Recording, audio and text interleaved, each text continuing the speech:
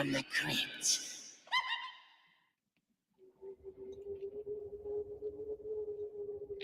City life got you down, kiddies. Looking for a home on Derange? Well, look no further, because I've got exactly what you want. It's a charming tomb with a view. Think of it as your own little house on the scary. You're not interested? What's the matter? Afraid you can't get a morgue edge? Oh well, that's exactly how the woman in tonight's tortured tale feels. She's upset because there's a killer loose in her neighborhood. In a putrid property I call Maniac at Large.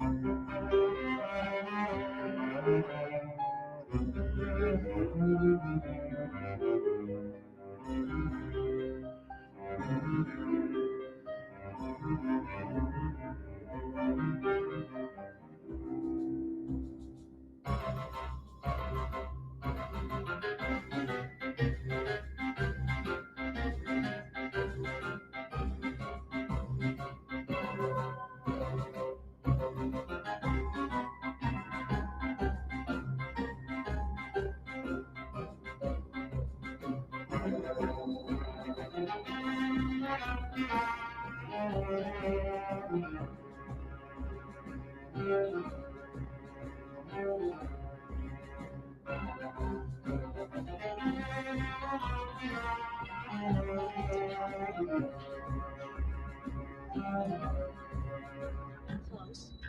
Very, very important. Very important. Stay quiet. You're adults. All right, so Pat will move away. Keep your voices down. Fashion.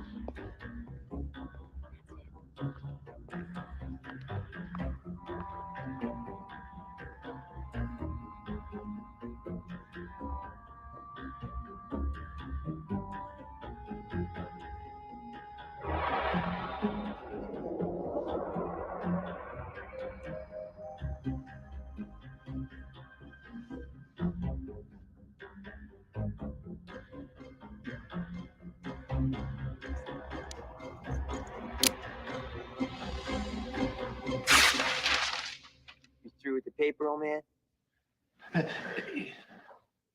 Thought so.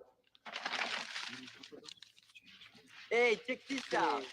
Another strip in the park. Hey, cool. Grady? All right. What's going on here? You're defacing public property. Rub that out right now. No, What was that? no eraser. How dare you behave in here like you do in school? Grady, escort these boys out of the library. They may return when they're ready to act like civilized youngsters. Yeah, Grady, take us out.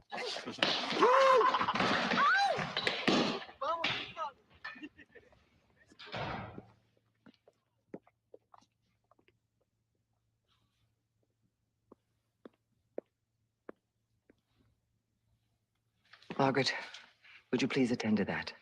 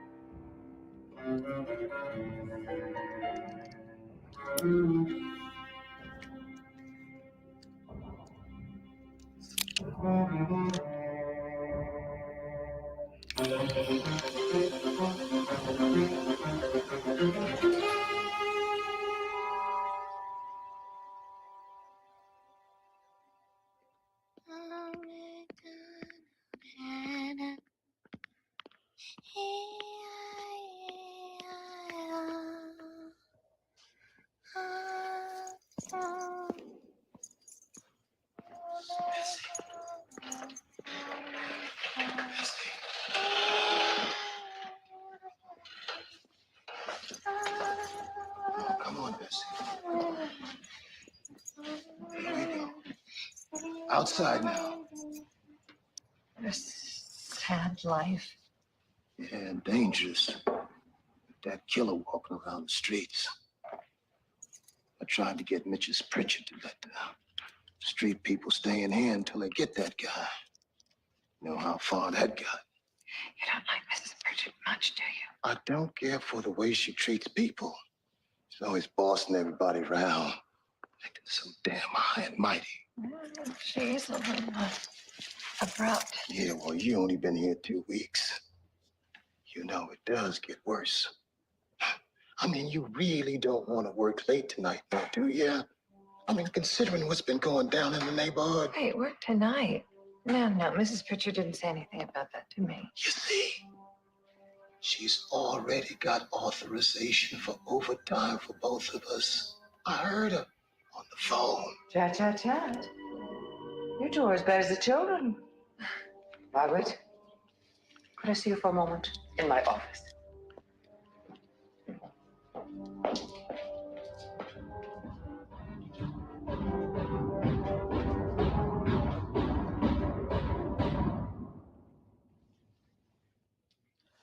I have to look at that mural each morning to remind myself that I work in a library, not a sewer.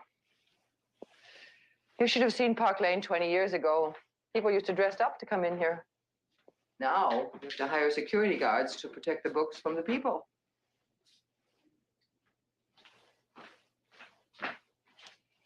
You really shouldn't distract Brady, dear. He has a somewhat limited attention span as it is. Your encouraging his companionship doesn't help matters.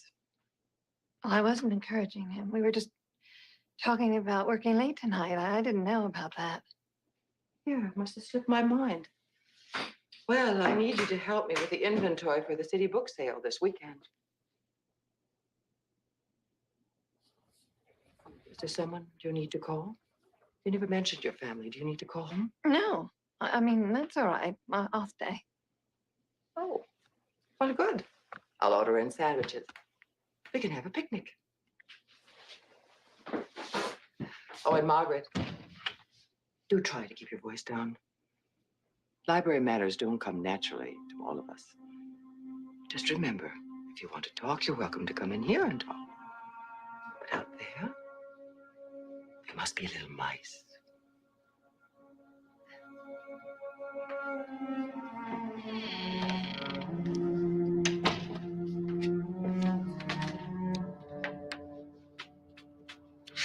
Brady, didn't I ask you to reset the timer lights?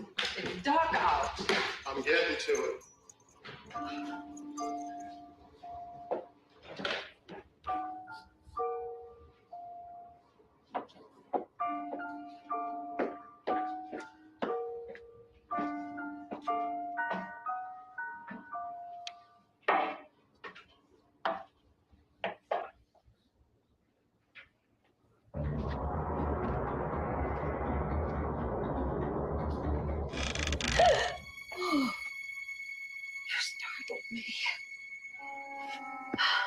Can this be checked out?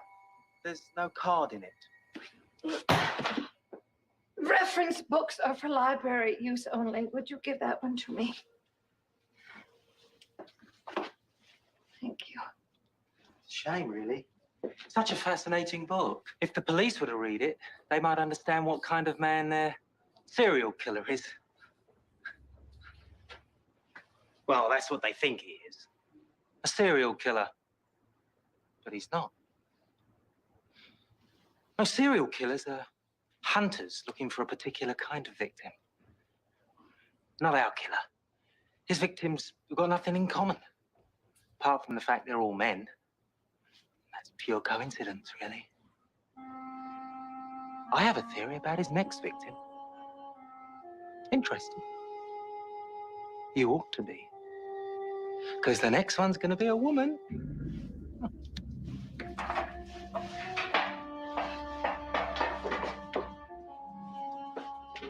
I mean, what sets him off? That's what I keep thinking about. It could be the city that does it. You know, living in such close quarters, there's so many strangers, people you hate, all of them wanting to hurt you, before you hurt them. We're like rabbits in a warren. They panic when they're frightened. They get all frenzied. And you know what they do then? They eat each other. I can't talk now. Oh, I quite understand.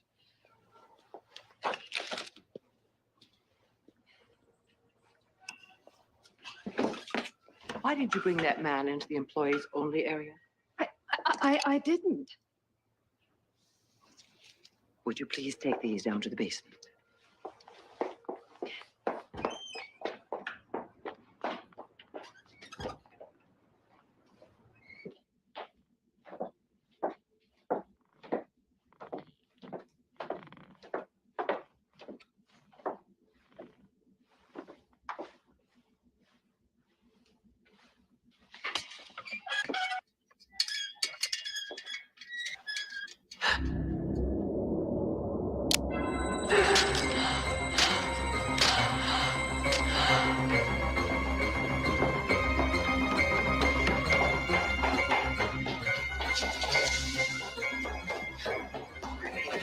Grady! There's a man in the basement with a knife.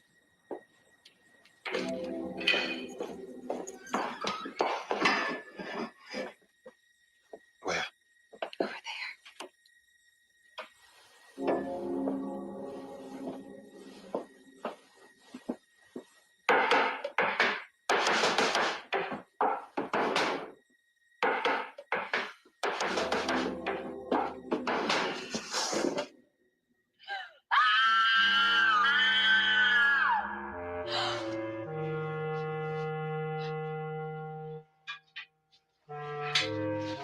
You found my stash.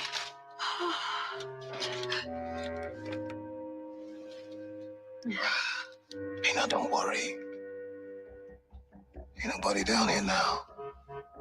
Except us.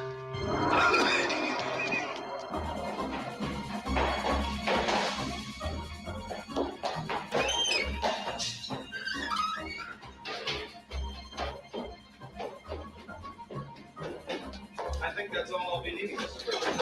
Oh, There's nothing wrong. Margaret, this is our new clerk. She wasn't here at the time of the theft. theft? 5 typewriters. Oh, That's what Lieutenant Jameson is here about. Is there something wrong, dear? I saw a man in the basement. It was horrible. He had a knife. He had this big knife. Excuse me, is that the knife? May I sing that, please? The knife? Yes. Oh, no. A gang boy left this. I see. So you're saying that there was another knife? Yes, in the basement. I saw this man, but when Grady went down, he was gone. Are you quite sure about what you saw? Do you think I'm making this up? Well, of course not. Why would I think that? I did not imagine this. I saw someone in the basement.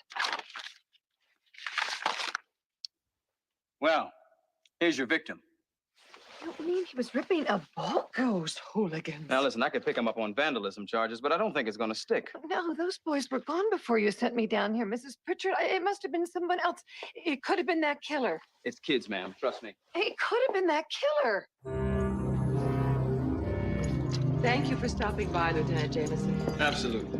No problem. Now, listen, if you have any more trouble, I want you to call me. Okay? Thank you. And you too, ma'am. Thank you. All right. You have a good night. Yes. What a nice man. There, you see, there's nothing to worry about. Mrs. Pritchard, there's one more problem. Now, I don't want to get Grady into trouble or anything, but he has been drinking. And it just seems to me, with everything that's been happening in the past few days, that we ought to have a real security officer. I have tried to replace Brady, but he is a civil servant. It's almost impossible.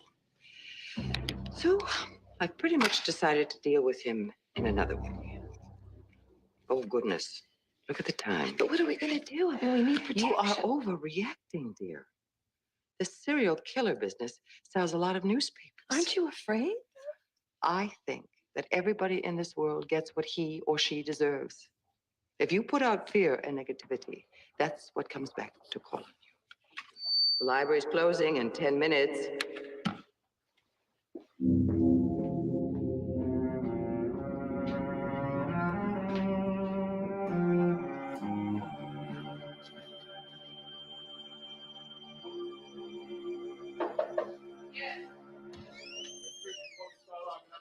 No, Margaret and I will handle that.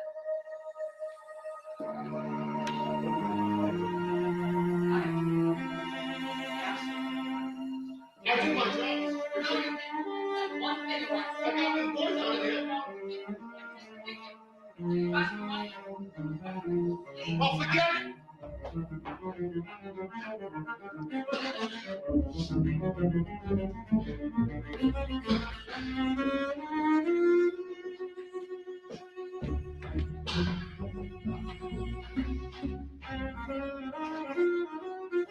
That man does not know how lucky he is. I'll just pop out for sandwiches. Oh, no, don't go. I'm not even hungry. Well, I'm starving. I'll bring you some coffee. I'll only be a minute. Here. Take my keys. You can lock up if you're so worried.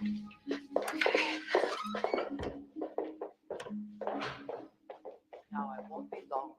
All right.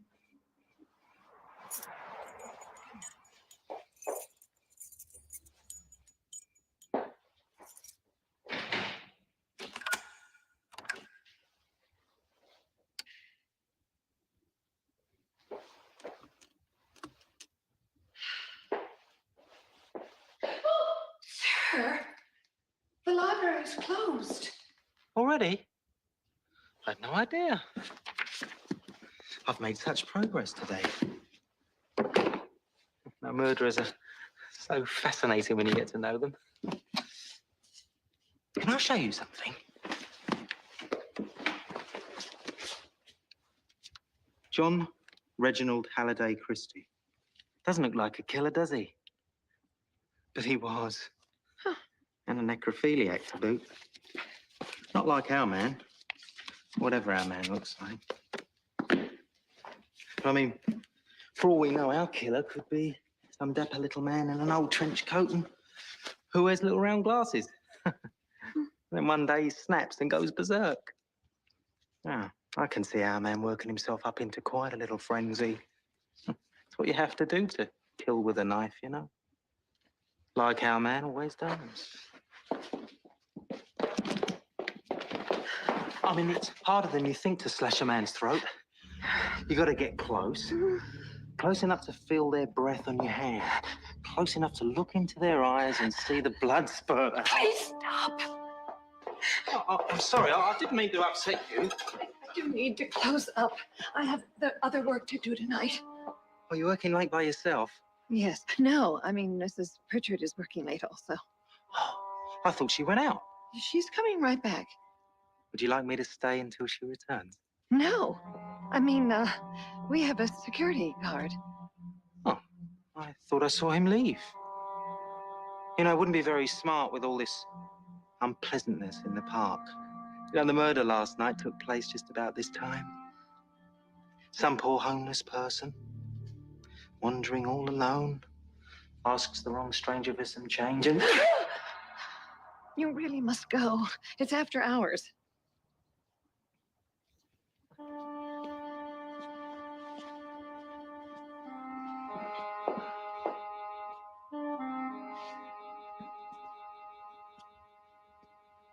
Oh, I forgot to check this book out. Could you leave it somewhere handy so I can get it when I come back? Come back? Tomorrow. Oh, tomorrow. Till tomorrow. I've really enjoyed talking to you.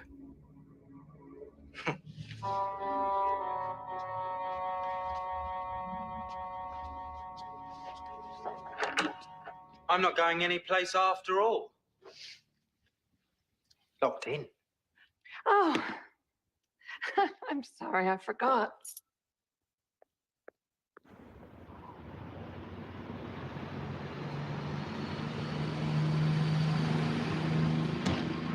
Good night. Good night. Be careful now.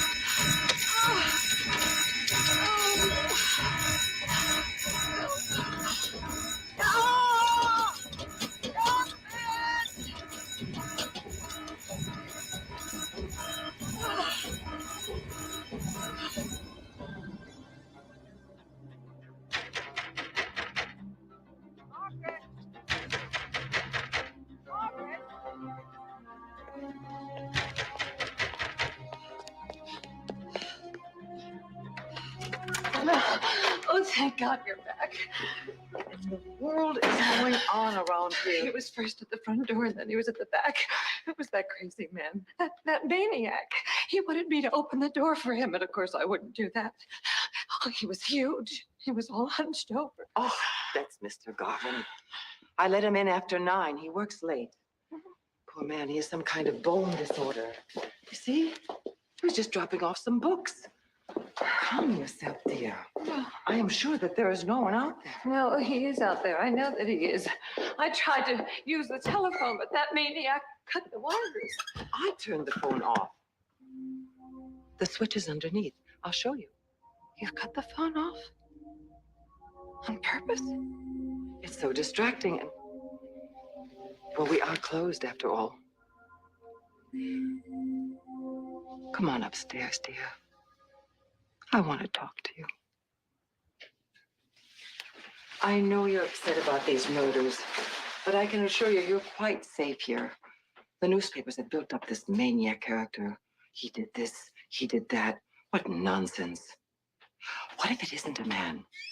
It could just as easily be a woman. That'd surprise everyone, wouldn't it? Where's Grady? You sent him away, didn't you? Maybe you killed him. What? Yeah, you hated him. You hate everyone. You said yourself that people get what they deserve. When you think he deserved to die. You think I'm the murderer? Now you want to kill me? Oh, that's ridiculous. Don't Calm touch down. me! Don't touch me! Go! Let go! Let go! You! Let go! You! I knew you were after me. Just like all the others. Like all the others. But I'm not afraid anymore. I showed you.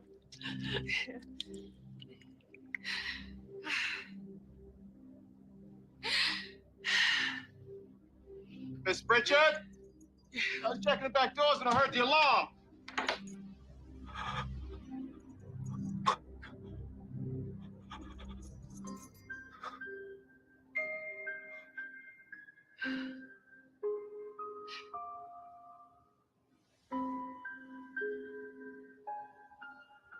Well, I guess I have to resign. Move on again. I liked it here. But this city made me nervous. So much crime. I don't like being afraid all the time. I'm sorry about giving such short notice. I hope you won't think too badly of me.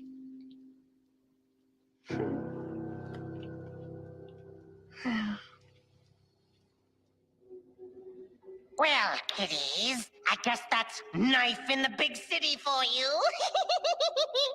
Boy, do I feel sorry for Margaret. Looks like it's just one dead-end job after another.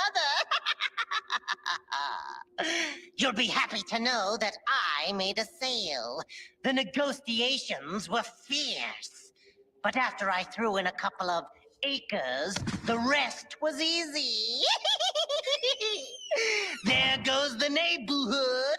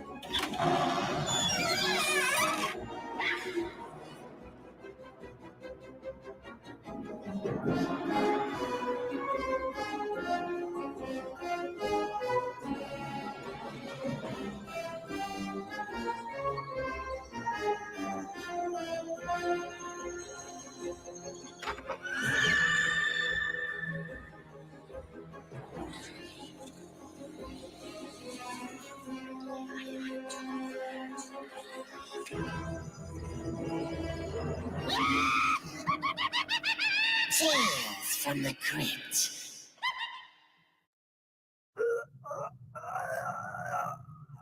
Well, kiddies, I'm afraid our designer hanger offer has expired. Would somebody please get Mr. De La Renta out of here? Next up on the Home Chopping Network, it's time for the Crypt Keeper's Fashion Boutique.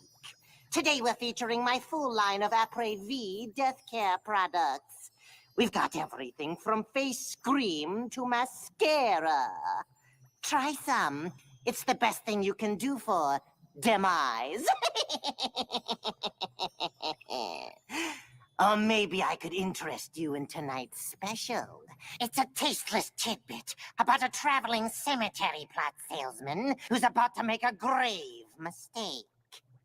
I call it Death of Some Salesman.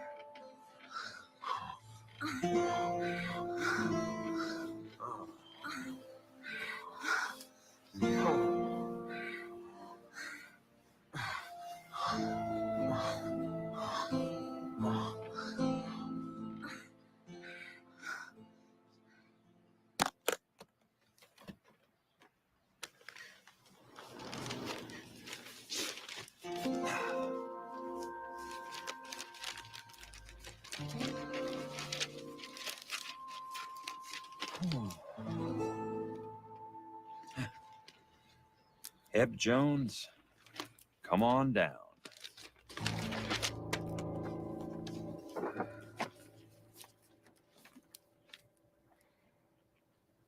You're up already. What time is it? Almost 6 a.m. Hash slinging time. Hash slinging. I told you last night I'm through with that goddamn coffee shop. I'm going with you, isn't that what we said? Well, there's been a little change of plans. But we said last night. Last night was last night. So you lied to me. No, you said you wanted to get out of this stinking little burg, and I sold you a way to do it for the night. But now it's morning, and the warranty's expired. Damn you. Oh, spare me the tears, okay, sweetheart? But you said you loved me. Yes. I said I loved you, and you dropped your little panties. It's called salesmanship.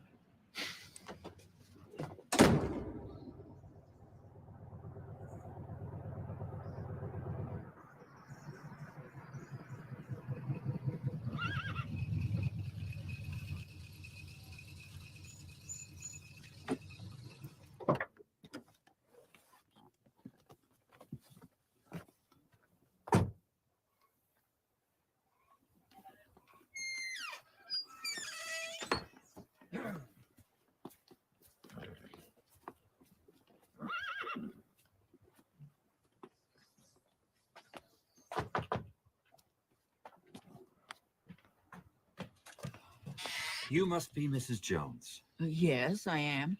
I'm Judd Campbell from the Restful Hills Memorial Park. You know, you are exactly the way your husband said you are. Is he here? Oh, no. He passed on a few days ago. The funeral was yesterday. I can't believe it. Just last Monday, I saw him. It's like he saw it coming. He did. He had cancer. Well, I know that, but Monday, he puts a down payment on a new cemetery plot. And then suddenly... Did you say he put a down payment on a cemetery plot? $250 for both you and him. Well, he didn't say anything about it to me. Well, he wanted it to be a surprise. He picked this spot right here. He wanted you to be among the first to enjoy eternal rest amidst all that beauty. Shame. He was so excited about the benefits package, too. Funeral expenses plus $10,000 cash. He loved you so much. $10,000? Yeah, I'll arrange for you to get a full refund when I get back to the office of the $250 deposit. Oh, but isn't there some way that I could get the benefits? I don't see how. Your husband has already passed on. Well, what if I paid you the money? Oh, ma'am, that would be illegal. Oh, I don't see why. My husband intended to pay you the money. What if he'd already sent it? Now, look, I could pay you the money now in cash, and who's to know when you got it? Oh, please. The funeral was so expensive, and Eb didn't leave me hardly a pig's whistle. Isn't there some way? How much did he owe you? Another $250. I don't know. I suppose if it were in cash. Oh, I'll get it for you.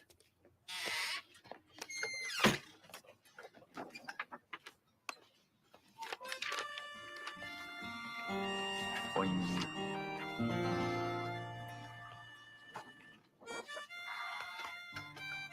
I'm afraid I only have $187, and that's all I got in the whole world. Isn't there some way? Mrs. Jones, you're such a nice lady. I'll find a way. Oh, bless you. Bless you.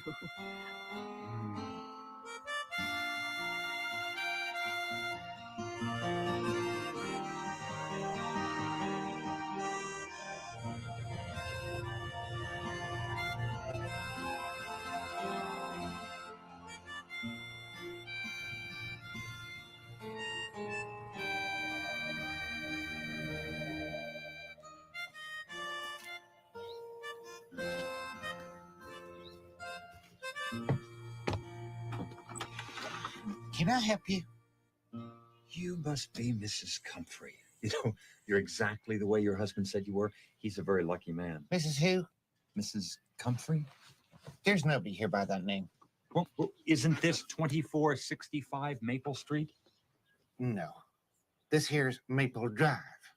Maple Street is way across town. Oh, my mistake. End of the day, you know how it is. Young man, are you selling something? As a matter of fact, because at Restful Hills, we believe that both you and your loved one should be able to rest in peace before as well as after. Oh, it sounds so nice. I do have a lovely brochure that I'd like to. I'm sorry. I don't want Pa to miss this. Pa! Where is that old goat? Pa! Where in tarnation are you? Hold your horses, Ma. Right in the middle of digging. Oh, we got company. Mr. Campbell's a salesman, Pa. A salesman, huh? Ain't that nice? In the old days, traveling salesmen used to come by all the time. Of course, nowadays, everybody stays home, does their shopping on the TV. I don't know, but to me, it just ain't the same. No. Well, set yourself. Show us what you got. I know what you mean. Buying things long distance, you lose that human connection. Ain't that the truth? And when the product comes... Shut it, Ma. The young man don't give a damn what you think. Let him get down to business. I'll do just that, sir. At Restful Hills Memorial Park. That's some kind of cemetery? We call ourselves a memorial park. What we do is a whole new concept that tries to bring peace to your loved ones both before and after your demise. For starters, we found a piece of property north side of town that will just knock your socks off. Look at this. Isn't that gorgeous? Oh, it sure is. It looks like the perfect place to spend eternity. It does look restful, doesn't it? It's the kind of place the whole family will enjoy coming to pay their last respects, and that in turn makes the process of mourning just plain easier on everyone. Now, isn't that a nice idea, Pa? When does the beforehand stuff come in? That's very smart, sir. The beforehand part comes with the death benefits package. Now, for a small nominal fee, we pay at the time of demise full funeral expenses, plus a death benefit of $10,000 cash. That way, you know your loved ones are going to be taken care of beforehand. How nominal? $500 buys everything for the both of you. $500, that's all?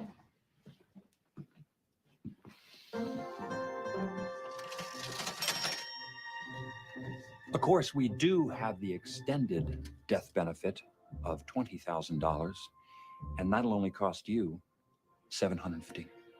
$750 buys you $20,000? No. You're both covered, so we're talking $40,000.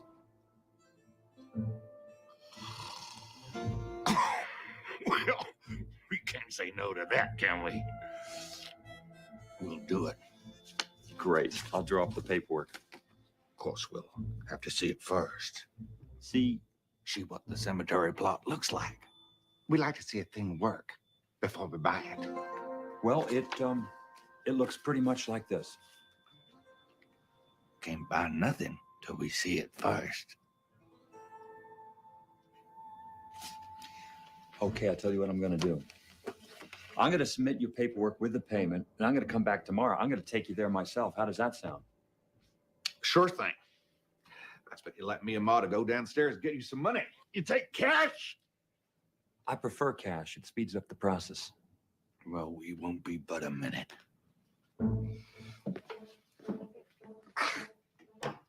You want some coffee or something? Yeah. Well, if you've been on the road all day, I expect you could use a little pick-me-up. Come on now, Ma. We don't want to keep the young man. Coming, Pa.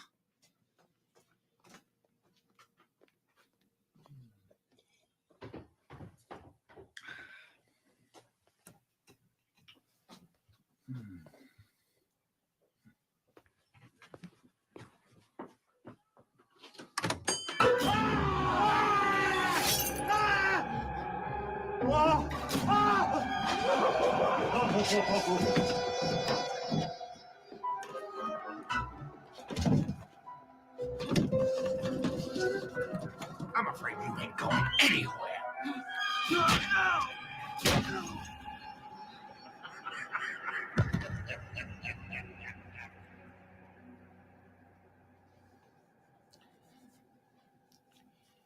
I say we kill him now.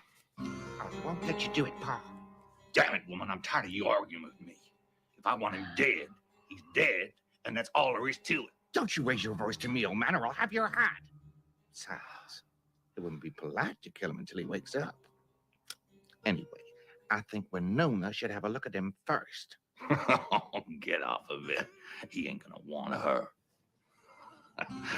Ain't nobody in Winona's whole ugly goddamn life ever wanted her. I'd like her to be the judge of that. Hell, if she do want him. I don't. I don't want no goddamn salesman in the family. Nobody cares who you want in this family. Besides, only salesmen ever come to this place. And this one seemed especially nice. Oh, for Christ's sake. And if this is Winona's only chance at a little happiness, then I want to give it to her. Well, it ain't gonna happen, because he ain't gonna want her. Hey, you, wake up. Wake up, damn it. He's up. Please let me go. Why? So you can run up to the police, tell them all about us. No, I won't say anything to anybody. I don't care about who those other guys are. Well, they're salesmen, like you. Like that guy what sold us the crummy microwave. Didn't work. And the vacuum, and the color TV. Wasn't no color TV till I fixed it.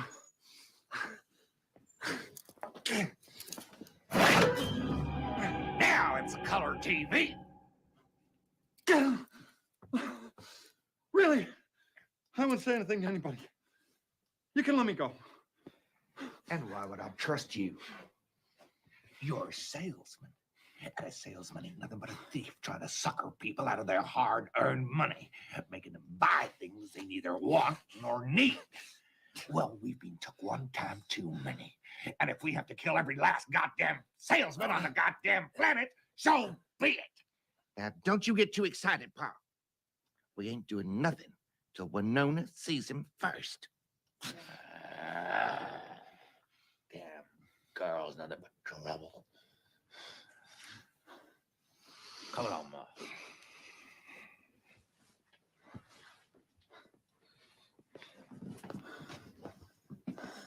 Right there.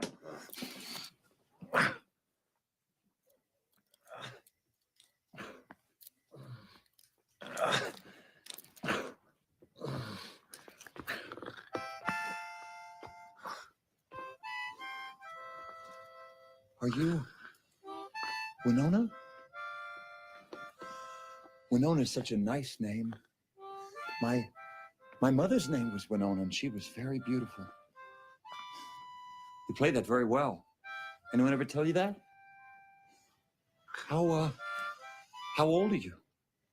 Old enough to know a bunch of bullshit when I hear it. Why don't you come on over here where I can see you? Maybe I don't want you to see me. I don't think that's the case at all. I think you want me to see you very much. You know, I hardly know you, Winona, but I can hear your loneliness. I know that loneliness. It sits on my shoulder and it pecks at my heart. Is that how you feel, Winona? You sure do talk pretty. Well, let's you and me have a talk then, face to face. Okay. Face to face. Oh, you are so beautiful. The last thing I am is beautiful. What is beauty anyway? But the Mona Lisa has nothing on you. What is that perfume you're wearing? Not wearing any. I ain't washed in a couple of weeks. That is so earthy. I love it. This has never happened to me before. I have fallen head over heels in love with you. You don't love me? No, I do. I do. Just take these off and let me prove it. I don't have the keys. And even if I did. You gotta let me prove it. If you don't let me prove it to you, I swear I'm gonna go crazy.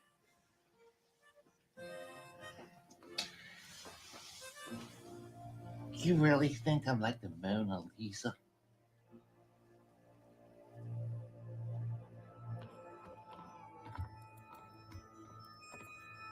Who cares why the Mona Lisa's smiling that way? I want to know how to make you smile. I want to dedicate myself. Oh, this is so lovely. I hate this room. I hate this whole house. You know, it's strange how I feel now. Giddy, like a kid. What are you doing? I want to see these love feelings. The kind of love I'm talking about is different. It's deeper. Action's all I believe in. This love talk is very nice, but the body never lies.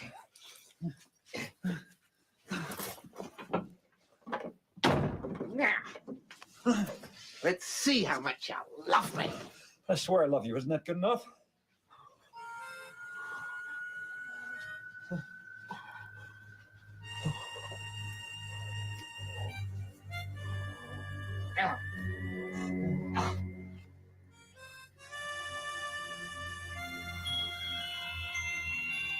You still love me?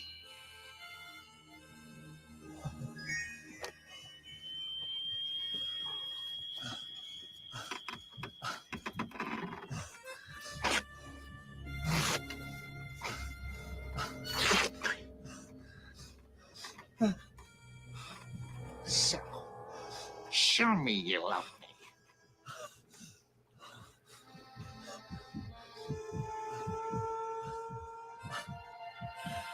Of course, if you don't love me, I'll just have to give you back to Paul and let him deal with you. I love you. I love you. I love you. Yeah. I didn't think you... Wait.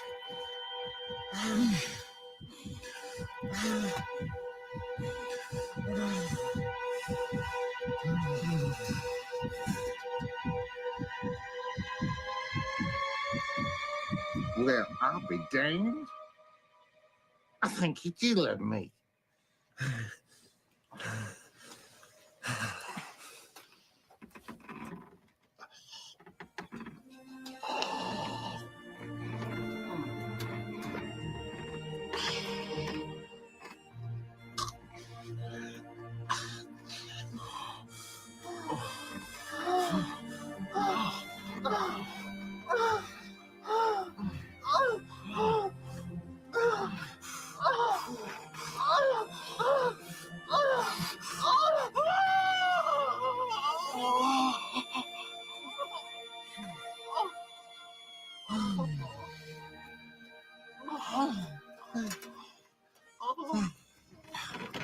It was amazing. It's the most incredible sex I've ever had. Where did you learn to do that? All those salesmen. Except none of them did what you did. Or like you did. You do love me, don't you? Like you said, the body never lies. The question is, do you love me? Of course I love you. I ain't gonna let my daddy hurt you if that's what you're worried about. I want to marry you. If we got married, you'd get my dowry, and they'd let you go, and we could run away and be happy together. I hate it here. Mom and Pa treat me so mean. Did you say dowry? Yeah. Pa's got it buried in the basement. It's the money from all those salesmen. It must be $40,000, $50,000. Yes. Yes, let's get married.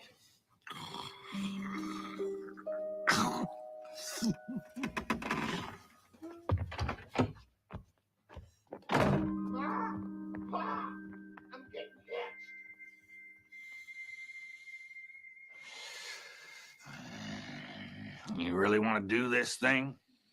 Absolutely. I love your daughter. And I love him, pal. Let's get this started. Aren't we gonna have a preacher? Paul is a preacher.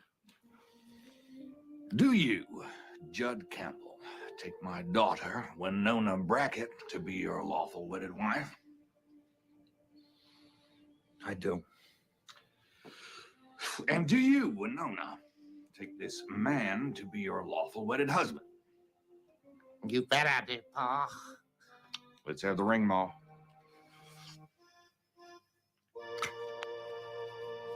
Thank you. If you will place this ring on Winona's... Wait a minute, Pa. Ain't you gonna take these handcuffs off? He's marrying me. You think he's gonna spend the rest of his life walking around with these things on? She's right, Pa. If he's willing to marry her, it's the least you can do. Well, I guess.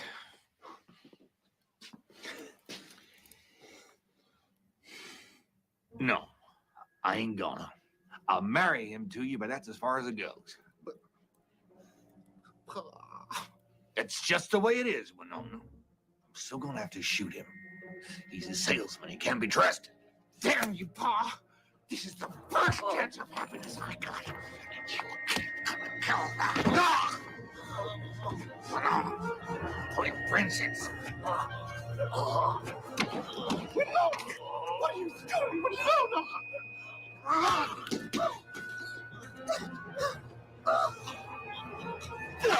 Where are you? Kill him!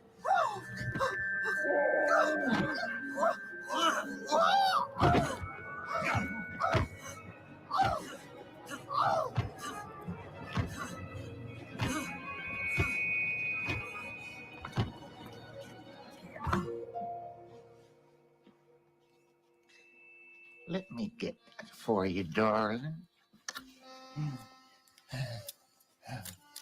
Now, let's go get that dolly.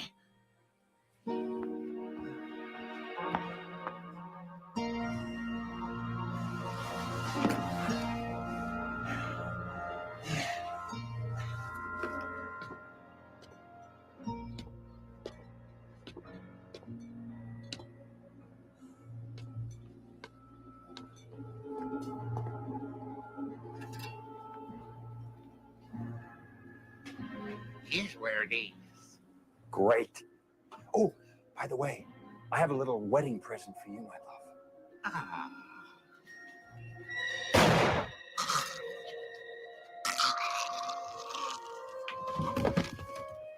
Ugly bitch.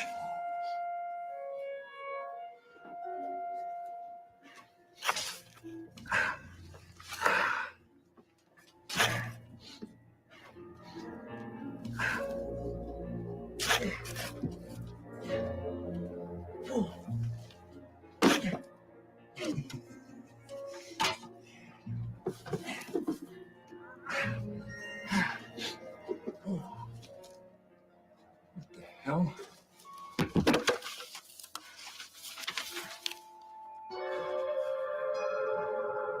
You find something down there, young man? You know, Mom, the young man's right. This sure is a mighty nice cemetery plot. But the view ain't much. But I think he'll rest in peace just the same. Winona, you gonna pay your respects or what?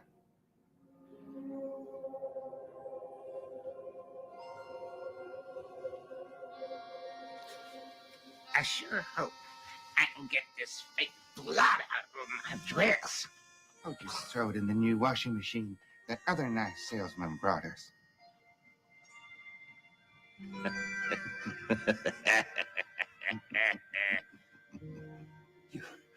You lied to me, all of you. Lied? Now, that ain't a nice thing to say.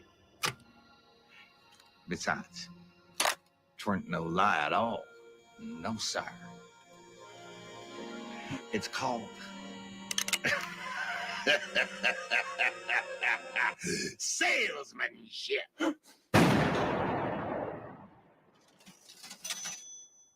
Good old Judd. Just another satisfied ghostomer. I guess it's true what they say. The family that slays together stays together. We come now to one of my favorite items, the amazing Crypt Keeper Slash-O-Matic. It's more than just a knife. It peels, it cuts, makes fabulous French fries. It slices, it dices, it... Oh.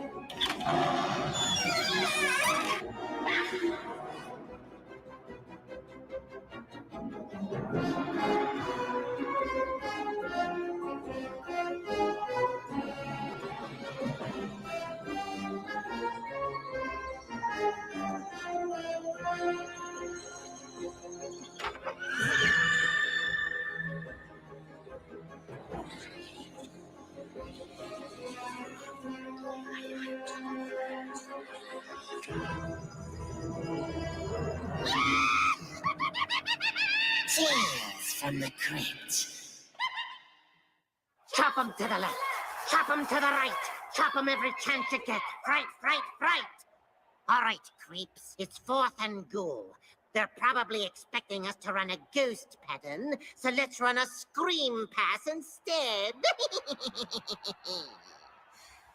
Of course, I could pull out a few other surprises from my playbook, like tonight's tale. It's about a couple of brothers who are planning a little high scaring of their own in a nasty bit of offense I call People Who Live in Brass Hearses.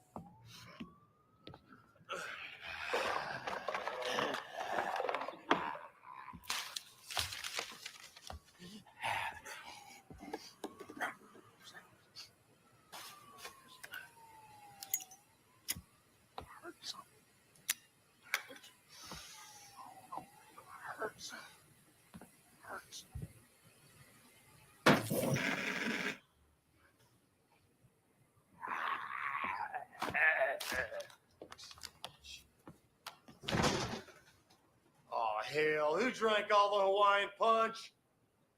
I don't know.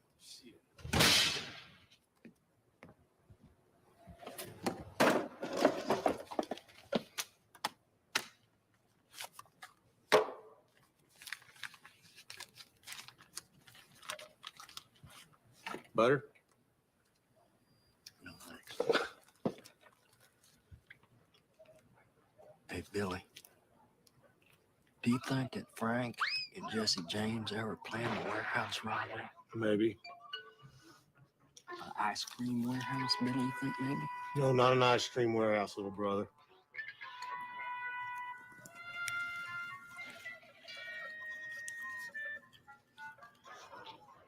Well, we're still a lot like Frank and Jesse James, ain't we, Billy? Yeah, kind of. Shut up. I'm watching this. And of course, Frank and Jesse James rode horses, and we drive around an Impala. But an Impala is a kind of horse, right, Billy, ain't it? Hey! Enough of this Jesse James shit! Forget about him, he was a wussy! Did you ever do 2 years in San Quentin like I did he? No, Billy.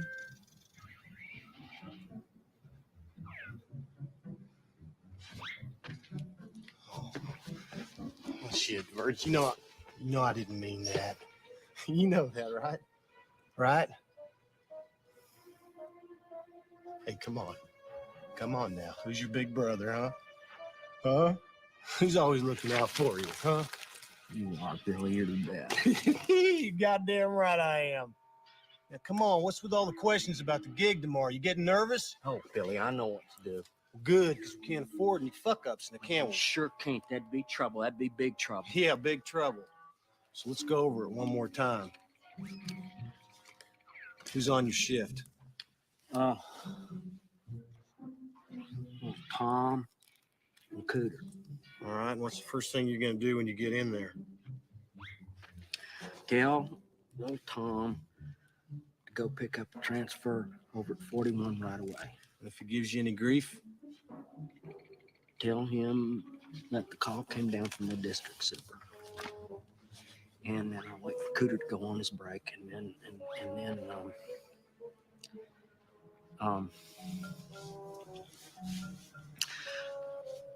unlock the door. No! God! Disengage the fire alarm, then you unlock the door. You got it? Right. Please tell me you got it. Right. I'm sorry.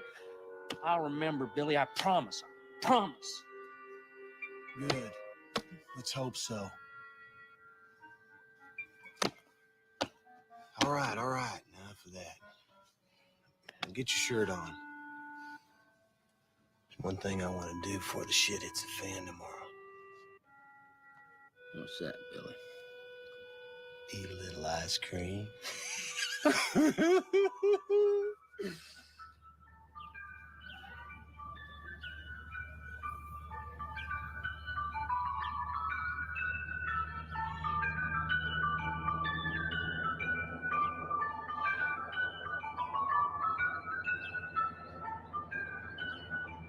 Some things never change, no matter how long you've been away.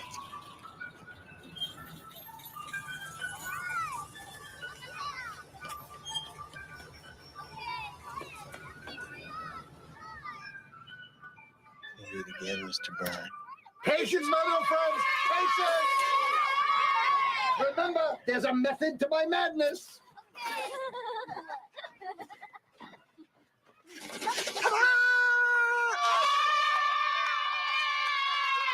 Hey, Mr. Bird, it looks like all our friends want ice cream. Of course they do, little Willie.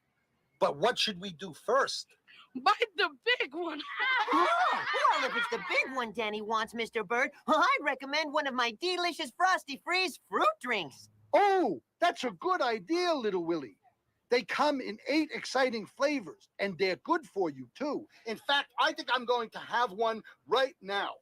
Why don't you tell the boys and girls a little knock-knock joke while I enjoy this fabulous new 79-cent drink sensation? Okay, boys and girls, who wants to hear a knock-knock joke? I do. All right, knock-knock. Who's there? Uh-oh. I said, who's there? What's the matter, Bird? Don't you recognize one of your old vendor buddies? I used to drive a rig just like this. Of course, look a little worse for wear. See, I just spent the last 2 years of my life rotting in prison. You should remember that.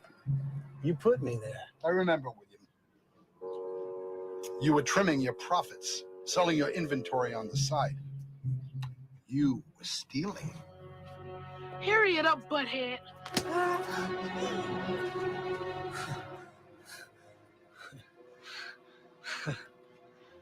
Just kidding. He's absolutely right, kids. I got what I deserved. Hey, and to show you what a sport I am, I'll even take something to go. Let's see. You got anything in butternut? Nope. Butterbrickle? Nope. Buttermilk? Nope. I do have butterscotch. Fine. Make it 2.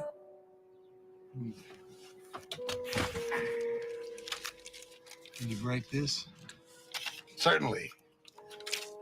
I do hope you don't harbor any hard feelings, William. I mean, what's done is done. Gee, you're a smart man, Bird. I only wish I'd have come and talked to you sooner. Hey, kid. Eat up.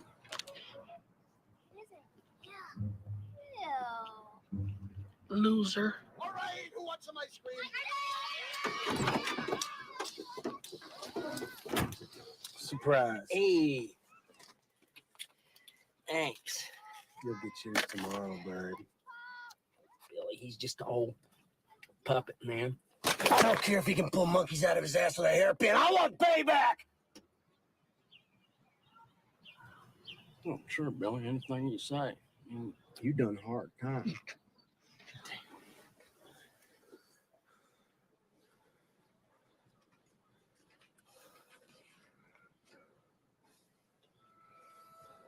Oh, here, hell, have mine. Go on, take it. I lost my taste for this stuff. Loading dock 4, that's left, 1 hour.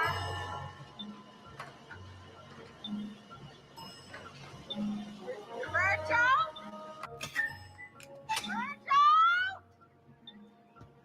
Virgil?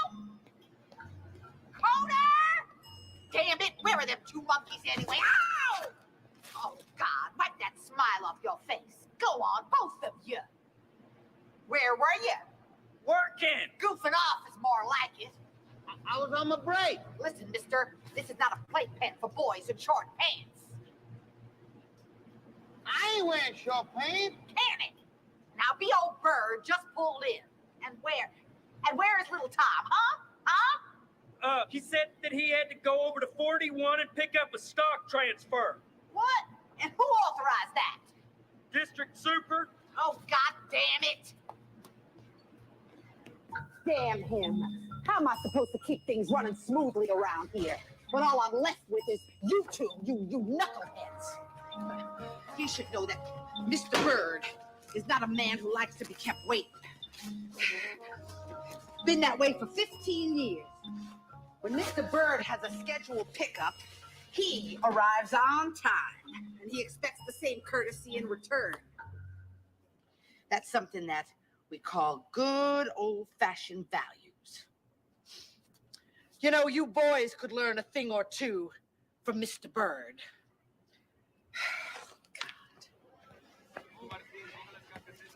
Oh, I think we know all we need to know about Mr. Bird. Ain't that right, boys and girls? Hell's bells, Billy. Is that you? Scooter, how you been?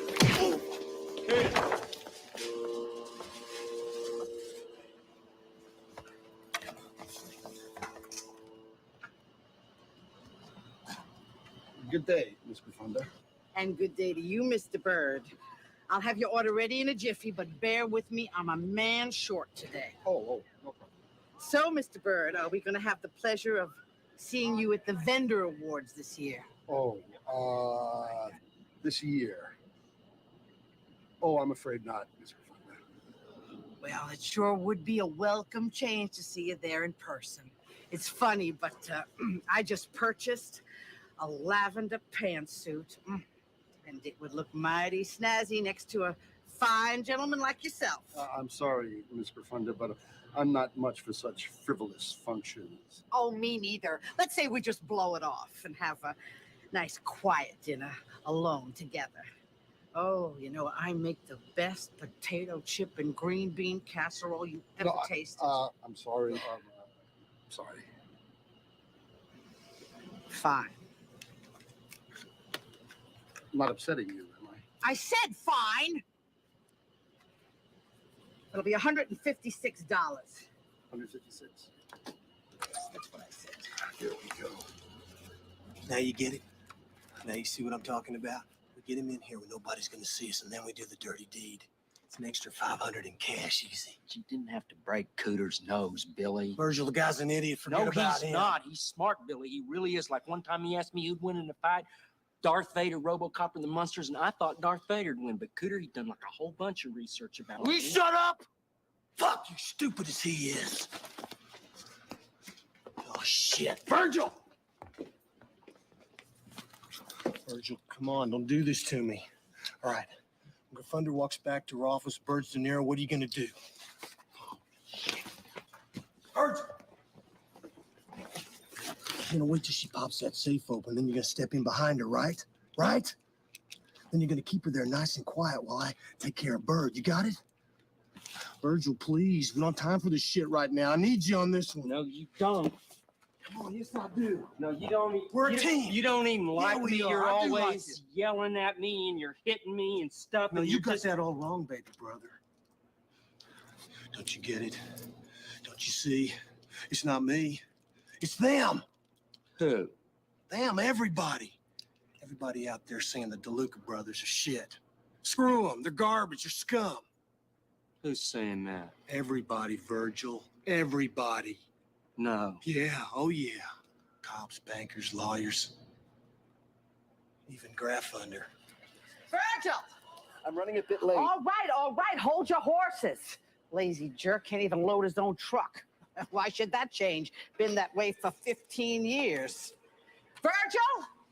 I hate her. So do I, bro.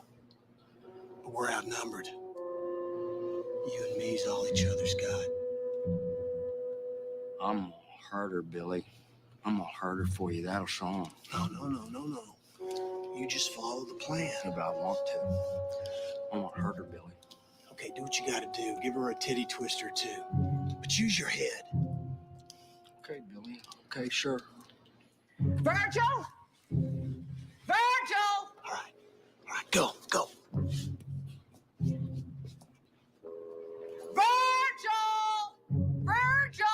Well, there you are. Stumbling around like you haven't got a brain in your head. Go get Cooter and the two of you load Bird's truck. Hurry up! That jerk's got a stick up his ass about prompt attention. Son of a bitch.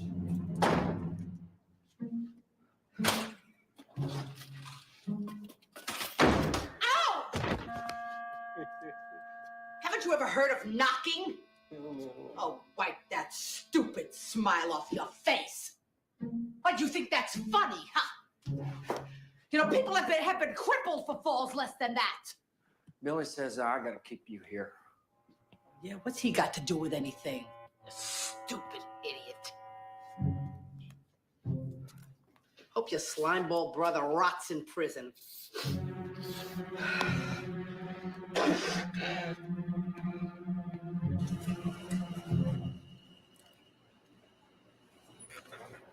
Let's have some service out here. Hop to it, people. Mr. Thunder. Come on. Get out of the truck. Shit! What happened? Where's Graffunder? Billy, I did like you said. Mr. Thunder.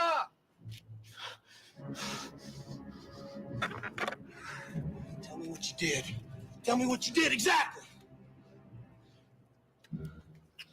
Billy? Oh. Oh, Billy, I'm sorry, Billy. I didn't mean to.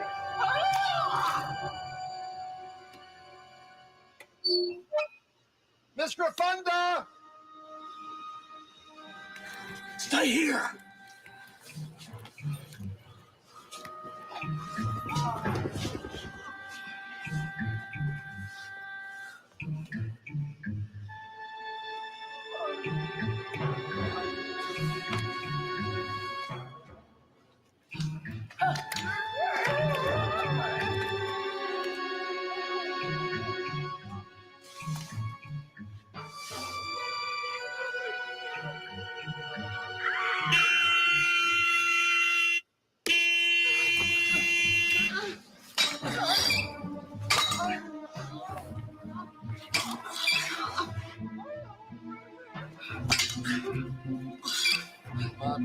Come on.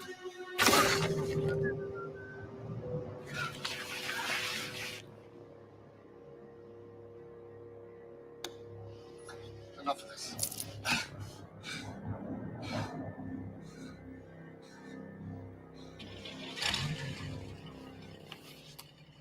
No! Shit! Hey, Billy, what are we gonna do now?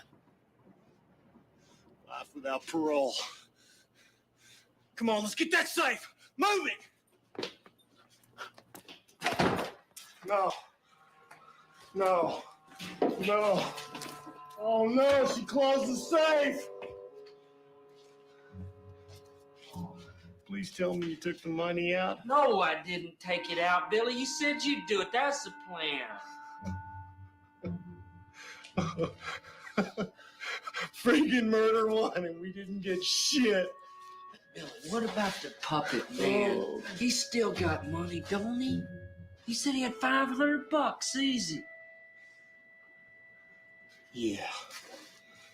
The puppet man.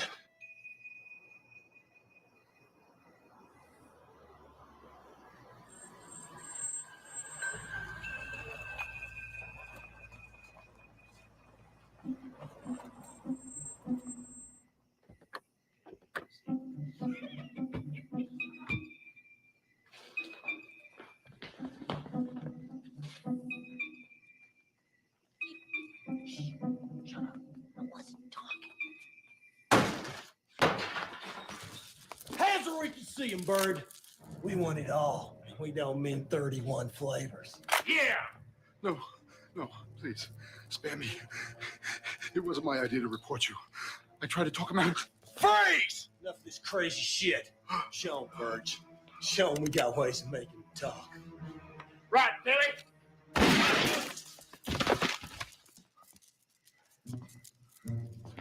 You fucking idiot. Oh, wouldn't tell us where the money was, would he? Is he gonna tell us now? Huh? Is he? Is he? You fucking retard! Oh, shit! Just find the money, okay? You check the bedroom. Oh, I'll search the rest of the house. Do it!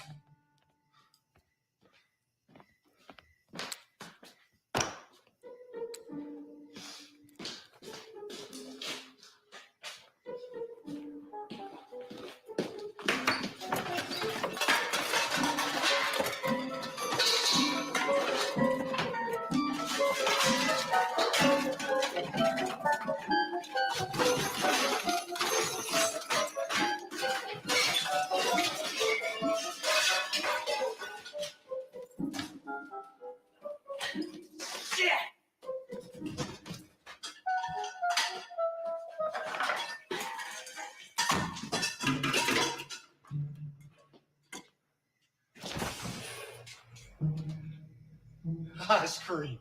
How fucking original.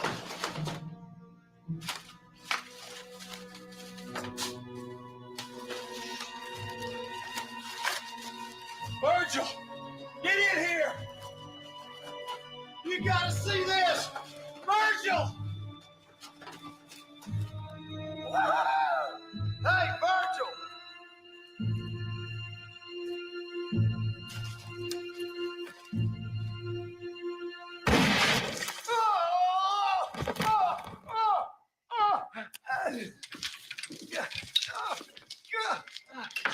You just couldn't leave well enough alone, could you? No, you're dead. I warned you. Virgil! Virgil! Son!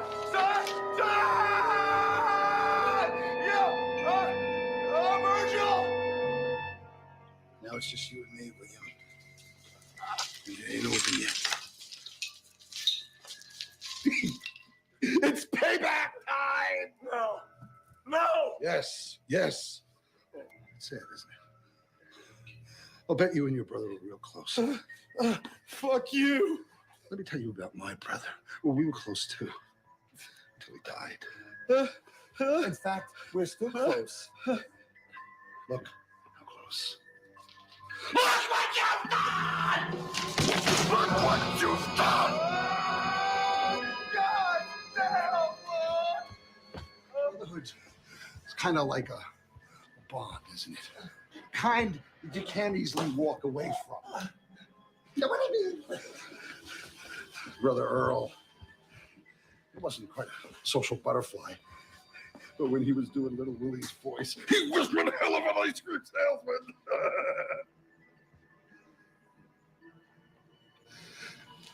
I'm really gonna miss him. Go to hell, you freak! You first.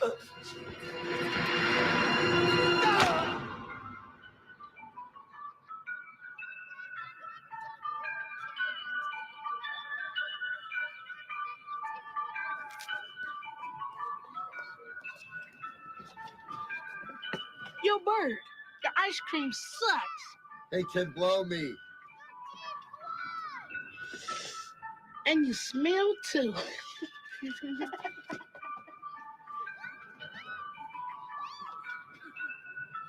You hear that, Earl? The kid says we suck. Yeah, right, yeah, right, yeah, right. And we smell. Go figure.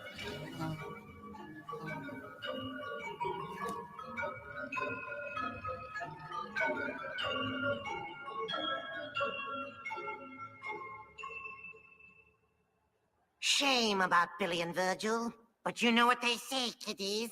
2 deads are better than 1. And as for Bird, he stayed in the ice cream business and did very well. Everyone loves Ben and Scaries. Well, I gotta get back to my practice. Next week we're playing the Washington Redskins. 45, 22, 33, hot, hot, hot! You idiot! I didn't call for a handoff.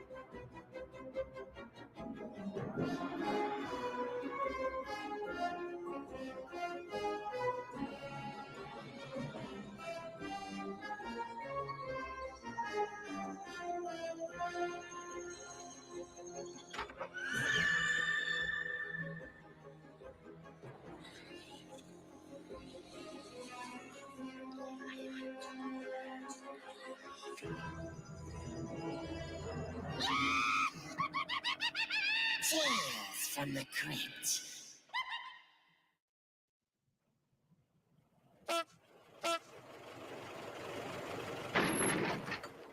Oh, hello, kiddies.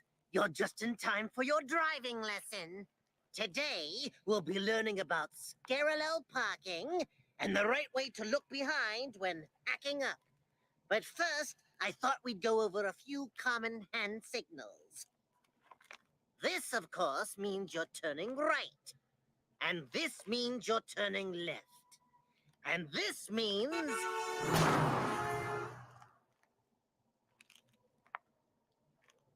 slow down. It's time to watch Tales from the Crypt.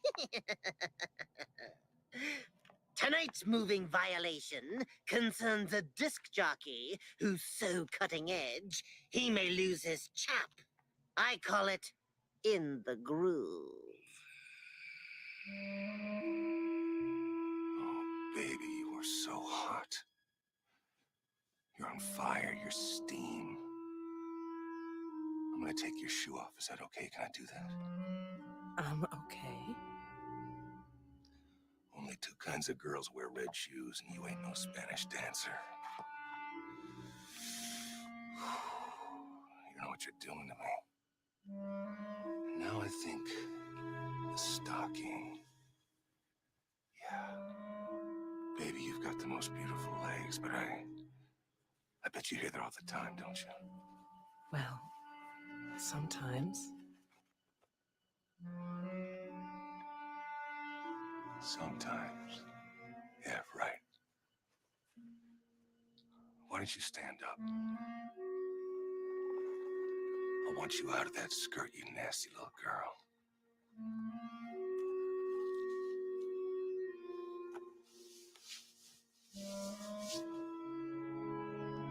God, you look so good in that G-string. I don't wear G-strings. Okay. What kind of panties do you wear? You know, regular ones. Fine, whatever. I don't think I want to do this anymore. Fine. Maybe one of our listeners has a fantasy that's more to your liking. So, okay out there, Lancaster.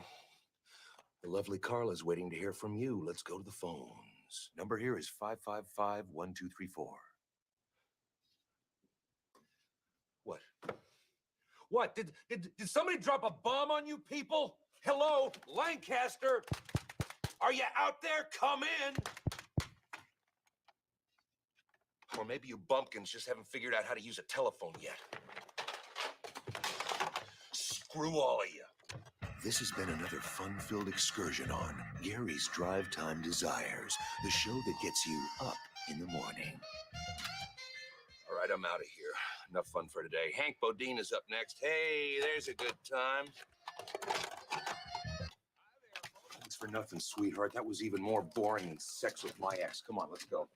Does this mean it's over? That's over. Just get the hell out of here and don't listen to my radio show anymore. I never listen to your radio show. Where's my $10, buddy? What are you talking about? Get out of here before I call security. Oh, hey, listen, you're the one that asked me to be. What? Get out of here, you Oh, big old yeah, you are nasty such a orange geek. woman. You're a Halloween geek. special. You know what? I'm gonna get my $10. Don't come back. Jesus, you believe that chick? Security. Like you need it. Up yours, pal. What'd you get last quarter? 30 share. What'd you get, Mama's boy?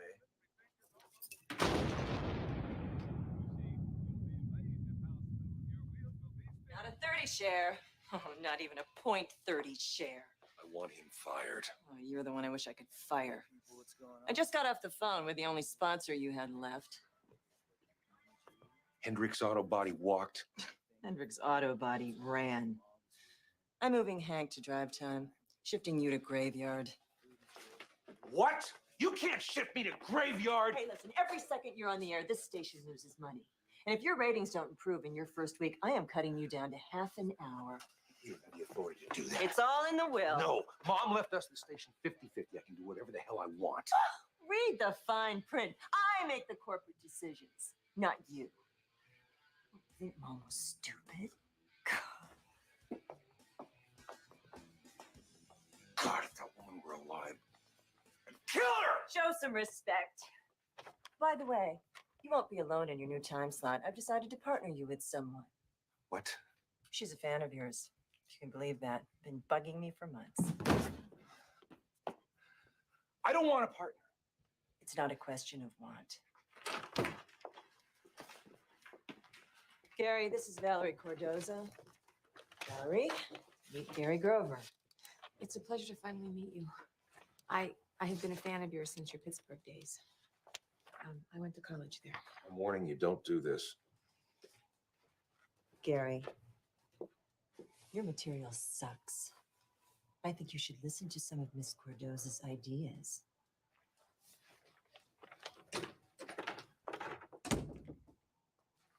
I wouldn't be here if I didn't think I could help, Gary. I think what you're doing is great. The problem is the audience hasn't figured you out yet. All you need is more time and maybe a little help with some... Just give me a try. If it doesn't work, I'll walk away. Walk away now.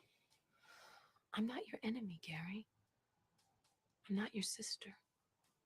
So, for that really big, huge, monstrous-sized headache, use new noggin relief. You won't feel a thing. Really. This is KWMG Lancaster. Welcome to Grover's Graveyard, the show that gets you up from 6 feet under. Oh, baby. You are so hot. I'm gonna take your shoe off now. Is that okay? Can I do that? Yeah. Now I think the stocking. Yes, baby, you have the most beautiful legs I've ever seen, but I bet you hear that a lot, don't you? Gary, Yeah. you don't have to take my other stocking off because it's already off. What are you? In fact, all I have on is this white silk see-through dress. Can't you see the shape of my body through it? I don't like underwear, Gary. I find it too constricting. I like to feel the nice, soft breeze hum all over every part of me. Let me take my dress off so you can look at me.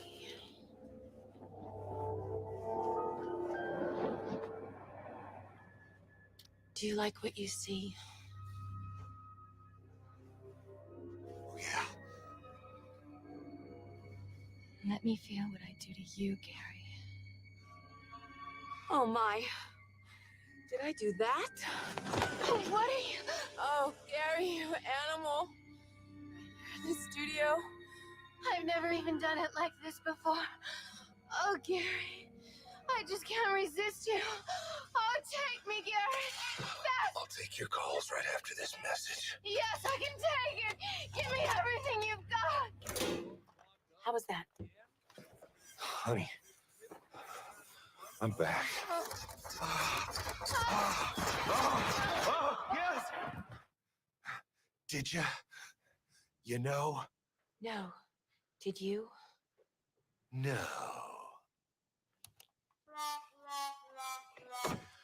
That's right, Lancaster. It's Bizarre Sex Act Thursday.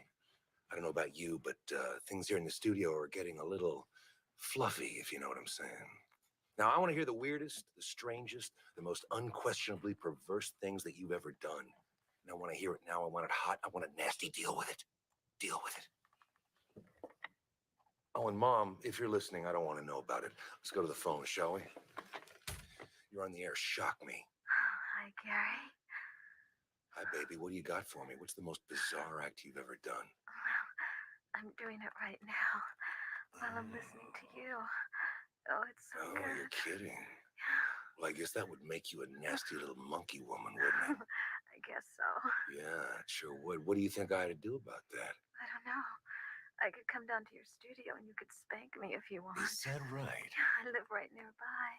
I could be there in just a few Mom, I told you never to call me here. I'm Gary Grover, and we will continue. I'll be right back.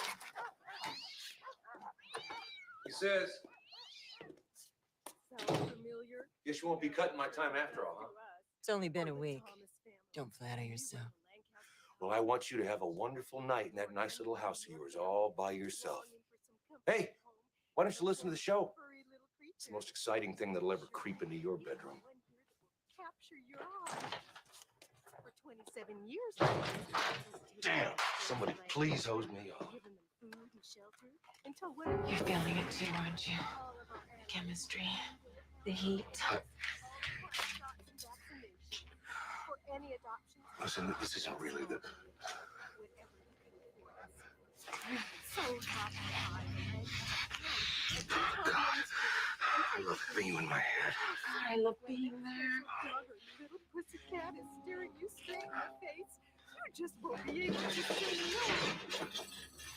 Hi, neighbors. Dr. Hiller the Driller here from the Lancaster Dental Office. When's the last time you opened your mouth up nice and wide and had somebody give you their professional opinion? At the dental office, the inside of your mouth is very important to us. We take pride. As far as I'm concerned, so Larry from Lancaster, let me get this straight. You tell me you have a problem with the fact that you came home and caught your wife in bed with another woman. Is that what you told me? Is that what you said to me, Larry? I got a big problem with that.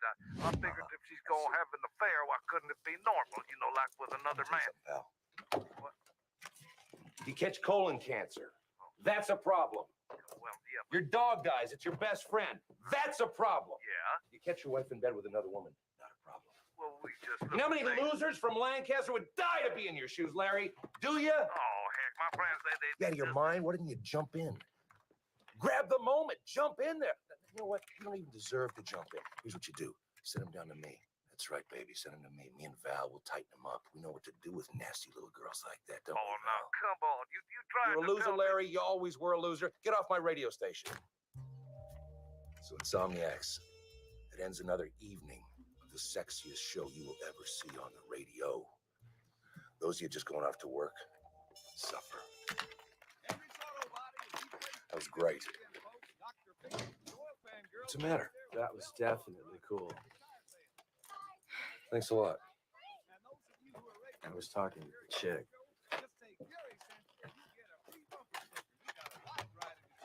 Don't get too comfy in that drive time slot, buddy. Val! Val, will you wait a minute? What's the matter? What did you run out of there? It's the show. What is wrong with the show? The show's great. Next rating book that comes out, we're going to be ready to expand the entire station group. What's the problem? Not if we keep doing what we're doing. What are you talking about? All we ever talk about is sex. Yeah, so? What's the problem with that? That's what our audience wants to hear. No, that's all we give them. We're better than that. No. You see, they want to forget about their pathetic, impotent lives. It's called escapism, entertainment. What's the matter? Do you trust me? Why don't you take me home and find out? Jesus. Val! Am I going to see you later? Haven't gotten any action lately. Okay, so we'll start off with the Unfaithfully Yours sketch. I ought to get some juicy confessions on that one. About 2:30, I think we'll go to Fantastic Fetishes. Be there or be square. Okay. Let's say we did talk about something else. What, for instance, might that be? You have a lot of strong opinions, Gary. Why don't you say what you feel for a change? About what? Hey, Lancaster, it's Gary Grover. How y'all doing? Tonight, I thought that I have something for you that's going to be a little different. I don't know about you, but I've got a headache, so I thought that we might talk about. Come on.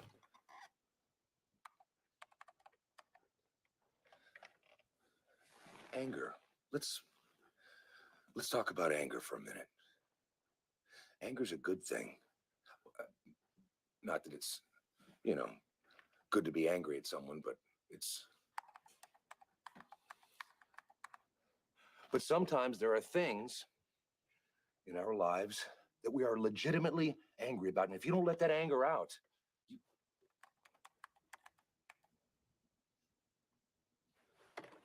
Let's talk about authority figures, shall we? I just can't stand anyone in this world who has authority over me and abuses it. You give some loser, a uniform or a suit, and all of a sudden they think they are God, making our lives miserable. Why? Because they can.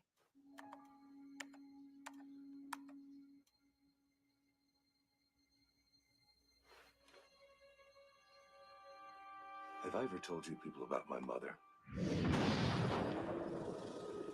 My mother owned a lot of radio stations in her day. Not that I was ever employed in any of them, because she didn't want to spoil us.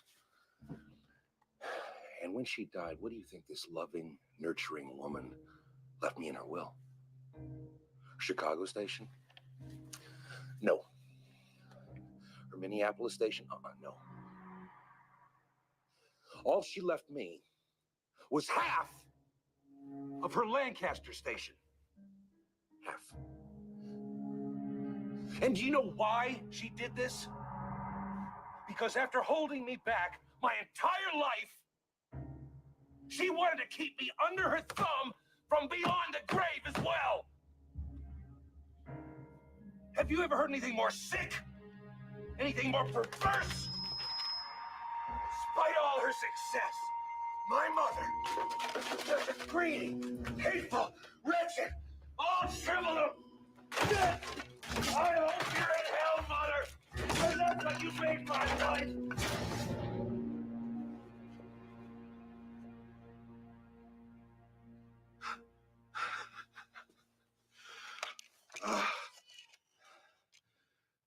I'll be back right after these words. Are you so? Do you realize what you just did? Hopeless. That was unbelievable. That was better than sex. I am hereby giving you notice. Tomorrow is your last show. You can't do that, remember? Christ, will you look at those phone lines? Oh, Mother's will was very, very specific. No one is to defame her on the air, ever. I'm the hottest thing you got, baby. You couldn't get rid of me even if you wanted to. Oh, you're finished. All right, you want to get rid of me? Fine. I don't need this place. I can get a job in another station like that. Oh, I'm not firing you. I'm just taking you off the air and holding onto your contract. Never came to see us at the No one else is going to be able to touch you for years. even if it's just a member of your own family or yourself. You can't do that to me! I won't let you do that to me! I'm sorry. This whole thing is Not my your fault. Listen, she lives for vengeance. You know what I mean? Ever since we were kids, I mean, she would take the prize in the box of cereal or eat all the little tasty treats. But if Listen to me. What happened last night was great radio. You heard the callers. We are on to something, and I'm not going to let my sister stop us. She's got us. What are we gonna do? Kill her? That was a rhetorical question.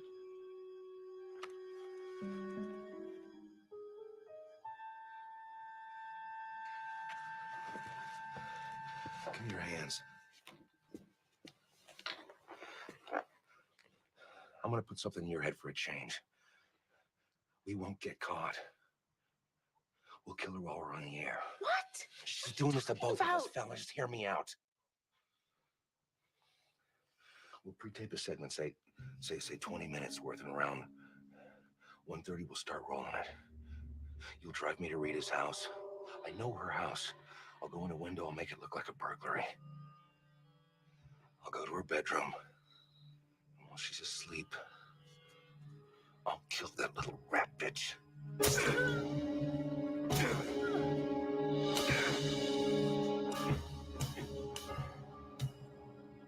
What do you say, partner? For us. Let's do it.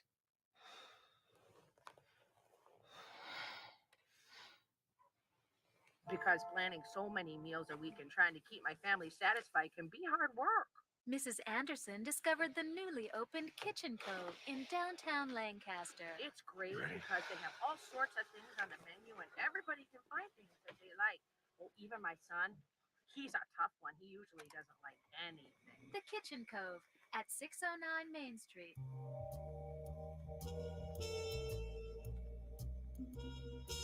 It's 128 Lancaster, and we are back in Grover's graveyard. I thought tonight we might stroll down a different path than last night, just lighten up a bit. What do you say? Let's talk about the crazy things we have done for love.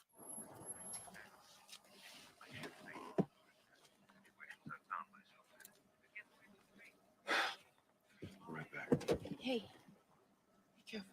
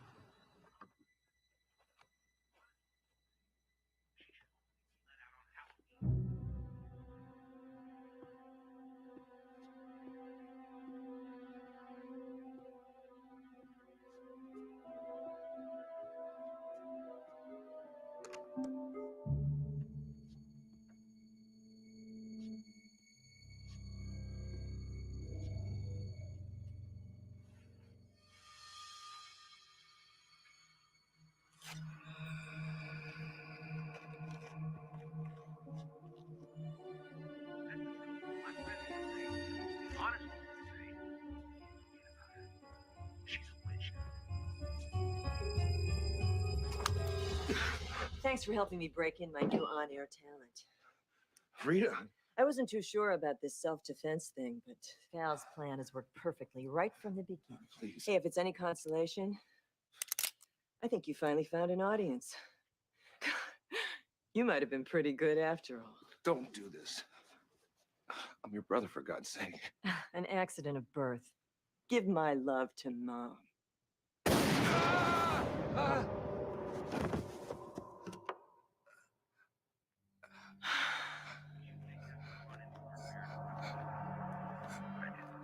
See, the problem was, I was nuts about her. And I was totally blinded from seeing what a fool I was. I'll tell you, it's amazing sometimes what you'll do to close a door. Folks, this is Valerie. And something awful has happened. I just popped out for a sandwich, and when I got back, Gary wasn't here. But he left this tape playing. I've just been notified by the police that Gary is dead. He's been killed. It's just...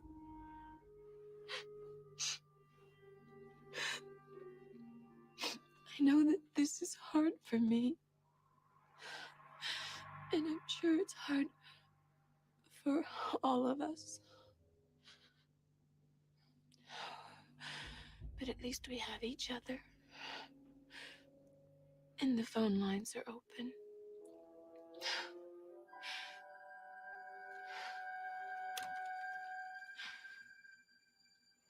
Hi, this is Val. My gosh, Val, this is such a terrible thing. I mean, all I can say is I'm just so glad we have you to talk to tonight. And I feel I can speak on behalf of everyone here. People are going to be talking, let me tell you. We all love the show so much. Poor Gary. Talk about being number one with a bullet. Looks like he'll be the morning man after all. As for me, kiddies, I guess I better start practicing what I preach. I got caught going a little faster than the speed limit, but the officer decided to let me off with a warning.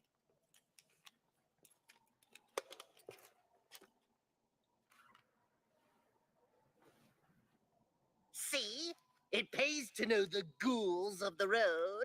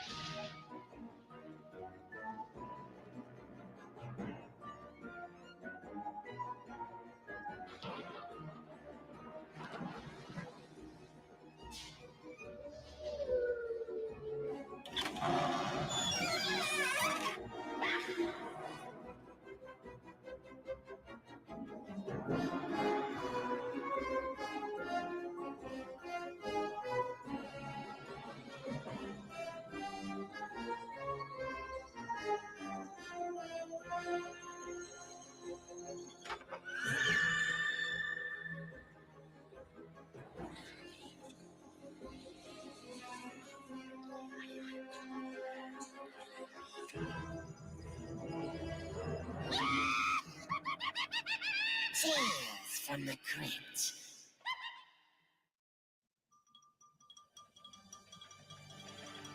From overseas and underworld, it's the Crypt Keeper News Network. Good evening, Creeps. In the news tonight, Wolfman bites dog. Vampires say life sucks. Mummy takes the rap after years in denial. And illiterate zombies insist they're better dead than red.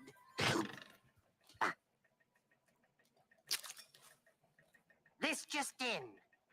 And our top story tonight is a nasty little soundbite about an ambulance-chasing lawyer who's about to bleed the toughest case of her life. I call it, let the punishment fit the crime.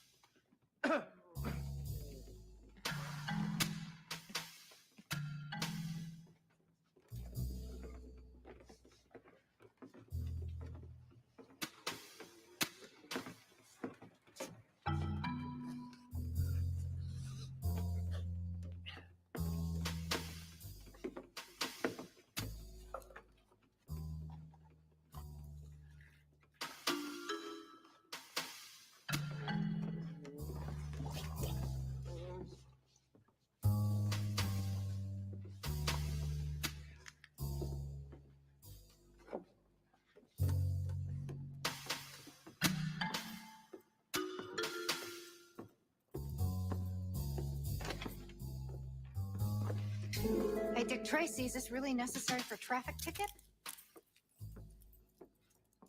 Can we speed this up? I get tickets to the Knicks game.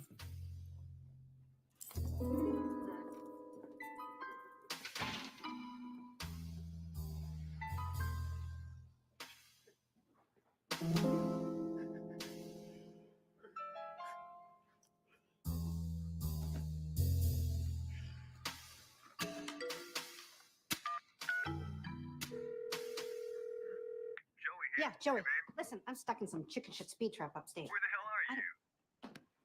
the hell are you? What's the name of this burg?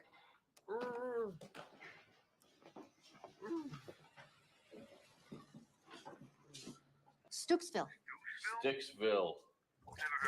Of course, Sticksville. Oh, you ready for this? Driving an improperly licensed vehicle. Oh, come on. Yeah, well, I'm stuck here another hour and a half, so you better meet me at the garden, Section 8. All right. What about dinner? Yeah, we'll get something to eat later. Starving now. He'll survive. I gotta go. Wait a minute, wait. Jerry Ferret, attorney specializing in personal damage claims. You know, I gotta tell you, it makes my blood boil to see a good man much like yourself who has been grievously harmed by an irresponsible motorist. By an indifferent company. By an uncaring government. That thinks it can settle with chump change. Now, you may think that you already have a lawyer, but chew on this, my friend. Last month, I got a guy not half as banged up as you. A mil 6. Cash. Think about it. Bowser, Donald James, case A5107 to courtroom B. B. Not B. No! Not courtroom B! Please, please, no! No! Not courtroom B! No!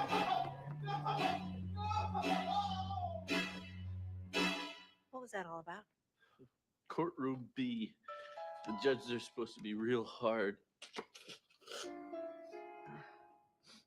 So what are you up for? Felonious auto sales. What, you sold somebody a hot Studebaker? No, I turned the odometer back on a car that I sold a guy. Well, oh, that ought to get you 10 years. I hope so.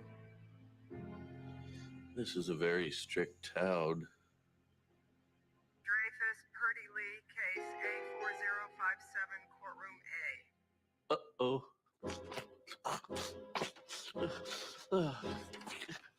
A. Hey, pal. You don't want to sneeze on the judge. Oh, thanks.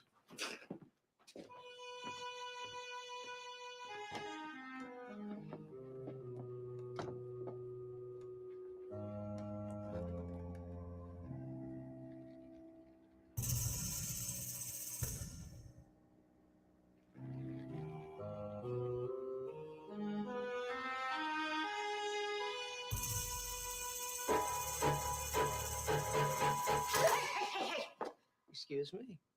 Miss Ferret? Hi, I'm Austin Haggard. I've been appointed by the court to handle your case.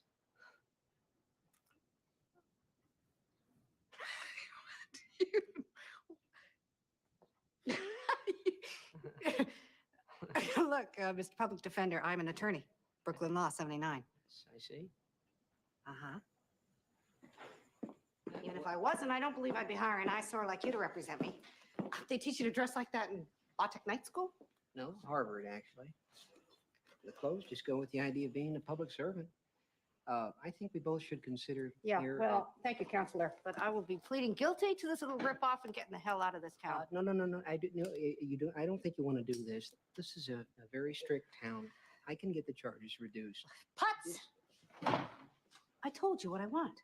Mr. Public Defender, report to courtroom B. Excuse me, I'm just a little overbooked.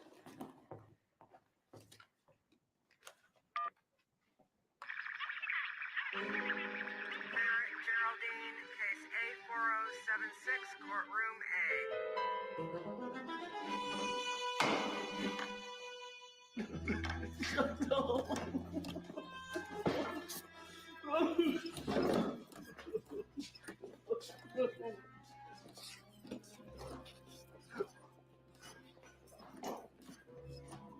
Ferret, Geraldine. You are charged with Section 86 of the State Penal Code, driving an illegally licensed vehicle. Are you ready to enter a plea? I'm sorry, Your Honor, but my attorney isn't present. Yes, I am, Your Honor.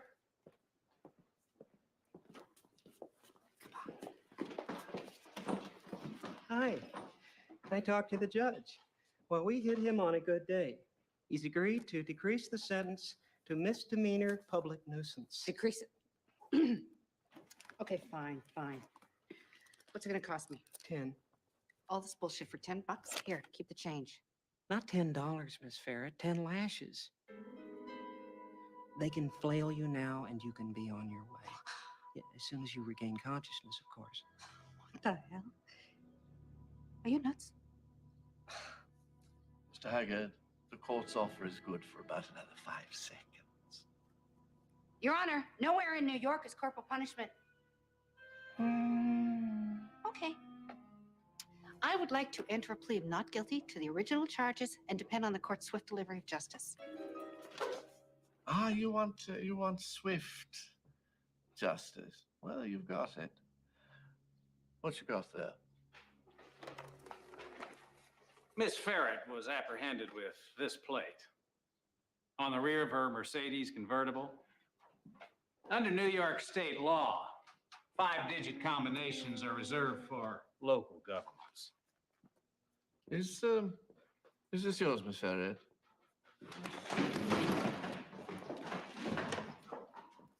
Well, Miss Ferret?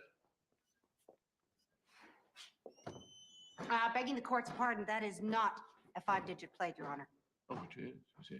This is 1 S, 1 U, 2 E's, 1 M. 1, 2, 3, 4, 5.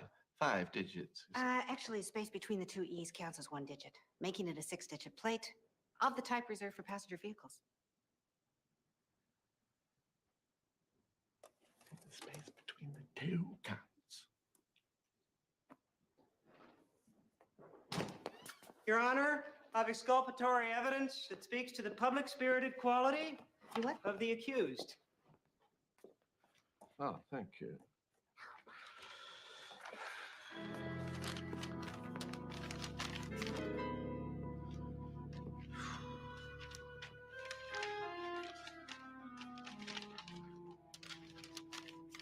Oh, yes.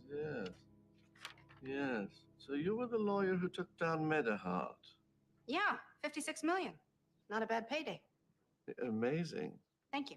That a jury could fall for such a load of garbage. Hey, I proved my case. And my clients were victims of a callous medical establishment. In 10 years of use outside the laboratory, the Cardi-Talk 7 pacemaker never failed. Ever. That's irrelevant. We all know mechanical devices break. We provided the jury with a range of psychological proofs that the wearers of the Medahart pacemaker, my clients, burdened with that knowledge, suffered life-shortening daily trauma. Your Honor, my client is a woman with a noble cause who... Yes, well, you shut up. Thank you. I know exactly what your client is, a cynical and immoral woman. A discredit to her profession. She's lucky I don't charge her for illegal solicitation of services for this snotty license plate. Guilty as charged. Guilty, like hell. Your Honor, I would ask at this time for a sentence of public service. Public service?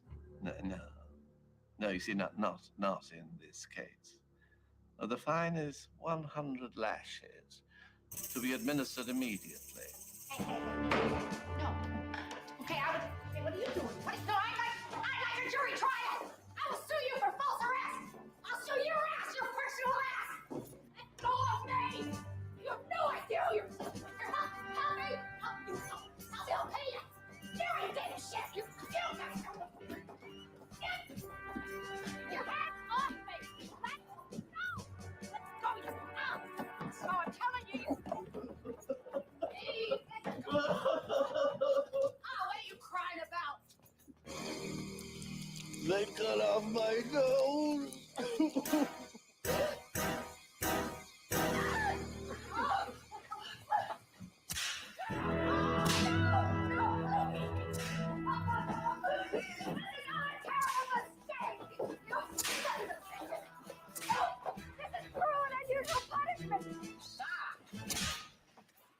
Good news, Miss Ferret. The judge looked up the state code. Your license plate has 6 digits after all, exactly like you said. Your case has been thrown out. I told you I'd get you off. You little turd! I had this thing beat until you showed up with that file folder. How dare you go digging through my car? You stink, you hear me? You're a nag on his way to the glue factory. I'd rather be dead than you.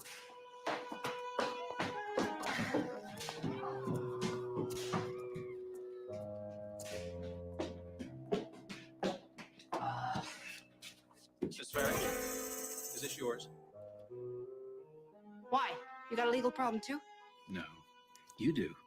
You have the right to remain silent. No. No, no, no. No. No. No. No.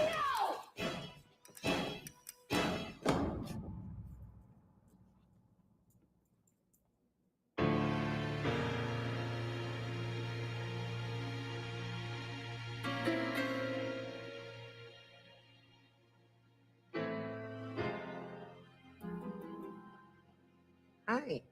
I've been appointed What by... the hell is going on? Well... It seems you gave your business card to a man upstairs who had already retained counsel. Yeah, so that's not illegal. I'm afraid it is illegal. You see, this is a Strip very... town, I get the picture.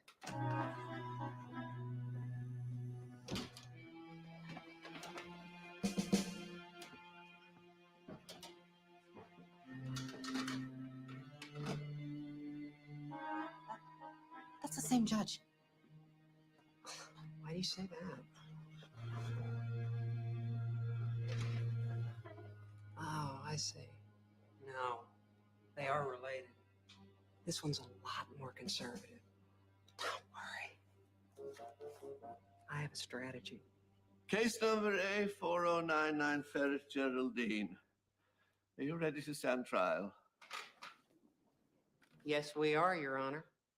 You're charged with the illegal solicitation of services in this court. How plead you? We plead not guilty by reason of temporary insanity. Your client, my honor is... Your Honor, my client is the actual victim here.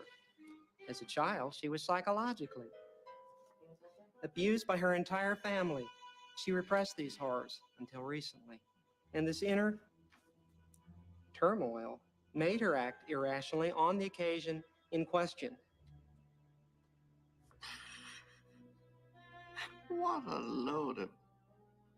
Guilty as charged. You ready for sentencing? Is that your strategy? Are you crazy? I believe you used the same defense yourself on a number of occasions. I guess I just did not do it right. I am sorry.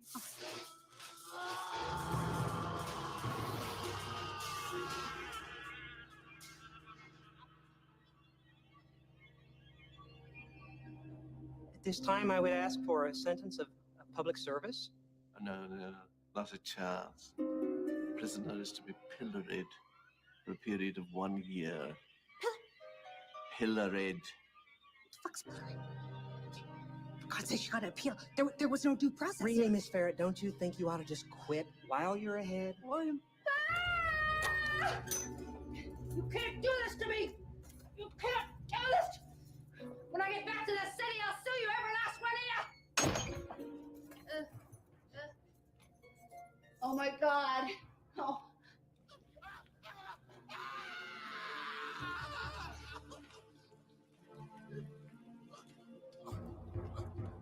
Oh. Oh my God. Oh. Oh. Hello? You're not scared, are you? Who's there? Hell, this ain't scary. Scary is not being able to get a pacemaker because you sued the company into bankruptcy and then having to spend my life savings on surgeries instead. Or dying because you can't afford a doctor. Because the doctor has to charge so much to pay for his malpractice insurance. Who are you? What do you want?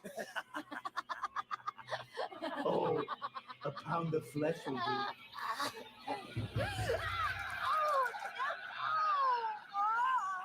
Miss Ferret? Hi.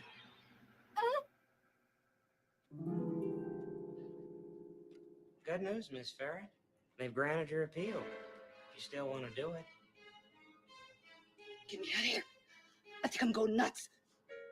I'll take that as a yes. What's your reason, Steve? This is what the hell kind of place is it? No, this way. What? Where are we going? Courtroom C, of course. Oh, no. No! No!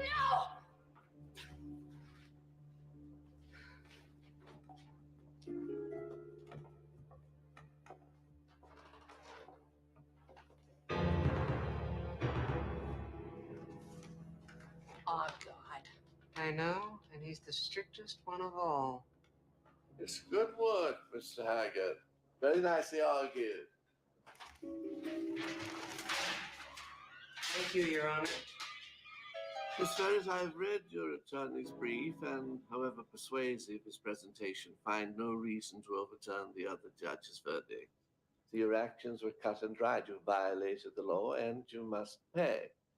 However, the sentence handed down by my colleague was wholly inappropriate. I sentence you to death by electrocution. Sentence to be carried out immediately. Your Honor, begging the court's pardon, may I approach the bench? Oh, very well. Yeah?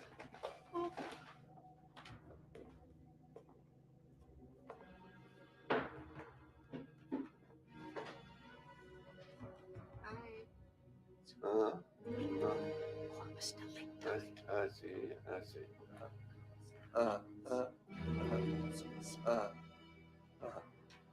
Very well. It is this court's opinion that while your client is an unmitigated scumbucket, her skills are worthwhile and should be put to work for the public weal. Now, I hereby sentence you to return home to do public service for a time yet to be specified. Let's get out of here before he changes his mind. What the hell? I thought this was the way out. It is. No! Ah! Welcome back, Chair. Had a feeling we might bump into you again. And this time, you're gonna get what you deserve. No, I'm not supposed to get the chair! Come on, have a seat. No, the judge said I get to go home and do public service. Isn't that what he said? Yes, get out of my way. All right. Strap me down, boys. What are you doing? I'm getting out of Sticksville for good. Yeah, I thought I'd be stuck here forever till you came along. What? In my day, I got off more big-time dirt bags with a slap on the wrist than a low-life ambulance chaser like you could count. We didn't use any cheese-ball victim defense either. We just bought the jury. But I get to go home and do public service, right? You are home counselor, and I'd rather be dead than you. Hey, boys!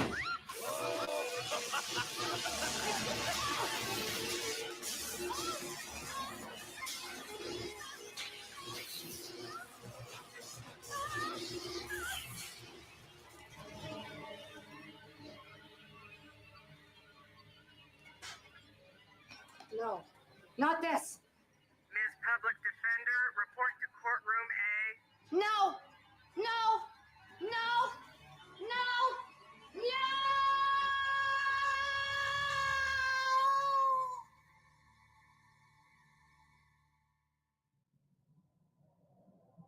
Talk about trial and terror. Still, I think Jerry will do just fine. I mean, aside from the occasional attack of motion sickness. And now it's time for business news. So, Chip, what happened on the shock exchanges today? Oh, sorry. Looks like it's time for the Spurts report instead. Oh, boy.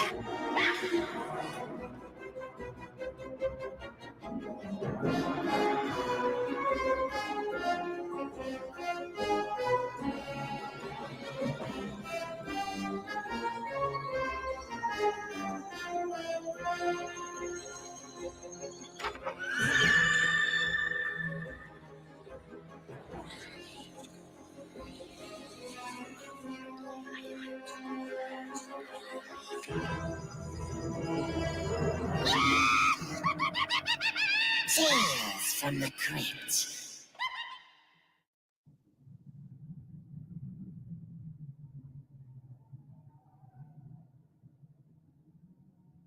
Greetings, Hackriculture fans. I'll be with you in a moment. I've just got to finish with the artichokes. Come on, Artie, die already. Phew. Now, a little water and some fertilizer. And before you know it, I'll be harvesting my own little field of screams. You didn't know your pal, the Crypt Keeper, had a green thumb, did you? Well, I do. And the rest of me is pretty damn moldy, too. Which brings to mind tonight's tale. It's about a scientist who's a bit of a scarecropper himself. I call this one Report from the Grave.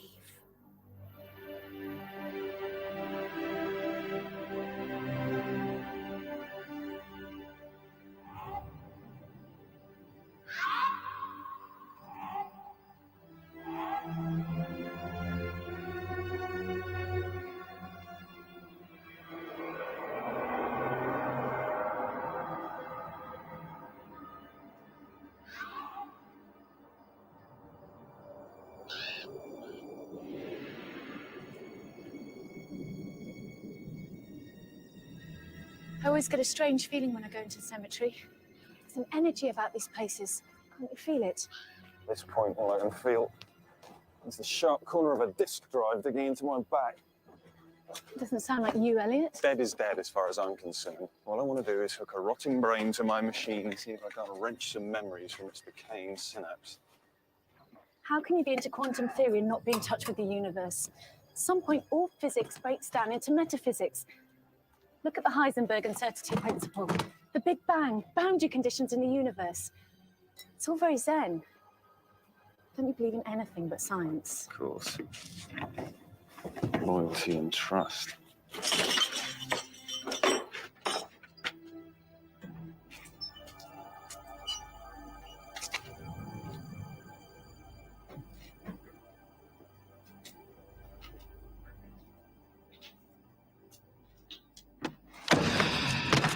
Be careful with that, Ariane. Can't you do anything? All right. What is it? What's going on? Nothing. Should we just get on with it?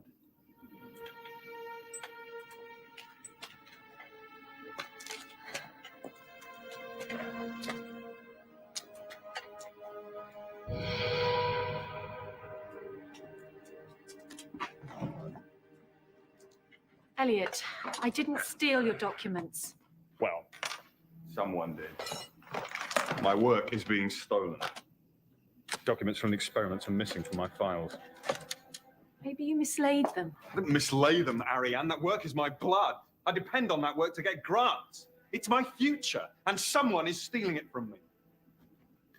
Elliot, look at me. I love you. How could you possibly think I'd do anything to hurt you? After all, what do I care about patents and circuitry?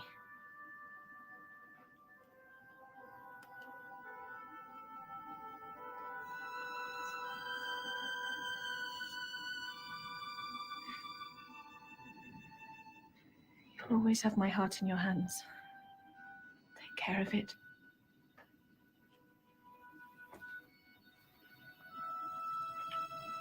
Look, I have to get half this gear back to the MedSite building before dawn. Right. You better get on with it. Who's our lucky victim? Valdemir Timrak. Great name. Bet he had plenty of friends.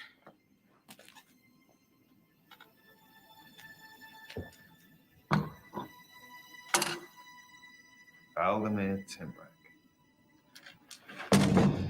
Number 13 in the world-class Psychos trading card set. Huh? 26 certified kills, 19 women, 7 men. Timrak was a renowned mesmerist who apparently hypnotized his victims with a single stare. Under his control, they were made to commit terrible and depraved acts before he murdered them and bathed in their blood. Very interesting. Good night, Elliot. I'm not doing this. Don't be so dramatic. That's just bullshit they put on these cards so that people will buy them. Look, you said he wrote a book. Couldn't you just read it? Well, I would if I could get hold of it. Anyway, that's not the point. Point is, my machine. This man had tremendous mental powers. Maybe something of that mind remains. Couldn't you just go to Paris and dig up Jim Morrison instead? Ariane.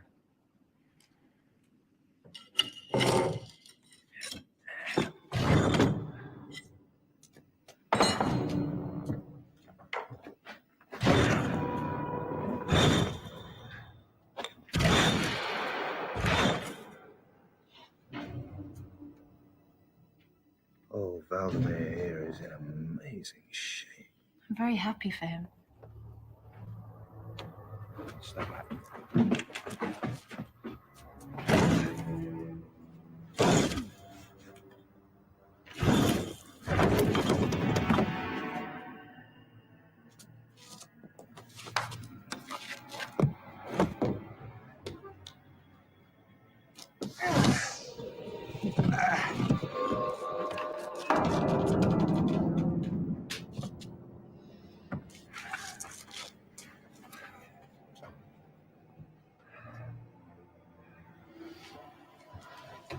Oh. What did they do to him? Well, after his death, Timrak's supplicants stole his body from the morgue and embalmed it and accordance with some papers that he left behind. His procedure was intended to super preserve his body until he returned from the grave to reclaim it. Well, so much for the afterlife. Here I am.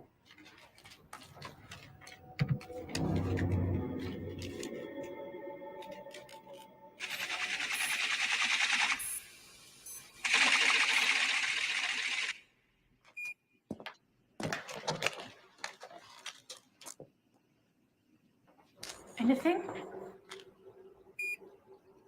Something. It's faint though. It's like it needs more power.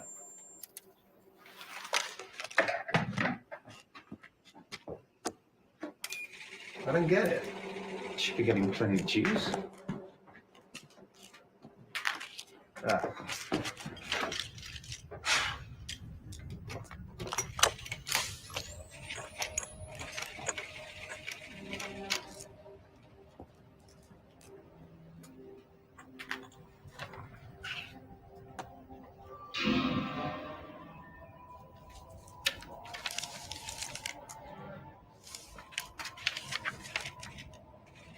Miss Finch, we're very interested in the Quinlan experiments you sent us. Well, Ariane, you want to hear something? Hear this.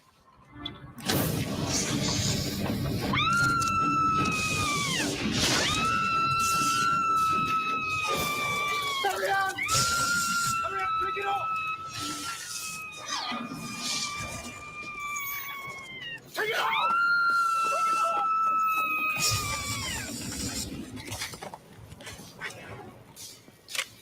Ariane.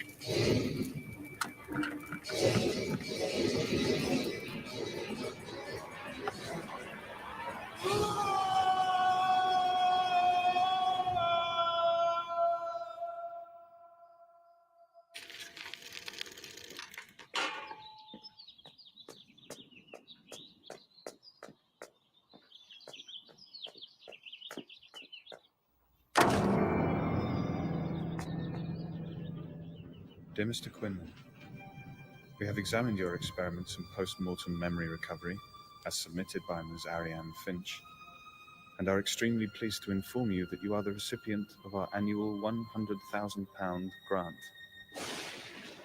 As you may know, we grant only 3 things.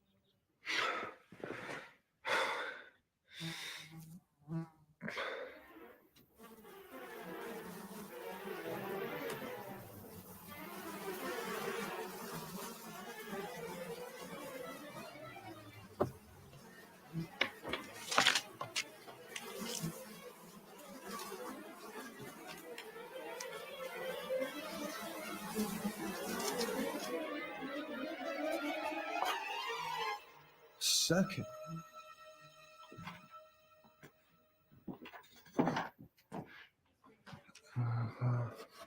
Elliot.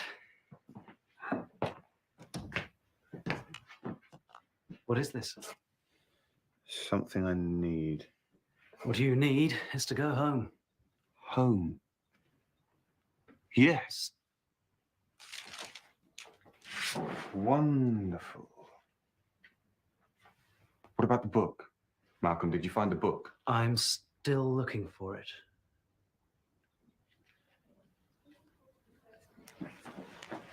Elliot, I think you should leave this alone. No, I know what happened now, Malcolm. Ariane saw, heard what no one is meant to hear. For an instant, in time, that the world of the living and the world of the dead collided, and it killed her. I have to know what it was. I have to help her. She needs me. Ariane is dead, Elliot. No one can bring her back. You have to let her go. It wasn't your fault. Died March 12th. She'll do fine.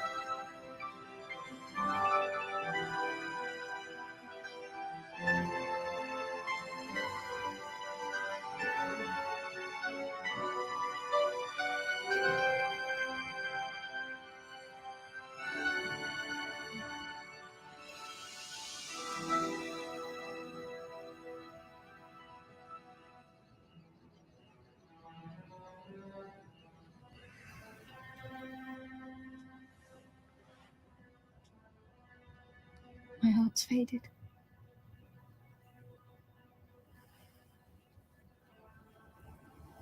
What is it? I want to remember everything about you. Every line on your face, so that I'll never forget. Why would you forget? What is this? I'm not real. I can feel it. I'm not really here. You are real. You're here with me. No, Elliot. I'm not. I'm an illusion. A memory. Like the flickering image on a movie screen. You willed me here. You reached down into death and you pulled me out. But I can't stay with you. Yes. Yes, you can. As long as that machine is on, you can be here with me. Someday the machine will fail and I'll have to go back. What did you hear that night? Dark. Pain. The pain of the dead. So strong, the screams. They were his dead. Timrak. The flesh of the dead can be torn 1,000 times. And now I'm his. You'll never go back to him, I swear it. What is it? He's coming. The machine!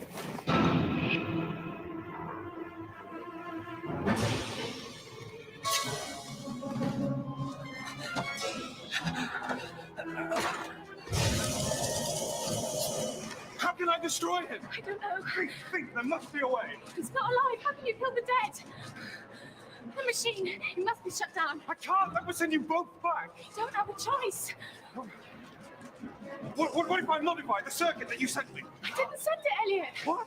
You were in the room with the window. No, Elliot, he must have sent it. You saw what he wanted you to see. The circuit. He's doing. And if you change it, this thing will grow so monstrous. It'll open a hole to death that can never be closed.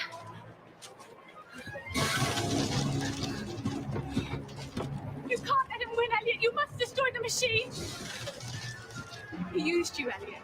He knew that the only way you would build that machine is if he sent me back to you. No! Don't allow him to regain his body, Elliot. Stop him!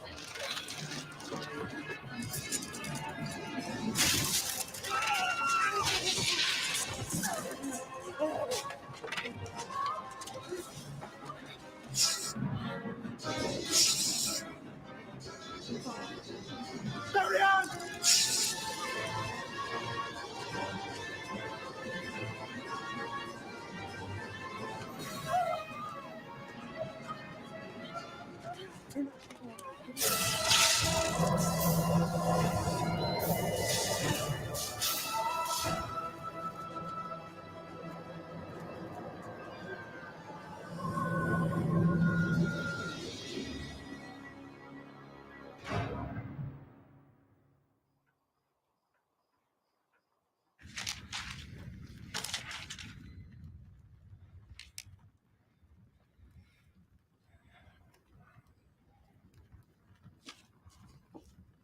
Circuit. I can't remember the circuit.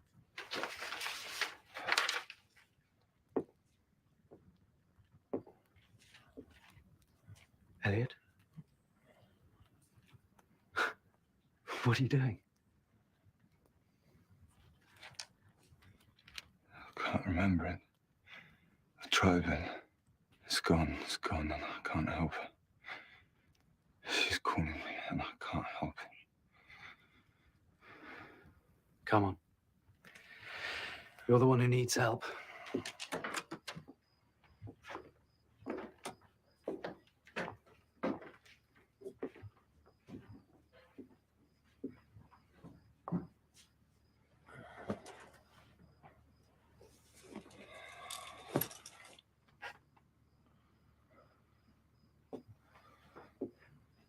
Malcolm, thank you. Sleep well, my friend. I'll call on you in the morning. Oh, I finally found a copy of this. It was quite expensive. The collector said...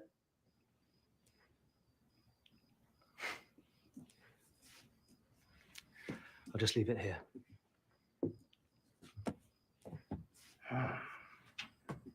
Elliot's diary.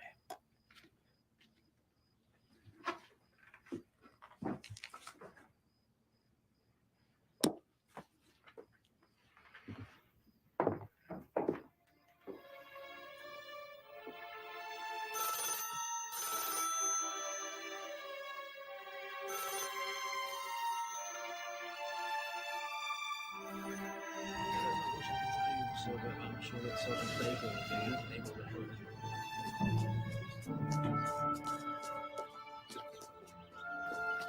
Mr. Dietz, you better come with me.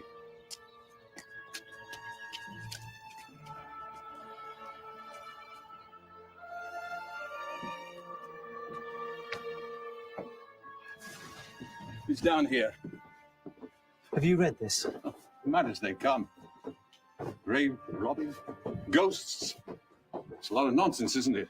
Can I speak to him? You can. But I'm afraid he won't be doing a lot of talking back. Elliot. Poor bastard.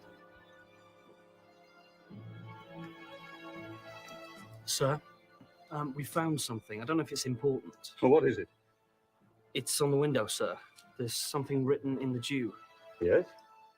Well, it's just that it's on the outside, sir. And all the windows on the second floor are painted shut. She came back then.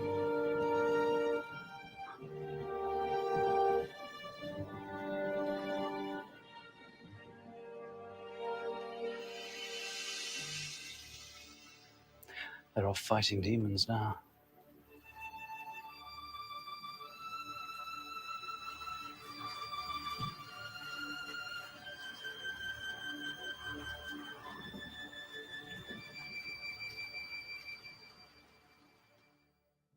Poor Elliot. Thought his field was physics. Turned out it was diology. And that's not the worst of it.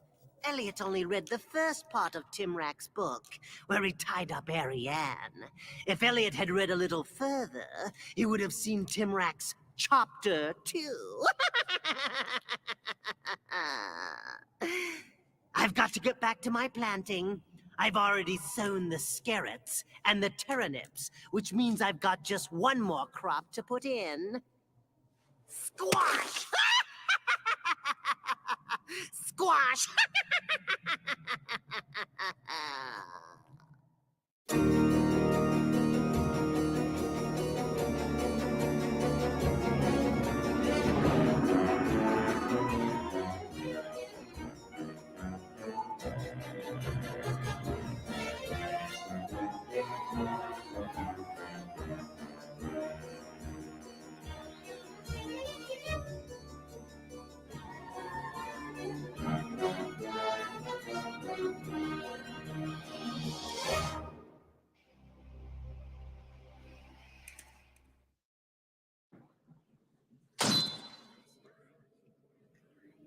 It's good to have you back, you horror-hungry humans.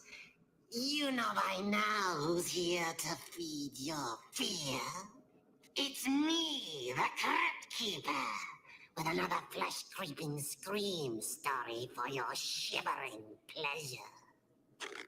I'm calling this bite of bitter bile, Lover, Come Back to Me. So plump up that coffin pillow and settle back your bones.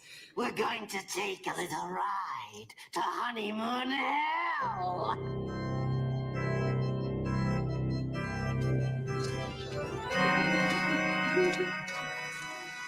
I'll go load the car, Han. Peggy, you'll live to regret this day.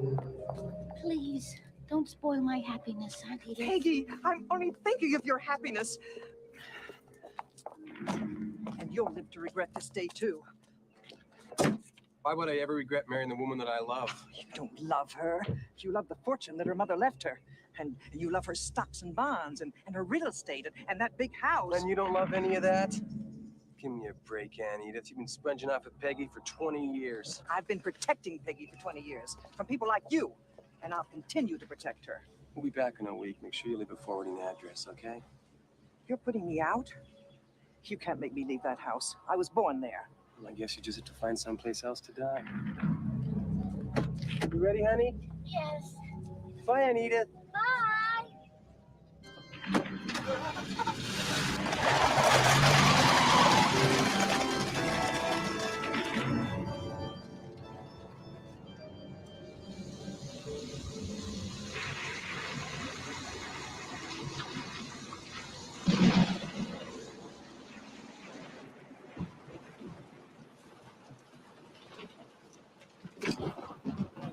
find where we are? No, I can't read maps. Oh, no. What is it? What's wrong? Look. Must have been the lightning. Do you think you can move it? In this weather, are you crazy? Look at the size of it. I'll get soaking wet. If we turn around and go back, it will take us all night to get to the hotel. You don't want to spend our whole wedding night on a road, do you? I guess not. You got a flashlight in here? Yeah, in here.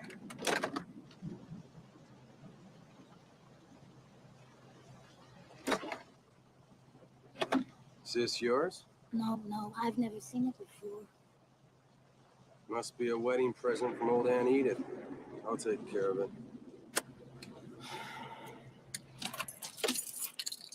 Wait here.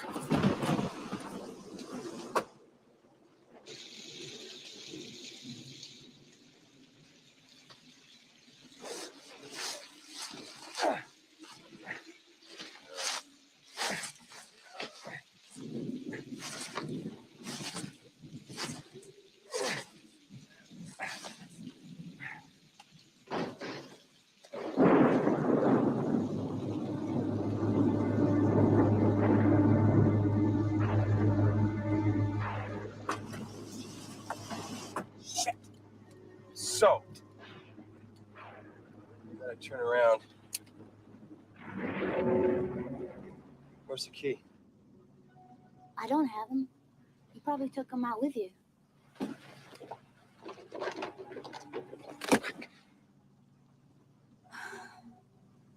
What are we going to do? Hello? Hello? Anybody home? I'm scared. You're always scared, Peggy. Looks like the house is all ours. Are you going to break and enter? No, we're gonna stand out here all night and catch our death of cold. Look what I found! Guess we're meant to go in.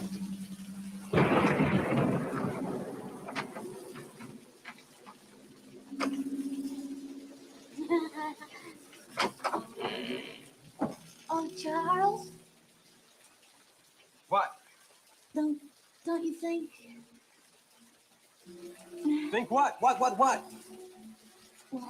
don't you think that you should carry me over the threshold? Hmm? All right.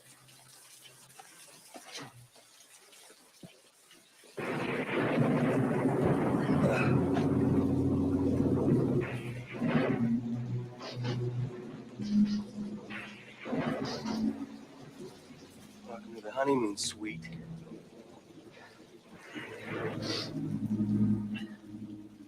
Look, there's a phone. Can I call AAA? Sure, if it works. I'll get the bags.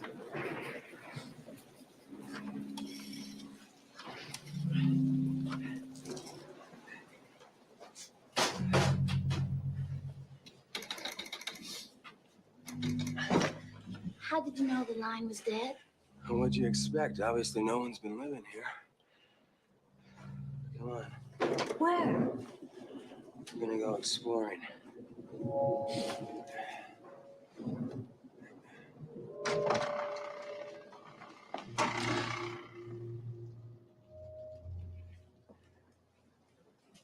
It looks like nothing's been touched here for 20 years.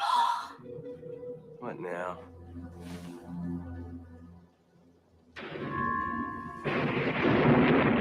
Well, what's wrong? It's just a family portrait. Probably someone's mother-in-law. You get it? Mother-in-law? Old battle axe, Aunt Edith? Was this put here for us? What, the axe? No, the fire. It looks like it's just been recently laid. Yeah, who cares? I think fires are very romantic. Don't you? Yes, dear. Especially when they're lit. Take your clothes off. What? Take off your wet clothes so they have a chance to dry. It's about time we saw each other naked, don't you think? After all, honey, we are married now. Yes, of course. Just let me get my bag. All right. All right.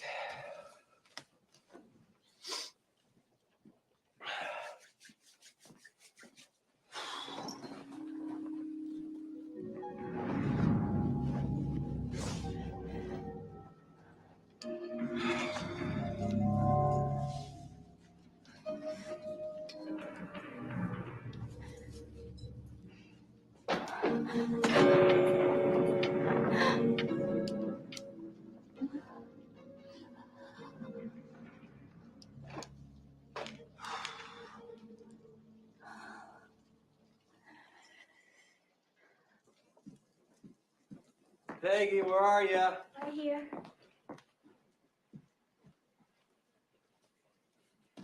Thank you.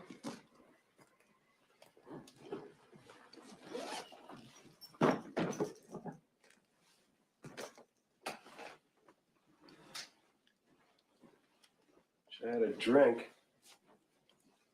We have other things, you know. What? Each other. Yeah, right, each other.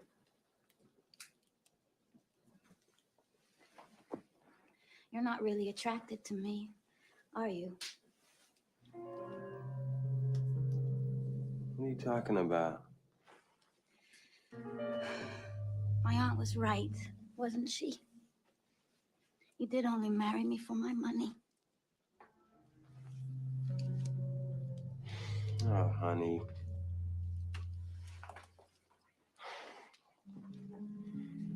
You know, don't be silly.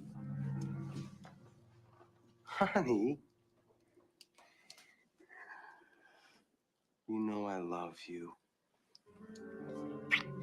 Do you? God, of course I do. I want you too. You do? Yeah. Don't you remember how many times I tried to make love to you before we got married? Hmm? You were always the one that said no. That's because I wanted to keep myself perfect for this night. Oh, no.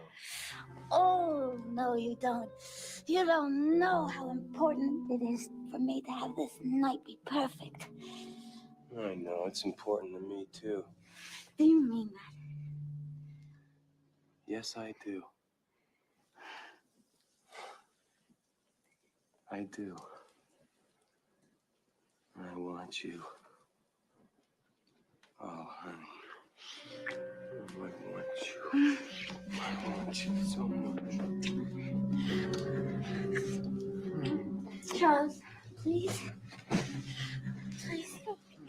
Please, Charles, stop. Stop it! Stop! What? What? I thought this is what you wanted. It is. I want it desperately, but not like this.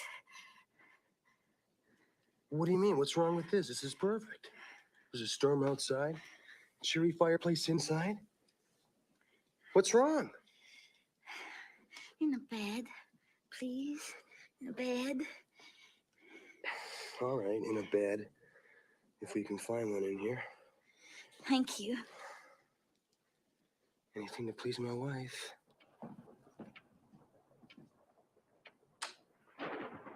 Wow, this is just perfect, huh? Well, we can only try.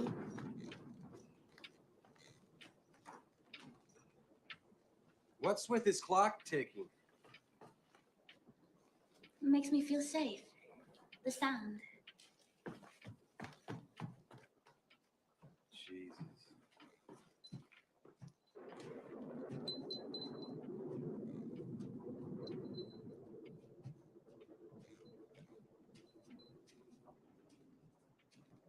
Peggy?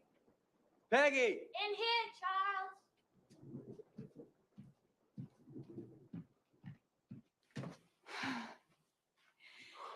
Isn't this so beautiful? Yeah. Yeah, beautiful. Look, this is so weird. The bed looks like it's just been made. Look at all these candles. Ooh, that even makes it more romantic. You light them and I'll go get changed. All right.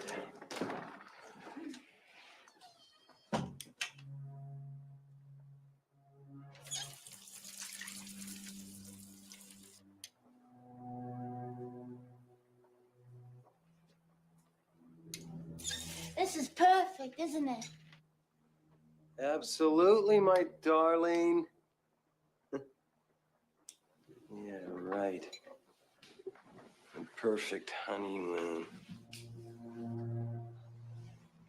Starting the perfect marriage.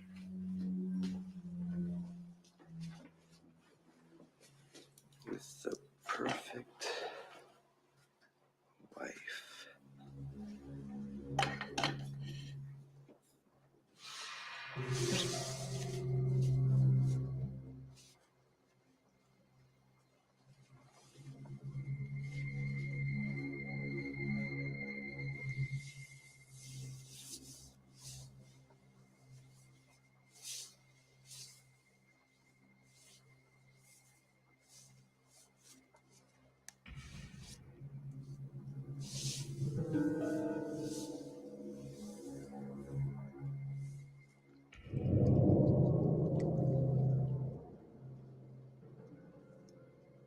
Are you in bed yet?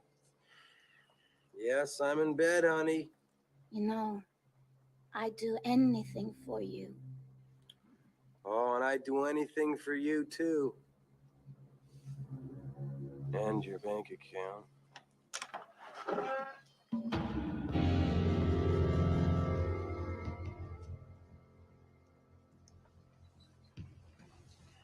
This is anything.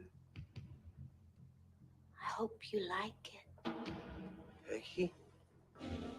Yes?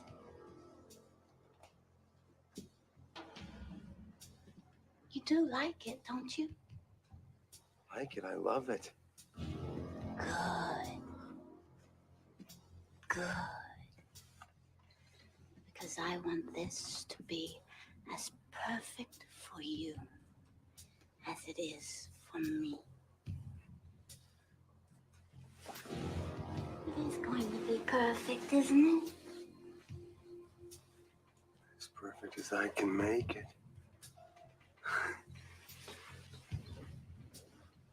And baby, I can make it perfect.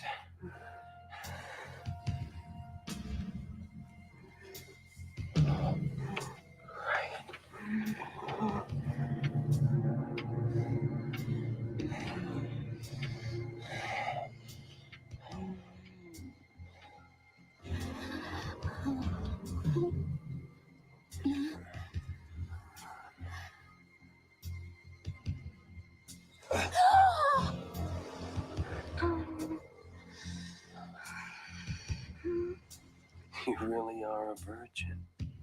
Yes. Good.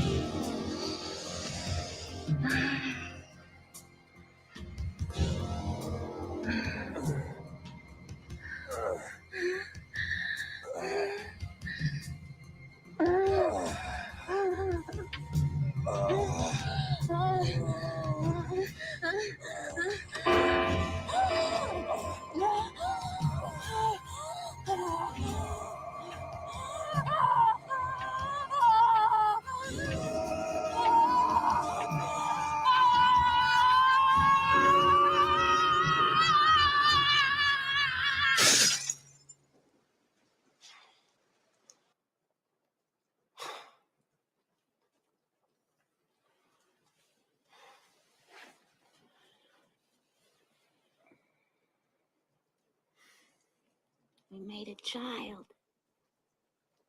I know we did. And she's only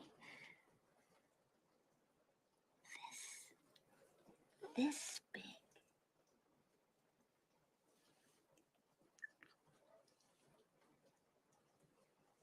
And it was perfect. As perfect as it will ever get.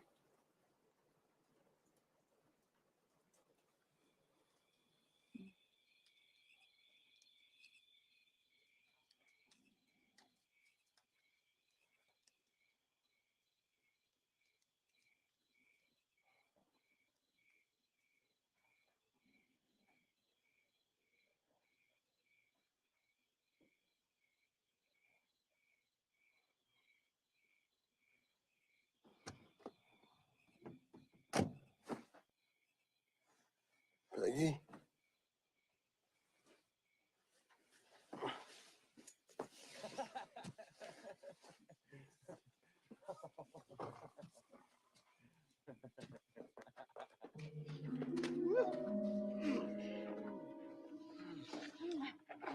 What the hell?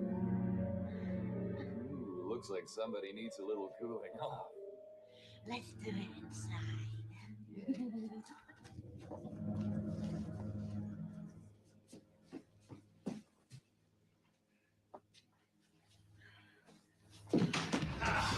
There you go, my lady. Carried across the threshold. You're wonderful. I want you. I want you right now. I want you too. No, I don't want to do it in a bed. I want to do it somewhere special. Somewhere perfect.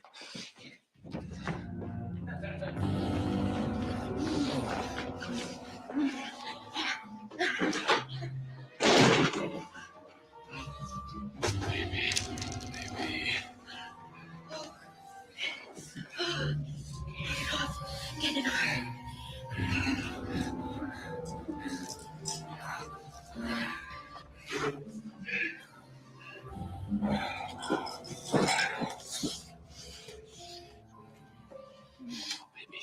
We're gonna make this one really special. Now, we're gonna make this one really perfect.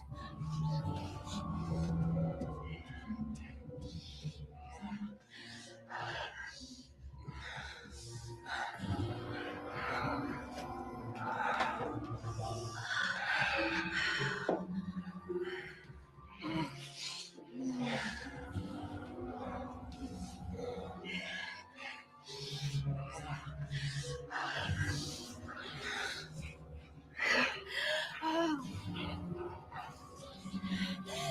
Perfect. Perfect. Oh. Oh. Oh.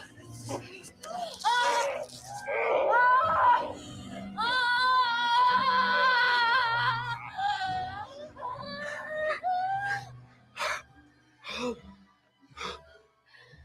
You love me either?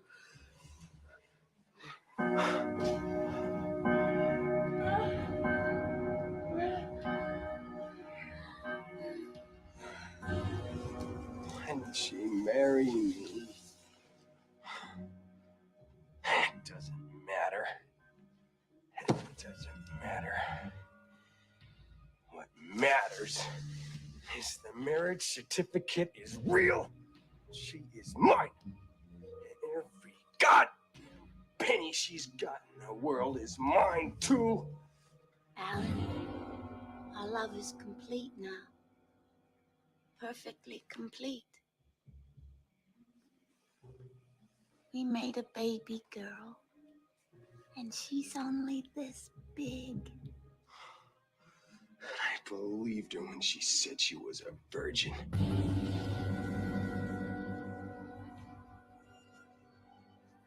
This is the way love should always remain, my dearest.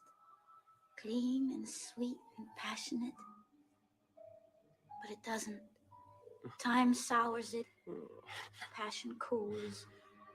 But that's not going to happen to our passionate love, my dearest.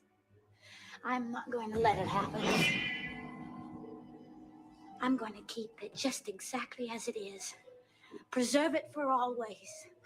I'm not going to let time spoil our love.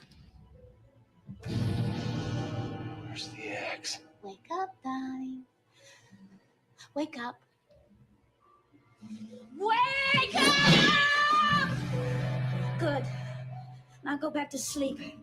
No!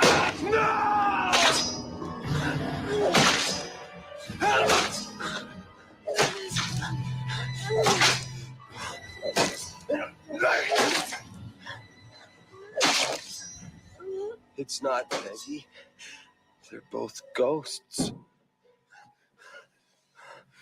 You see, Alan, Alan? I told you I'd preserve our love. His father was named Alan. He died before Peggy was born. Peggy's mother killed her husband in this house on their wedding night. That was the night that Peggy was conceived.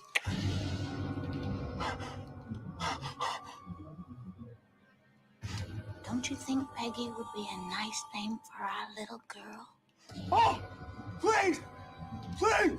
Please, God! Please, God! Please let me be dreaming! Oh, please! Please, God! Please, God! Please! Oh, yeah. Ah! Easy. It was just a nightmare. I guess it was a nightmare. You need a towel. What were you dreaming about? Oh, it's about your parents. I dreamt that your mother killed your father in this house on their wedding night. That's weird. That's exactly what happened on the night I was conceived. What? And I want what my mother had. A perfect honeymoon. A perfect love. That I can make sure that time does not spoil. We don't have a perfect love. Peggy, I married you for your money. I've never loved you. That's not true. Yes, it is. Yes, it is. You see? Now, I brought this to kill you on our wedding night. I was going to blame it on a burglar, and then I was going to inherit all your money. But you didn't shoot me because after we made love, you realized that our honeymoon was perfect and that you loved me. No, I'll shoot you now. I swear to God, I'll shoot you right now. You love me too much to kill me. You want to bet?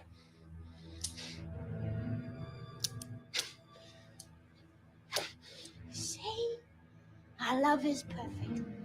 That's why I'm going to preserve it for always. No!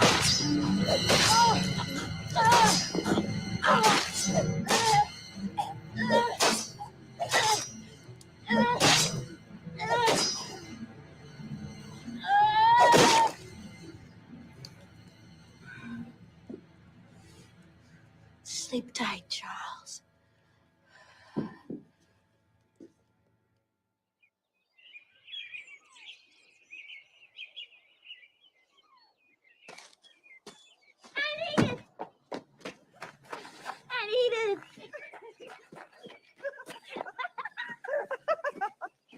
Oh, I'm so happy you came. Oh, I'm so glad you called. How was your wedding night?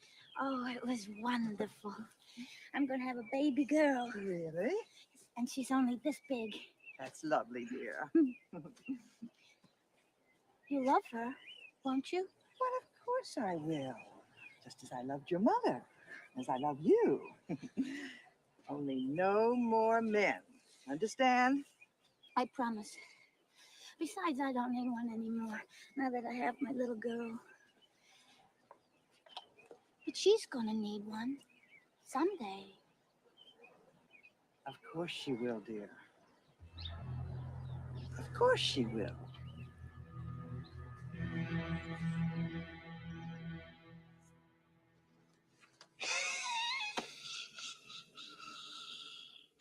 Talk about family traditions.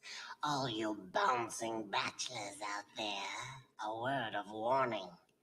Before you take that matrimonial plunge, check out the bride's background. Open her closet door and see if any family secrets fall out. Beware of skeletons, unless they're yours truly.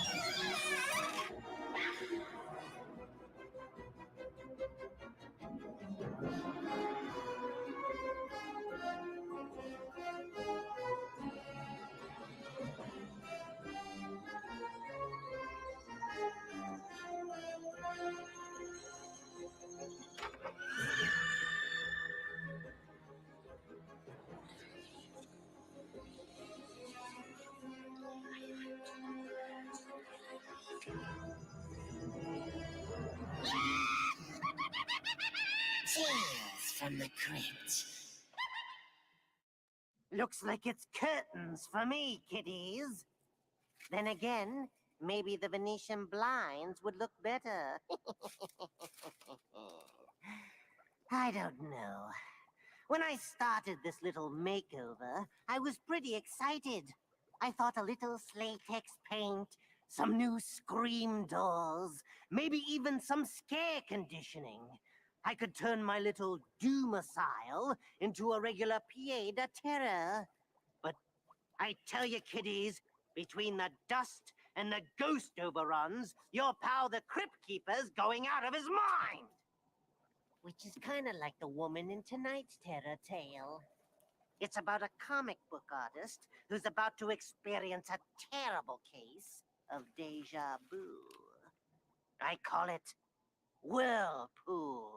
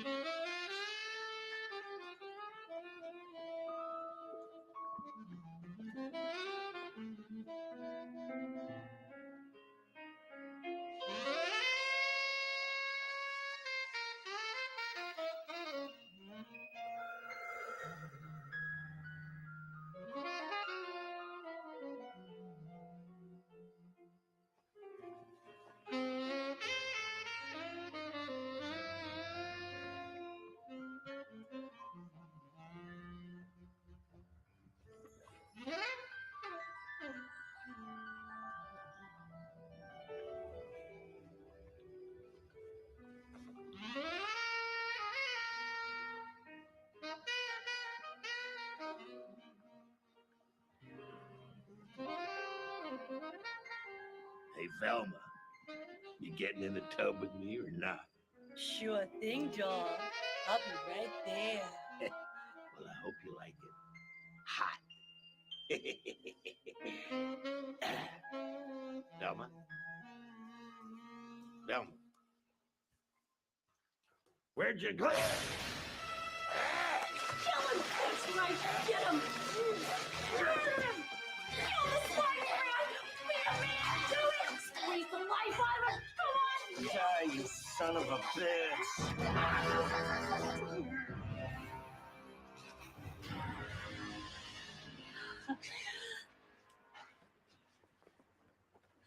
Some clothes on.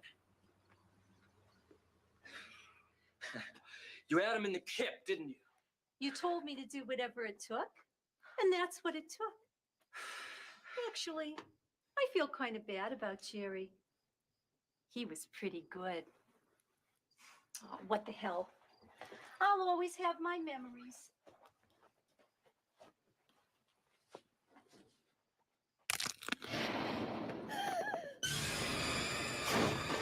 I'm glad you feel that way, Velma. I'm all choked up. I didn't mean it.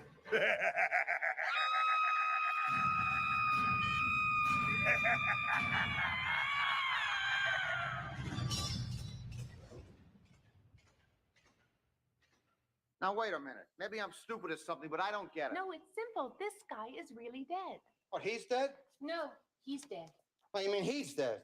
He's dead. What, are you kidding me? What's the matter? You don't like it? What's to like? What kind of ending is that?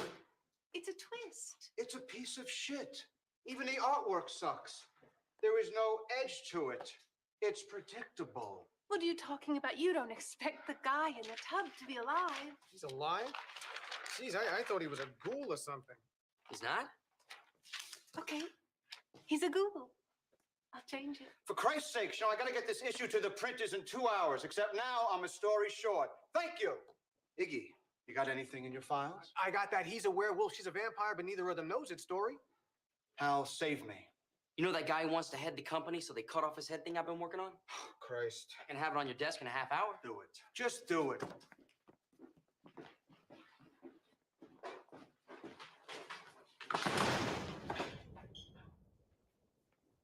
It's not that bad, is it? Rolanda, I want you in my office right now. Trust me. It's worse. How dare you walk in here and try to pass off that garbage to me? I wouldn't line a birdcage with that story. I'm sorry. Sorry, don't cut it. I need stories. I need them on time, and I need them great. And I can't remember the last time you delivered either. For crying out loud, Rolanda used to be the thoroughbred in this stable. What happened to you? Are you drinking again? Honest to God, Vern, not a drop. And maybe you should start. I don't know what to tell you except clean out your desk. Please, please, Vern, we got a history, you and me. You want me to beg?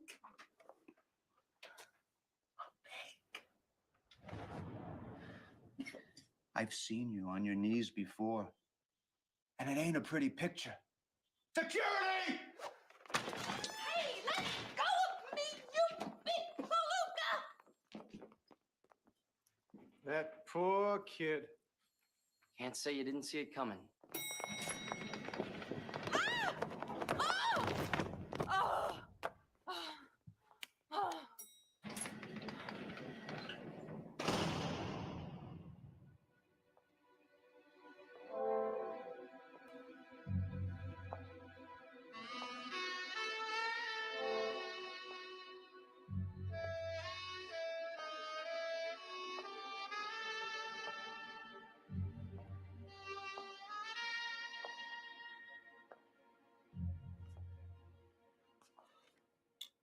You're a little later than I expected.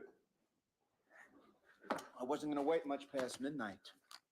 I took your advice and I stopped in that cozy little bar around the corner. They remembered me. Why not? They've been in mourning since the day you climbed on the wagon. Funny. That's what they said. Can we speed this up? I got to get to work in the morning. I got a great idea for a story, Vern. It's about a gal who loses her job, and something inside of her snaps, and she finds that thing that gives her back her edge. Sounds a little thin. Trust me, the visual is going to sell it. Wanda, what are you doing? I ain't begging for my job anymore, that's for sure. Look, you gotta understand, I did what I did for a reason. Garbage! On your knees! You're the one who's going to beg, and I've seen you on your knees, and it's not a pretty picture. Come on! Come on! I don't hear you begging.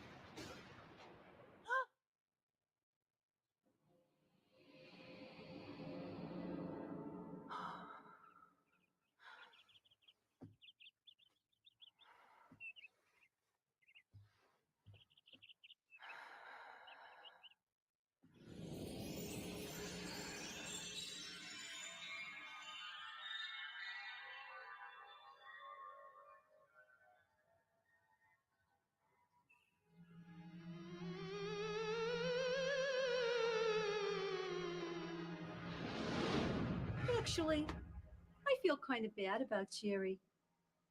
He was pretty good. Oh, what the hell? I'll always have my memories.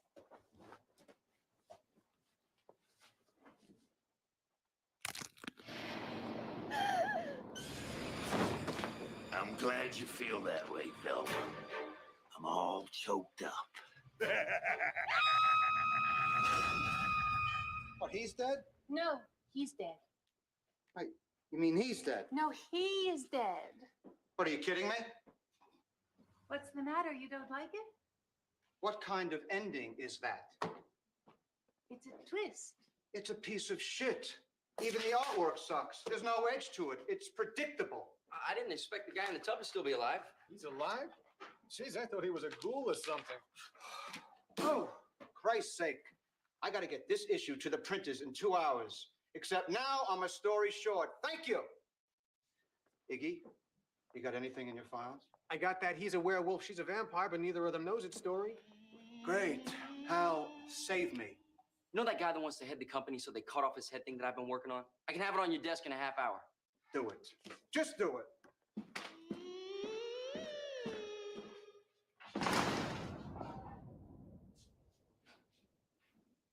It's not that bad, is it? Rolanda, I want you in my office now. It's worse. Vern, there's something strange going on here. How dare you walk in here and try to pass off that garbage to me? I wouldn't line a birdcage with that story. You gotta listen to me. I had this dream last night. I need stories. I need them on time and I need them great. I can't even remember the last time you delivered either. Crying out loud, you used to be the thoroughbred in this stable. Are you drinking again? Honest to God, Vern, not a drop. Then maybe you should start. Before you fire me? Somebody call security!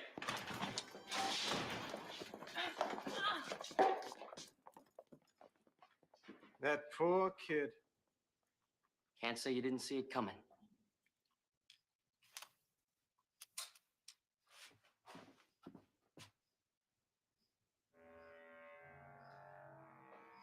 No.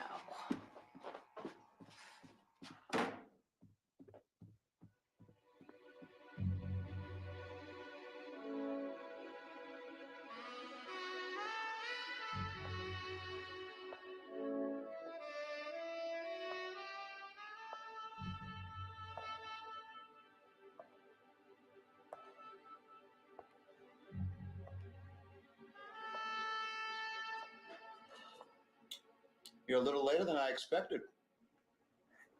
I wasn't going to wait much past midnight. Want to apologize for today. I haven't been drinking, but I have a great idea for a story. It's about a gal who loses her job and something inside of her snaps, and she finds that thing that gives her back her edge. Sounds a little thin. No, I really think I have something good.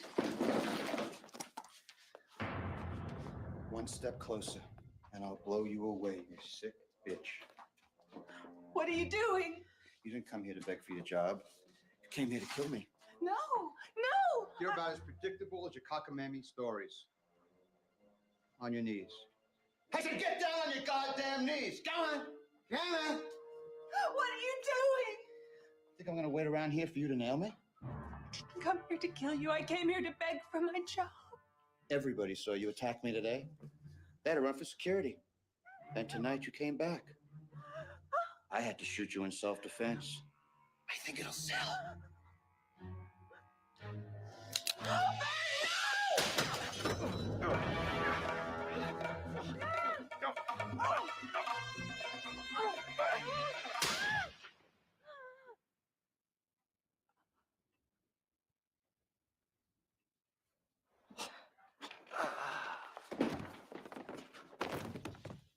Oh, shit!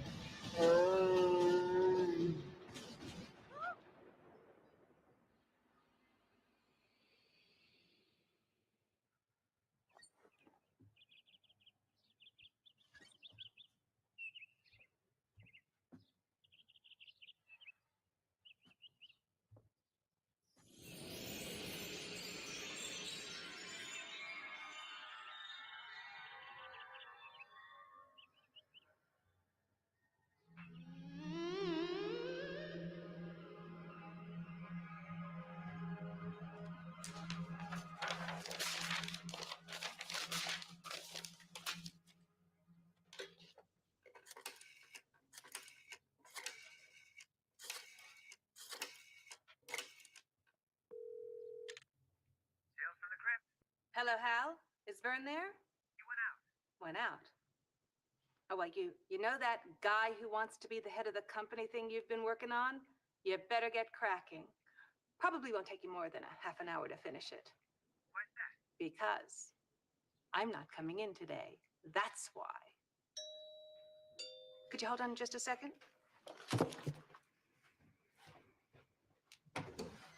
Vern, what are you doing here? What do you think? Where's the story? I was just calling to tell you. Something came up. I don't have it. You idiot! I gotta have this issue to the printers in 2 hours. Except now I'm a story short. I fixed it. I called Hal, and I told him to finish that guy who wants to be the head of the company thing. I hate that friggin' story. Oh, it's even stupider than Iggy's goddamn he's a werewolf, she's a vampire story. Oh, Christ! You drinking again? Honest to God, Vern, no, not a drop. You're fired. You hear me? Fired! Oh, Vern! Don't do this to me. I can't take this anymore.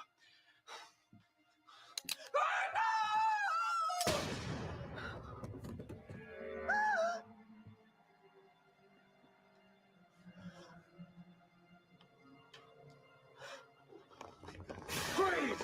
Don't shoot! Cold-blooded bitch. I didn't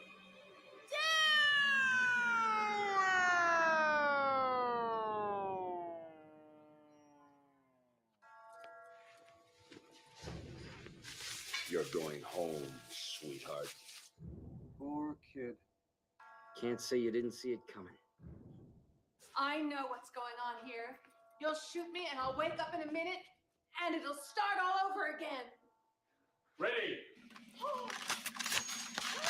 Aim! Fire!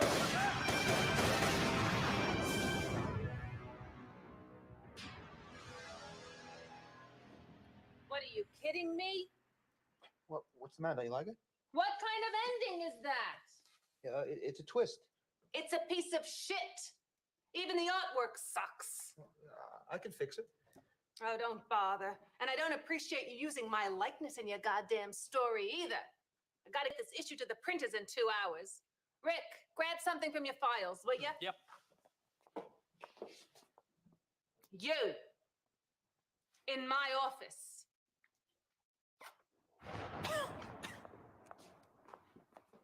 Now!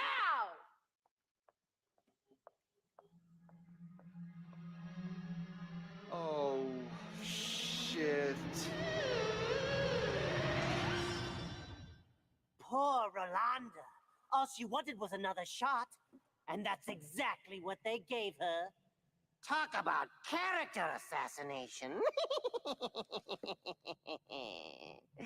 So what do you think, kiddies? Am I ready for Architectural Digest or what? It took a while, but this old haunt is finally coming together. Nice shutters over there. A lovely fright fixture over here. As a matter of fact, I've even started thinking of some new improvements I want to make. And I'm going to use the same contractor. I'm already taking bits.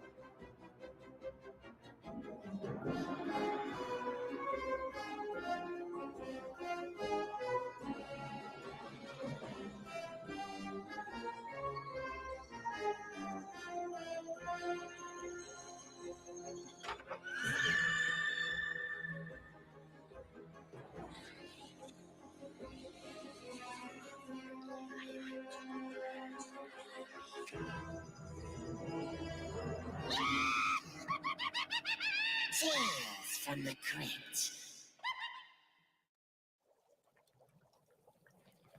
So then I was over in India, and I ripped up this little man's suit. Man, I must have ripped hundreds that day. Hundreds, just like that. Really? Oh, yes. Oh, yes. Of course, I normally prefer to take souls one at a time, but, I had taken some vacation days, and it was the end of the month, and so you know how it goes. Oh, by the way, did I mention that I was in Europe? There was an Elvis sighting there, so I figured I'd check it out, but it was just a fat guy in a sequin suit. I took him anyway. Is this guy boring or what? All he ever talks about is himself. I gotta remember that the next time he comes to town and wants to get together. Oh, really? That's very interesting. Yes, I thought so too. But enough about me. I want to tell you why I am here. I know why you're here. To eat my food and drink my liquor. More champagne? Why, sure. Thanks. Who are you saving the good stuff for? You know, you and I have been friends for a long time, and much as I enjoy these little visits, it seems to me that this tomb is not quite big enough for the both of us. What's that supposed to mean? I want to propose a contest between you and me. Winner take all. And the loser? Hmm. You're on, pal. 1, 2.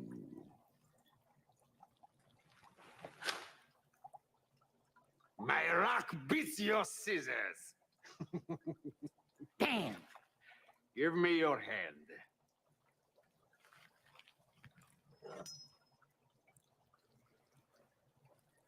Well, kiddies, looks like your pal the Crypt Keeper's in the fright of his life. Death. Which is kind of like the woman in tonight's terror tale. It's a nasty little chopping spree I call... Ugh. The Assassin. That didn't hurt one bit. Second round. Go for it.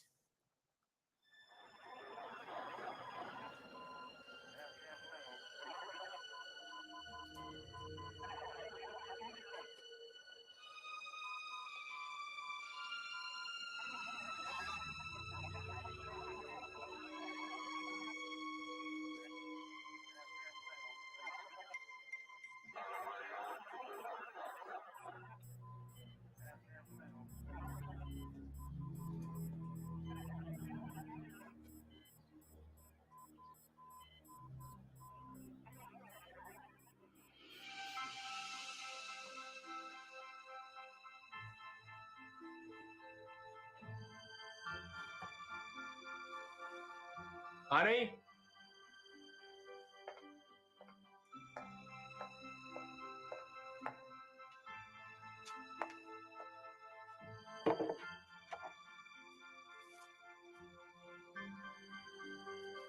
Perfect. I love you. I love you. I want to take you away this weekend. Where to? Anywhere you want, just as long as you're happy. I'm happy when I'm with you. I'll see you tonight. Don't forget the Seldons are coming for dinner. How you do it, I'll never know. Janet McKay, you are quite a woman. Of course I am, silly. What else would I?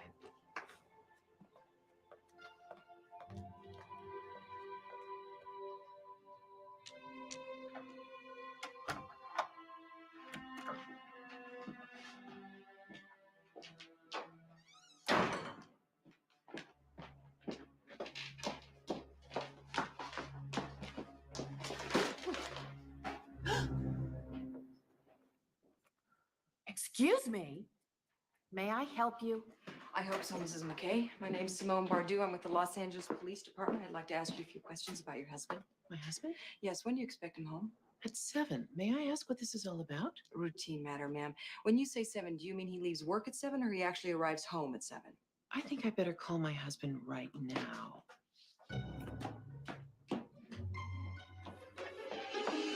That really won't be necessary. As I said, the questions are merely a formality. I think you should know that my husband and I have friends in the police department, Miss Bardou. Friends in high places. Do you know Captain Landau? Yes, ma'am. I know the captain very well. You do? It was his idea I speak with you alone. We believe that you'd be in great danger if your husband ever found out I was here. Danger? What are you talking about? Jeremy would never hurt anybody. Perhaps not the Jeremy you know, but the man I'm acquainted with would kill a man as casually as he'd pull the wings off a fly. You're crazy.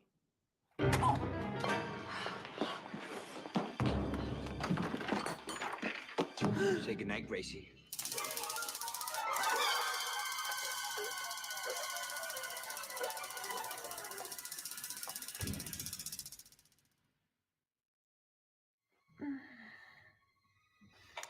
The bitch went for the phone. I had no choice. Come on, Chad. You nailed it from the get-go. You're wrong. William, am I wrong? From the get-go. You walk right into my house, cop or no cop, I'm going to blow your head off. It wasn't very smart. Smart. We're not even talking about smart. Don't mention the other thing. What a boner. You're both so full of shit. Like you could have done better. Hello? Cloak and Dagger 101. Shut up. She's coming around. What did she say? Well, it sounds like closer, closer. She wants the drink moved closer. She's thirsty. No. If she wanted a drink, she'd say drink or scotch. She wouldn't say, use your head. Who cares how she says it? Just give her the drink. No, wait. Close. Look. See? Coaster. Is a coaster. Yes. Damn it. How did I get stuck with the two of you as my cleanup crew? Listen, I would look in the mirror if I were you, okay? Because I'm not the only one who's got this bitch figured out back asswards, all right? Question time, lady. This Captain Landau you mentioned, fact or fiction? Don't answer. I don't want to know. Fiction. Oh, she fed you a line. You took it in the cheek, hook, line, and sinker. Now I beg your pardon. But who is stuck with whom here? Look, I couldn't take the chance. Why would she lie to me about something like that anyway? Because she's on your pathetic cop routine, that's why. Bullshit. Something about this bitch that makes me very nervous. Why would you lie to me like that? Because you're dumb. No policeman in his right mind would break into someone's home. Oh, what a mess. Oh, women are always bleeding on the furniture. Let's grab some munchies. Sorry. Hope that doesn't stain. That's a real kicker. Your hubby used to glare at me just like that. Real fire in his eyes. You ever tell you about us? I bet not. What about you? Oh, we're an item once upon a time. But we'll save the girl talk for later, shall we? I don't know how you eat those things. It's grain. Good for you. I love the decor in the kitchen. Did you do that yourself, ma'am? Would somebody please tell me what this is all about? I have a dinner party tonight. That's a good one. Dinner party tonight. I like that. Oh. Wanna know what this is about? We're here to kill Ronald Wald. Who? Your husband. My husband's name is Jeremy McKay. But in a former life, it was Ronald Wald. Okay. Ronald was an operative for a covert group within the CIA set up to eradicate certain problematic situations. Radicals on U.S. soil. Hush-hush situations where the president felt it was better for that individual to just disappear than for the entire nation to just air its dirty laundry. My husband worked for the president? Your husband was an assassin. One of the best. And then a few years ago, he just up and disappeared. Left a letter behind saying he thought that the company was trying to set him up. Well, of course they were. But, you know, in our line of work, you don't just quit. The company retires you when they're ready, not before. And this man you think is my husband, this Ronald Wald, nobody's seen him since? Exactly. Vanished into thin air until now. No. No. You idiots! You have the wrong man! This isn't my husband! This doesn't even look like my husband!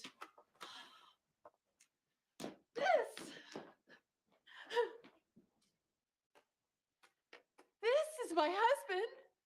This is the man I'm married to, Jeremy McKay. See? I said the man is an AWOL assassin for the CIA. He has been missing for 5 years. Do you really think he could avoid us for this long, walking around in his own skin? He's changed his appearance, you stupid cow. He's changed his hair, his face, his fingerprints. He's a new man. But he got sloppy. He forgot one thing. His teeth. That's right, his teeth. 2 weeks ago, we matched a set of dental records on the NSA computer with a Ronald Wald and a Jay McKay in Chatsworth, California.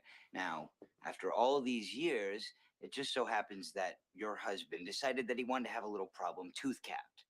That little vanity cost him his cover. Ring a bell. I don't understand. Oh, Mrs. McKay, your husband has some very unusual bridge work. So unusual, in fact, that his dentist plugged into a dental forum on the internet to get some help from his fellow tooth fairies. Now, it just happens on pure fluke, one of our spooks was listening to the exchange. Well, we ran his x-rays through our computer. Well, here we are. Your husband's been a very bad boy. Time to clean up his mess. It's going to take me about 3 hours to set up. I'd like to get started if it's all right with you. Do it. Take her to the basement, put a gun in her mouth. We have a no witness policy here, Miss McKay. I'm sure you understand. Let's go for a walk. I haven't done anything, please. Chalk it up to being born helpless and pretty.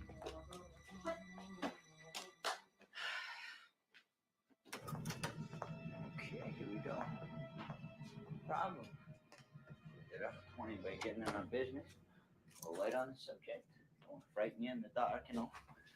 Going down these stairs here. Oh, this is scary. Woo, look at that. You know, Miss McKay, it's always the toughest first time to whack somebody.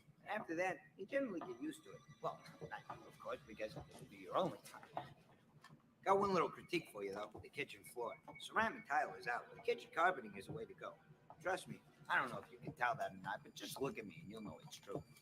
Gee, I don't want to get into the whole thing, you know. Ooh. I like this. This is a nice setup you got here. Let me ask you a question, Miss McKay. What do you prefer? Do you prefer the Stairmaster or the bike? Treadmill. Treadmill? Yeah, me too. You know, really tightens the old buns, you know what I'm saying? Good buns to tighten, too. I got some tight buns. You should feel them. Go ahead, grab them. It's all right. Ooh, see what I mean? You're right. Yeah. That's nice. Thank you. I know. Don't kill me. And Mrs. McKay, just, you know, stop that. I've got a job to do. You've got a job to do. Your job is to die. My job is to kill you. So sit down and just, you know. What about sex, Todd? Well, what about it? I mean, you know, personally speaking, I think it's, you know, a lot of hard work to smell somebody's bad breath. Personally, but that's just me. That's not true. You know. Hey, Mrs. McKay, just slow down, okay? You know. I could show you. You could. Don't you like girls? Yeah. I like girls just fine, Mrs. McKay. I just think they kind of find me creepy. You know what I mean? I don't find you creepy. Yeah. Come on. Ms. McKay, Come on. I really think you should stop now. Just how you like No, you don't. You couldn't possibly know how I like it, all right? Okay? All right? Just stop, please. Take your hand off of me. Take your hand off of me. Just how you like Ms. McKay. Come on, Todd. Hey, Mrs. McKay. Why don't you take me this way, Todd? Yeah. Miss McKay. That is the way I like it.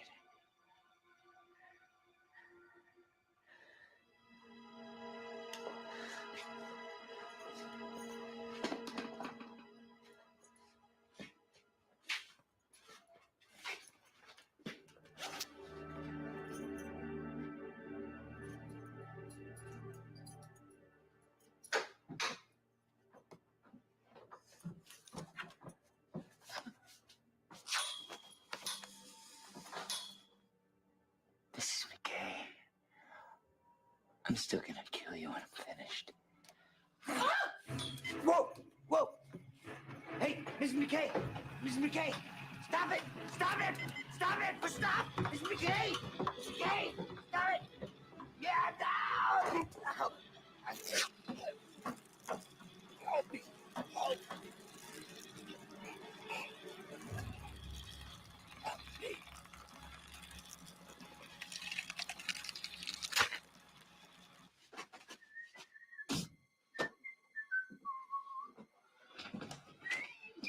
We ready yet? You know, I would very much like to make my 12-step program tonight. Oh, don't worry. We'll be out of here way before then. I'd like them both to leave in a 2-ply garbage bag. Drawstring or twisty top? Whichever. What the hell is keeping him? I'll be right back. Chop, chop. So,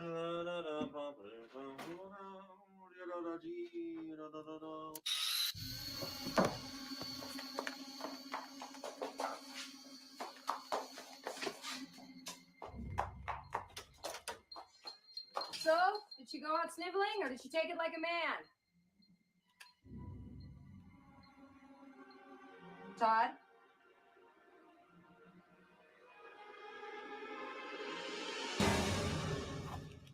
Todd?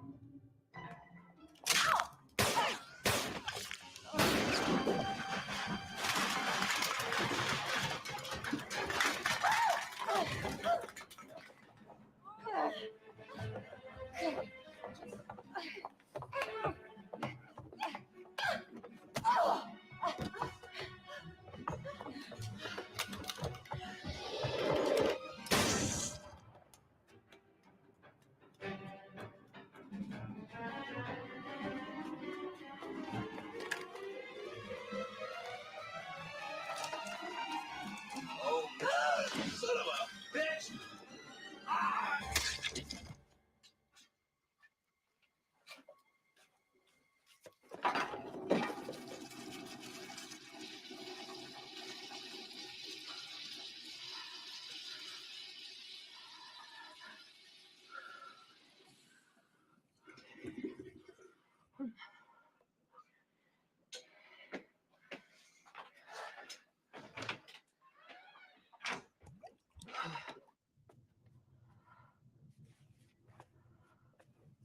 We have to talk. Who are you? I'm your worst nightmare. A woman with balls. You don't have balls, lady. You don't know the first thing about them. I've disemboweled a man while he was screwing me. That took balls.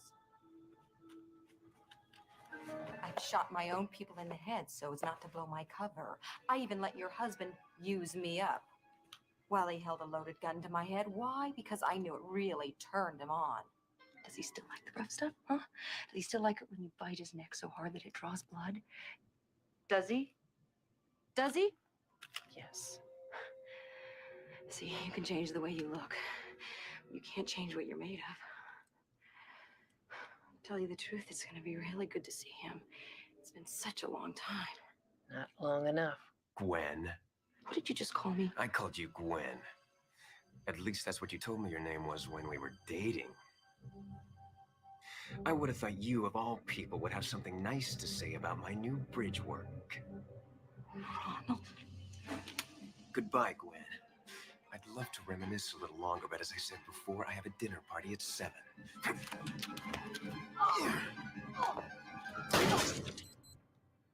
Oh my God, it's 5 o'clock. I really have my work cut out for me.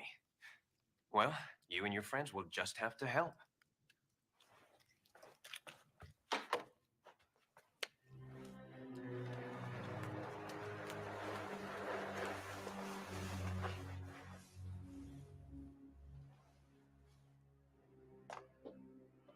Round we go. And the ball is heading straight for the hole. I am looking at a birdie, and out of nowhere comes this ground squirrel, steals the ball, and I suppose is putting it away for the winter. Honey, only a squirrel could ruin your perfect putting. More salad, anyone? No, Oh.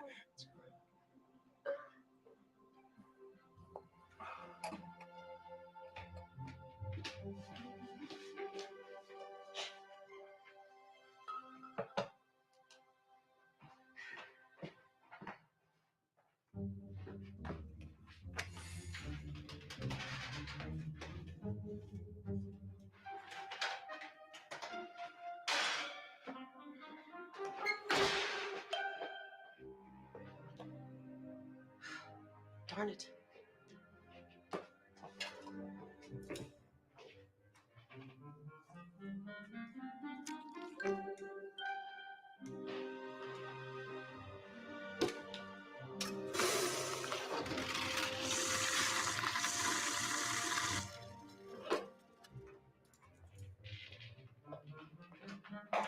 Hey, look what Larry found. Sweetheart, it was a joke. Larry was just kidding around. Well, isn't funny. I nearly had a heart attack. What are you doing later? I don't know. What did you have in mind? I bought a new paddle. You did? Yes, I did. When Daddy gets through spanking Mommy, maybe we can play spy. Only if you bite Ronnie right here, just where I like it. Bite who? Who's Ronnie? I said, Mommy. Bite Mommy.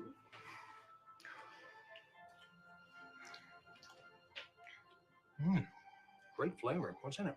Oh, just a little something some friends helped me throw together. How you do it, I'll never know. Janet McKay, you are quite a woman. Of course I am, silly. What else would I be? 1, 2, 3. That Janet, she must be a hell of a cook. I don't know about you kiddies, but I found Simone pretty hard to swallow. Personally, I wouldn't have made them into a stew. I think Creeps Suzette would have been much more appropriate. Ready? Well, looks like I won. Hey, what are you talking about? I am still here. Let's play again. Come on. Double or nothing. Ha. Take my advice, pal. Quit while you're ahead.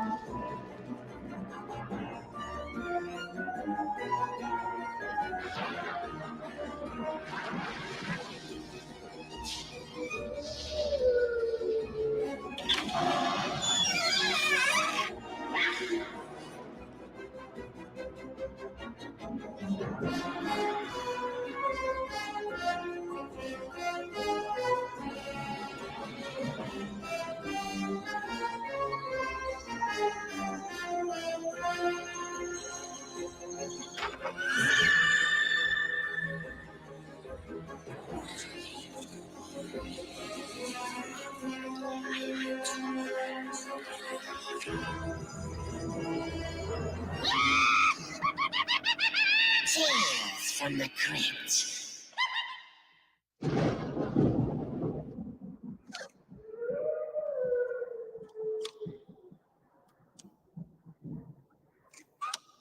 Oh, hello, kiddies. Tonight's coffin caper is so crammed with ghastly greed, sickening sex, and vomitous violence that parental guidance is advised. So, guide your parents out of the room so we can have some fun. This tale concerns a gambling man with a bad case of double vision who's about to hit the hackpot. I call this twin helping of horror split personality.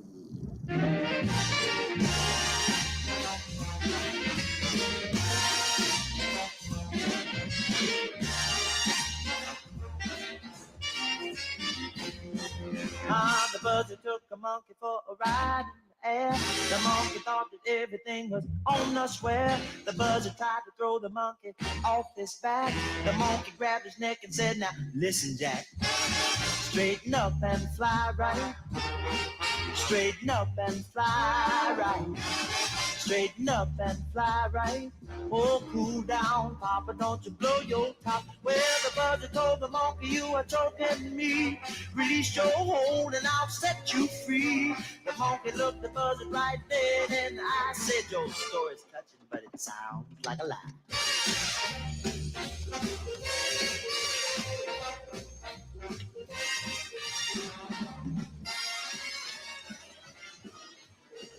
Hit me. I'm sorry, I'm new at this. These green chips are worth $5, right? $50, sir. No. I made a mistake. I meant they should be fives. I bet 5. Bet's on the table, sir. No, but I made a mistake. Bet's on the table. But I made a mistake. I can't afford this much. You don't understand. I'm sorry, sir. House rules, there's nothing I can do.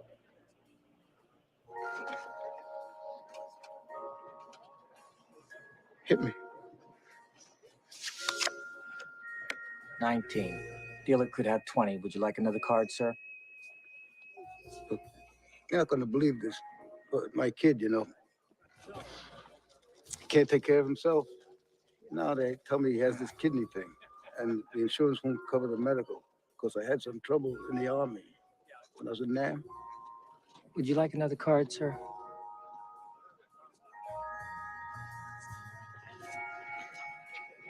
Go ahead.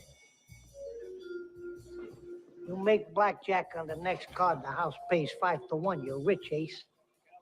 That's if it gives me a 2. 100 says it is. You got more to lose. Oh, what the hell? Deal me a 2.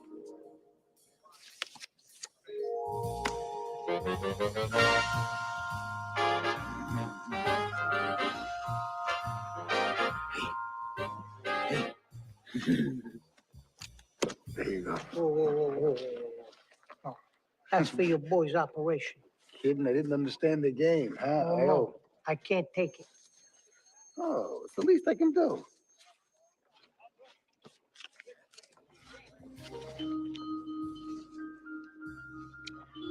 I don't know what to say, Dan. Don.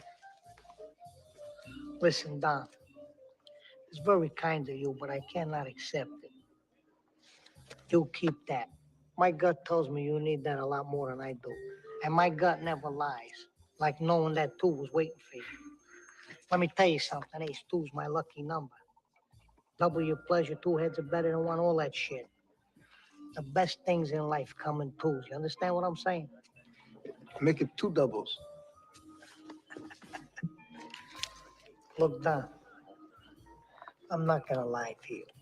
I'm not in the best financial shape, but I can still call out a favor or 2. And I know for a fact you need a wad for your medical expenses. So here's the deal. I got an inside line on a no-risk, tax-free, limited partnership investment. Guaranteed to double our money. Minimum 10 grand. You keep that cash. Write me a personal check now. Give me your address and your phone number. Inside 2 weeks, we're sitting pretty. Your boy gets his operation. We call it 2 friends doing each other a favor. What do you say, Dan? Darn. And how would you like that, sir? 100s will be just fine.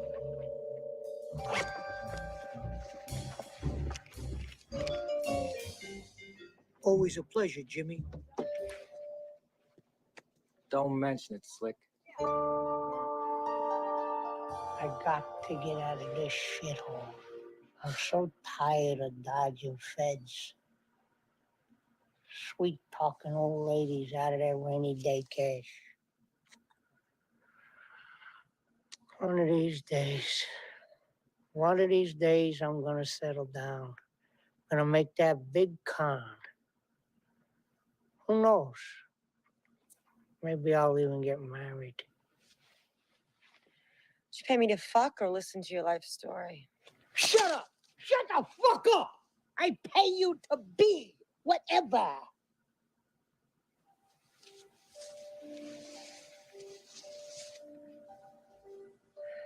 I remember the first time I saw that picture, The Parent Trap, with Haley Mills. I used to pop a Woody every time I saw those two do a scene together.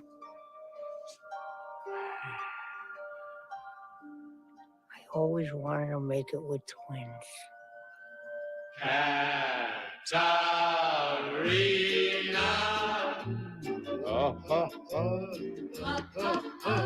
When we kiss, pretty miss, I'm in ecstasy.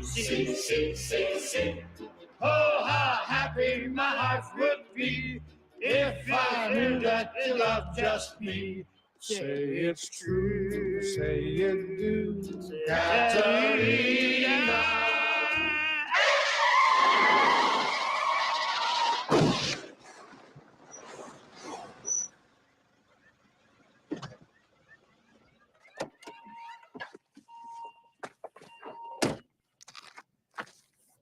Son of a bitch.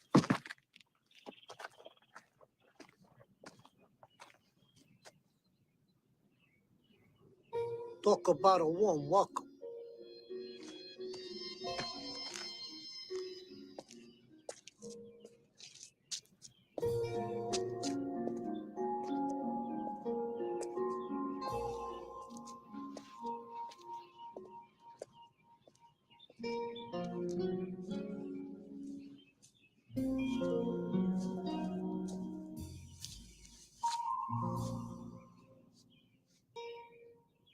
What the fuck is this piece of shit?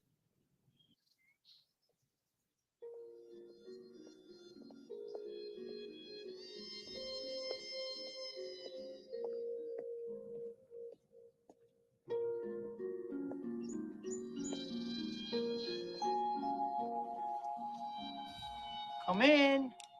Thank you. Don't mind if I do. Hello?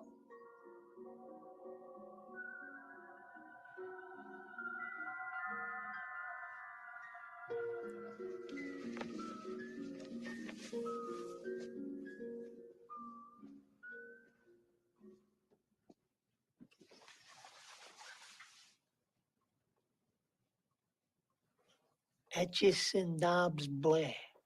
What a goofy-looking fuck he was. Don't move! Unless you want your brains all over Daddy's picture. How did you get in here anyways? Oh, take it easy, okay? I just had a little accident down the road. All I want to do is use your telephone. I just want to make a phone call. I'll be out of your hair in 2 shakes. I promise.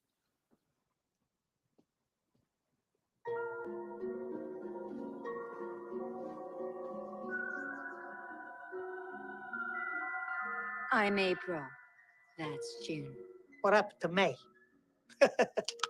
Excuse me. Part of my frail attempt at a little levity at a moment like this. I just want to use the telephone, okay? Don't do nothing. Thank you. Thank you. See? Just want to use the phone. Really have a beautiful home here. In fact, next to the Case Observatory up in Oak Valley, I think that this house might be Blair's greatest architectural achievement. German expressionist influence, 50s futurism. You knew who our father was? Are you kidding? The man was a genius.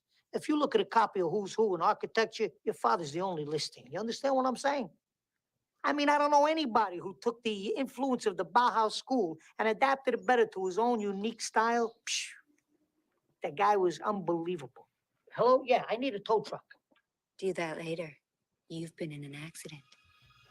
Well, it wasn't a serious accident, just bumped my head, the tire blew out. What's your name again? I'm April. April, it's a pleasure to meet you. Very nice to see you. What's your sister's name? What's your name? June. June, very nice to see you. We don't have many visitors. Really? Girls as beautiful as you, too? I find that hard to believe.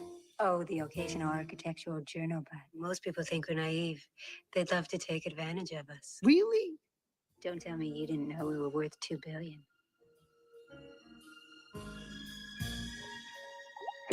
So there I was at Sotheby's with my good friend Preston Chatfield of the Hyannisport Chatfields. And I'm ready to make a bid on this exquisite Nouveau lamp. And all of a sudden, I noticed the tiniest little scratch on the finish. I said, oh, My cat did that 2 years ago. A lamp used to be in my collection. Could you imagine? You like cats? Do I like cats? Are you kidding? Sometimes I trust cats more than I do people.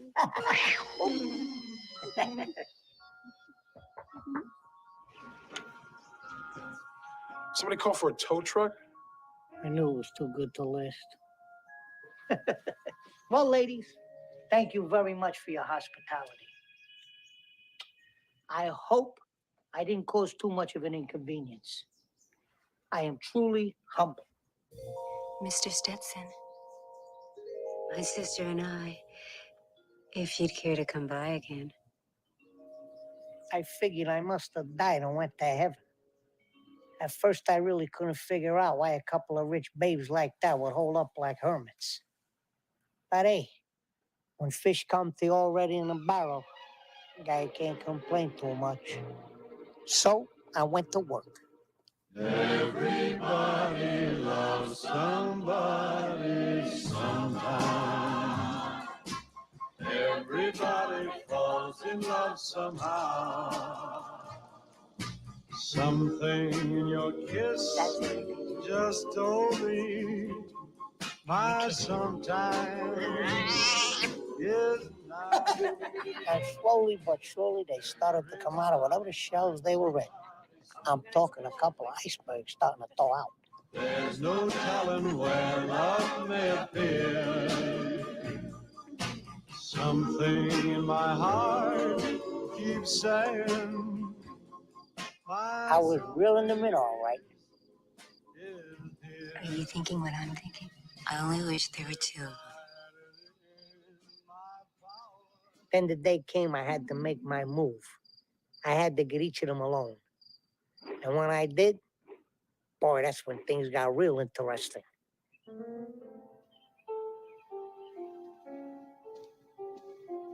You see, Daddy designed both bedrooms exactly alike. Like two sides of a mirror. Kinda like me and June. Oh, yeah? Where is June, anyway? April? Oh, she went out. Hasn't been out of the house in months. June's always been a little more outgoing than me anyway. We never needed to go out before Daddy died. We fought over him constantly. But now we have each other. You two are pretty close, aren't you? Inseparable. Until now. She seems sweet. Oh, she is. Unless you cross her. Come again? Well, I mean, everyone has a dark side, don't they? The side you don't see much. She got a temper, huh? Almost like a split personality. Get out of here. I can't see your sister, you hurt a fly. You don't know the half of it. Look, I would never say this to her. So it's gotta be our little secret, okay? My sister and I don't have secrets. We share everything. 50-50. But this might hurt her feelings. You don't want to do that, do you? See, I'm afraid you two ain't exactly identical. What do you mean? Newsflash. One of you is just a little more beautiful than the other.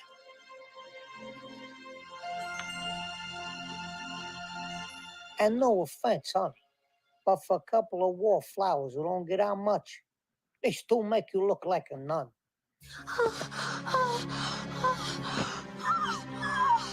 So now I got them both in the palm of my hand. Either one of them will marry me in a New York minute. All I gotta do is pop the question. But that only gets me half the fortune. They both got equal say in every cent. 50-50. The only way I can get it all is if I marry both of them. And the only way I could do that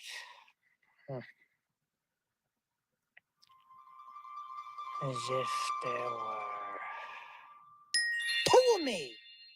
A twin brother? I know it seems like a stupid coincidence. I guess I was embarrassed to bring it up till now. Where is he? What's his name? His name is Jack. He's in South Africa. We have some pretty important holdings there, and Business demands that one of us stay there at all times. So he stays there a month, I spot him the next, and so on. And we trade off. Does this mean you're leaving? I'm afraid so. But it's only for a month. Besides, look, my brother will be home in a few days. I already told him about you two. Maybe he could drop around for a little visit. But I must warn you, though, he's a little more outgoing than I am. He's not as educated or well-spoken. You know, he talks that California jargon, and he's very flamboyant.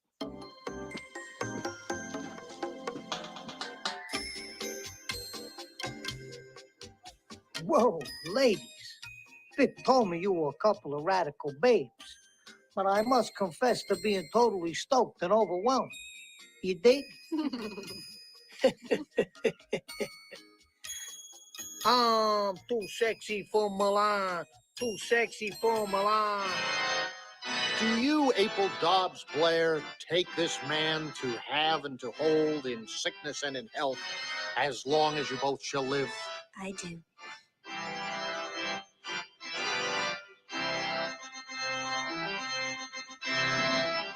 Do you, June Etchison Blair, take this man to honor and cherish in sickness and in health as long as you both shall live?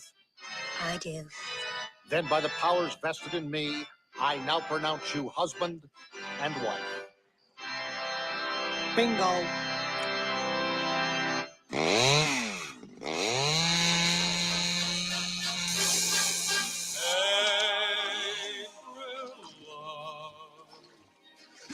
Is for the very young. Every star's a wishing star. Oh! Hey! Shut that! Charlie Chan, excuse me, I don't mean to intrude, but I like to catch a few Z's over here. It's okay? You don't mind. Do you go play someplace else, okay? Sorry. See? Nice and quiet, calm, serene. It's beautiful. Thank you very much.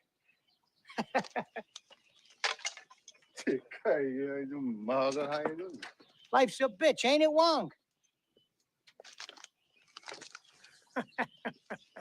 April,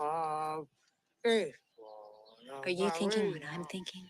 That we can finally put the past behind us? We deserve to be happy, you know. Daddy would have wanted it this way. Only wish both our husbands could be with us at the same time. We could always share.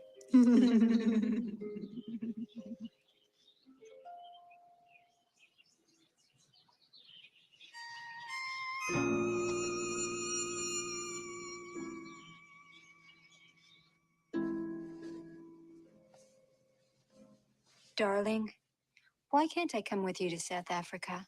I told you, it's hot, it's sticky, you'd hate it. Well, when's your brother coming back anyways? June misses him so much she's beside herself. Tomorrow night. Why's this stupid drawer always locked? What the hell's in it anyway? Where's my shirt? Oh, thank you. Honey. What? You're back.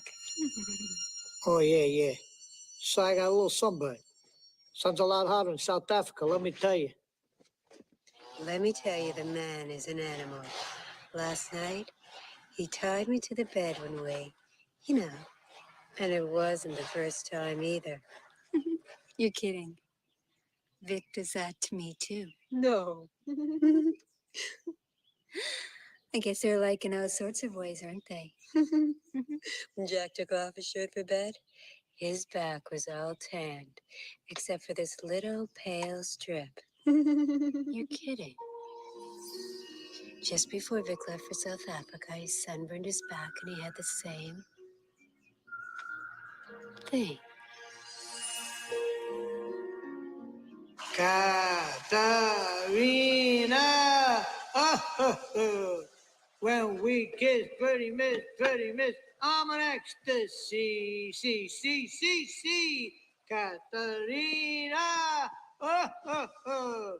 But one week kiss, pretty miss, how you thinking of me? Katarina, just how long is the listening of the little kid? Oh, how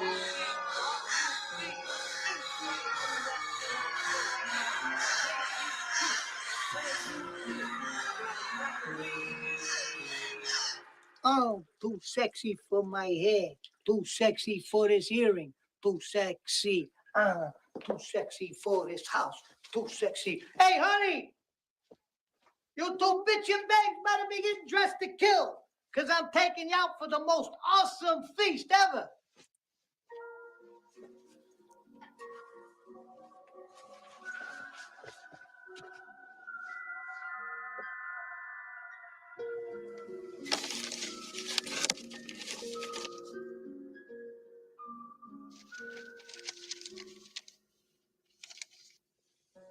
Blair twins questioned the death of architect. Foul play suspected in death of architect. Get the fuck out. Twins acquitted of father's death by juvenile court. You got to be fucking kidding.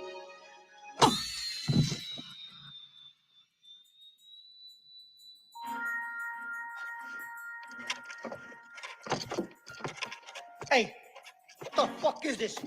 What's going on? Hey, what are you doing? Huh? What the fuck you doing? Let me go. Let me go. What are you doing? What the fuck are you doing? Hello, darling. Okay, so I was in love with the both of you. Big deal. What was I supposed to do, huh? Hey, did I make you both happy? Tell the truth. Did I make you both happy? Come on. Hey, I don't know about that thing with your father. You know, I'm not saying you did anything, but even if you did, what the fuck is the difference? What do I care, huh? We're young, we're girls, you're frivolous little kids. Come on, huh? Who gives a shit what you did? But we did do it, Vic. We shared everything, but we didn't want to share him anymore. It was too hard, one of him and two of us. We were too selfish. Like now. Where you going? Where's she going? Where's she going? Hey! Hey! Where you going? What's she doing? I'm gonna let her do the honors. What honors? She was always the more outgoing of the two of us. Right, Jack?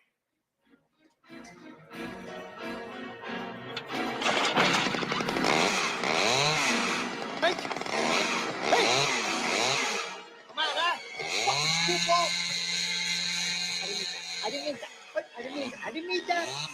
Come on. Hey, get out of here with that. Are you crazy? Stop. Hey.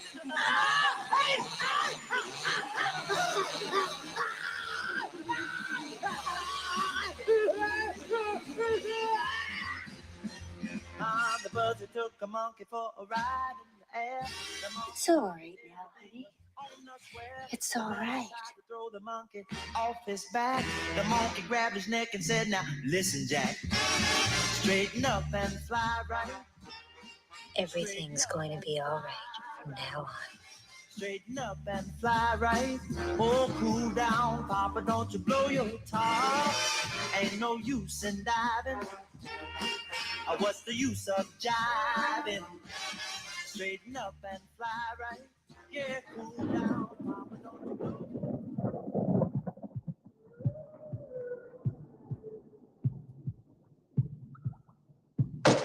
I guess old Vino Vic thought he could double his fun and his bank account.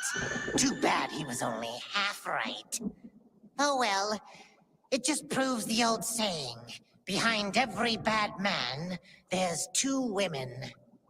With a chainsaw! So, kiddies, care for a little maim of chance? Deads I win, tails you ooze!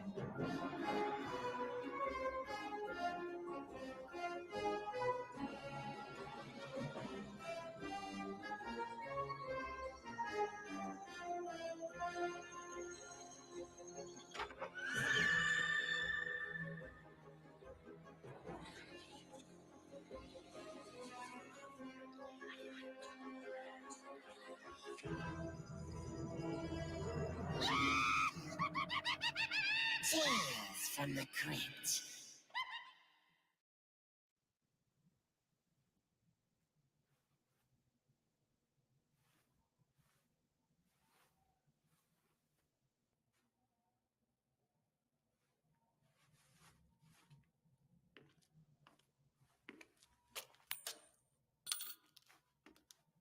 Thanks, pal, for nothing. I tell you, kiddies, things are tough all over. What with my expenses going up, and suddenly finding out I owe the IRS a fortune, your pal the Crypt Keepers had to find himself a second job. Still, it's worse for the people in tonight's Tattletale. It concerns a group of inmates at the local home who've got a few horrid choices of their own to make. I call it revenge is the nuts.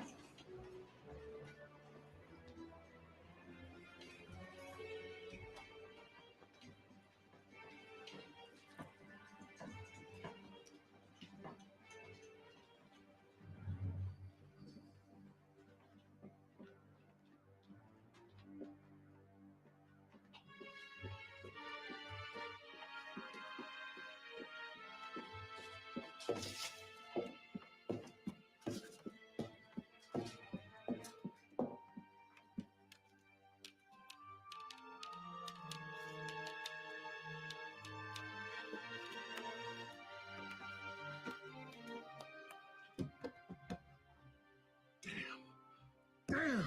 Samuel, what is it? He's picked up the goddamn bathroom again. Son of a bitch!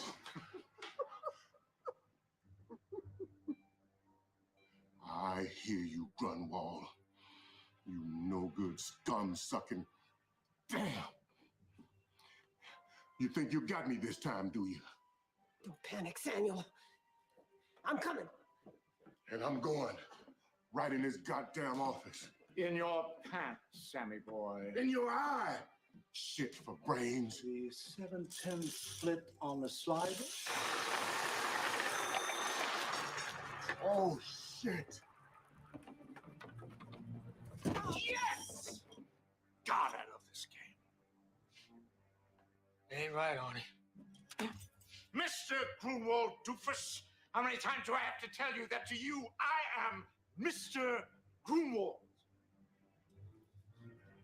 There's a girl in my office. She's in your sitting room. Mr. Grunwald, can I help Samuel now? Keep it up, Four Eyes, and your dog meat. Now go find the girl.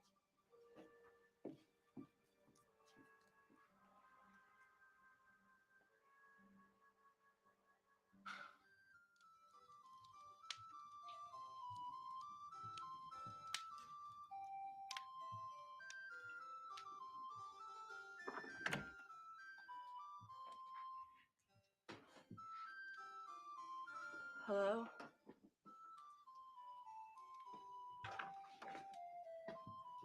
Hello?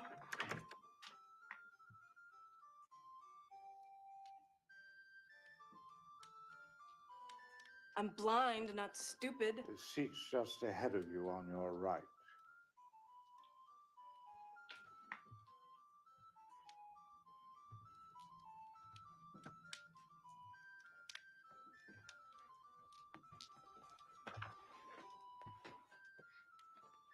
You can learn a lot from a woman's shoes. Screamers usually wear spiked heels, tight asses pumps. I wonder how combat boots will fit in. Oh, keep it in your pants. I see. Angry, are we? Well, let me set you straight, Sheila. It is Sheila, isn't it? You're here under my care because the county put you here. So for at least the next 6 months, you can consider yourself one of my subjects. Well, who the hell died made you king? In the land of the blind, even the one-eyed man is king. If you know what's good for you, you'll do things my way. Benny! Take Cinderella here to the ballroom.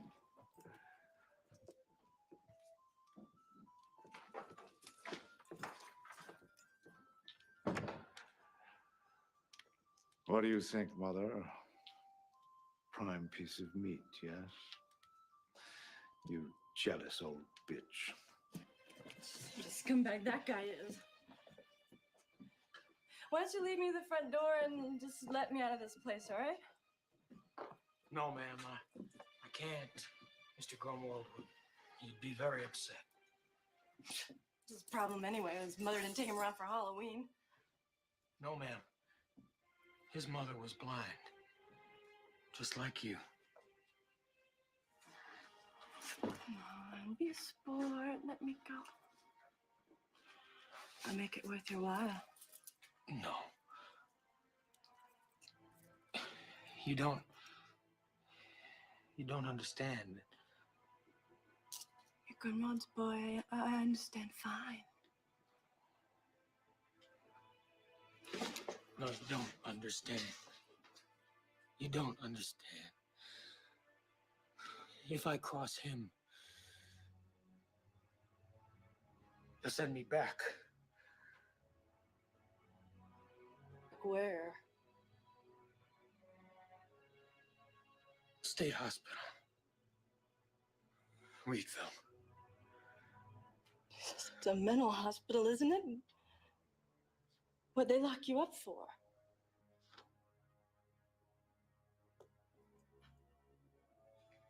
My brother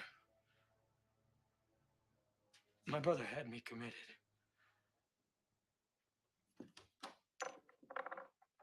Sorry about that, Chief. You just been shafted. Everybody, this is Sheila. Sheila, this is everybody. Now, your bed is just 4 beds down on the right. It's just the end of the room. There's a blanket and some extra clothes if you want them. Mr. Grunwald, he gets those clothes for free from the country club. This place smells horrible. It grows on you, literally. Well, sorry, pal, I ain't staying. Hey!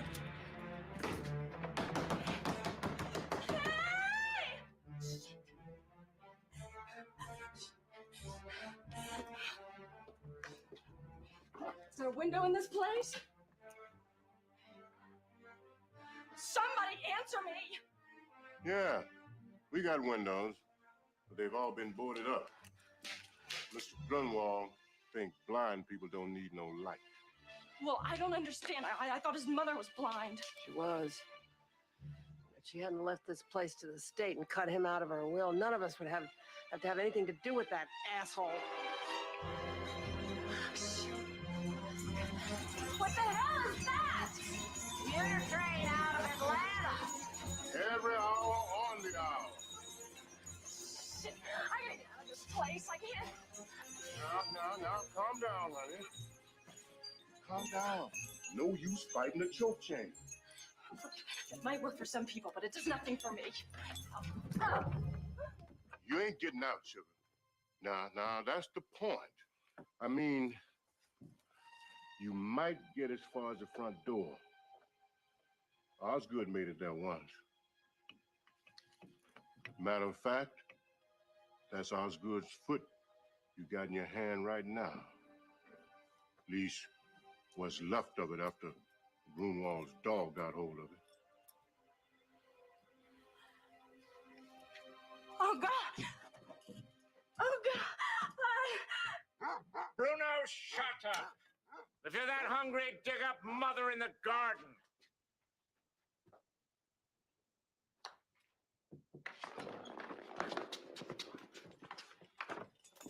Here she is, Mr. Grunwald. Benny. Say ah. Hole in one. Look, you slimy bastard, I am not like the others. I'm not gonna lie down while you take advantage of me. Interesting turn of phrase. Render unto Caesar that which is Caesar's, and unto God that which is God's. What? The other day, didn't you offer Benny a little something if he'd let you go? Son of a bitch. No, don't blame Benny. It wasn't his fault. I was right behind him. I heard the whole thing. The problem is, you were talking to the wrong person. So if I sleep with you, you'll let me go. Well, it's not quite that easy. I'm really not that big on one-night stands. If you want to leave, we'll have to take it one day or night at a time. Up yours. Not really my style. Strip away this thin veneer of sophistication, and underneath, you'll find I'm just an upfront kind of guy. Benny! Take the blind bitch away. It's okay. I'll take you back. Thank you, Benny. I'd appreciate that. I really think you should reconsider my offer. I can be very persuasive when I want to be.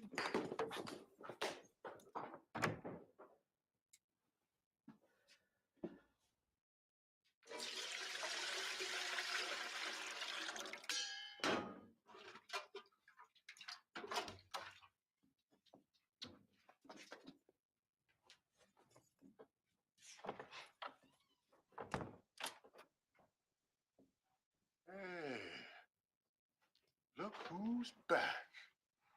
Listen, none of us deserves to be here. We haven't done a damn thing. We all been through this. We all raged against it. But at the end of the night, here we are. No, not for long. You know Benny's keychain? He's got a little pocket knife that hangs on it. Yeah? I borrowed it. Oh.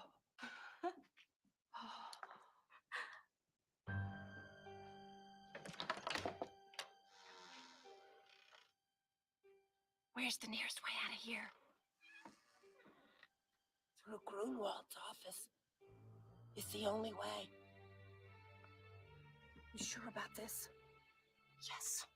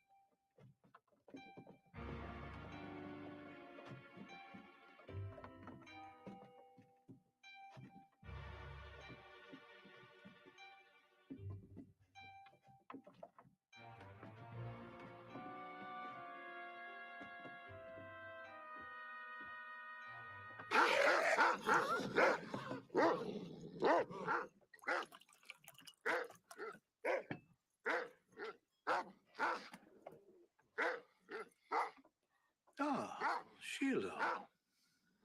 I'd like to introduce you to Bruno. He'll be handling security here from now on. It's only fair to warn you he hasn't eaten for 2 days. And he's particularly fond of fresh meat. Isn't that so, Osgood? So, if there are no objections, I suggest you all return to your quarters.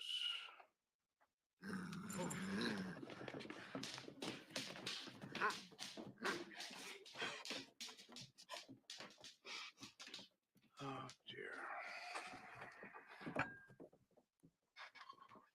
You can keep that little pig sticker.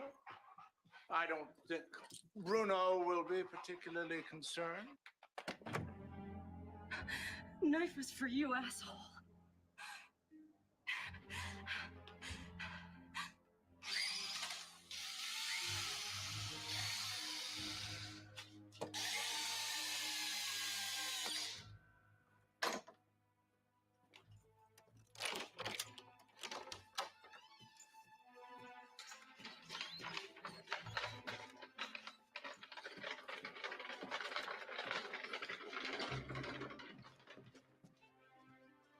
Where the hell you been, boy? I was beginning to think we weren't gonna get fed at all today.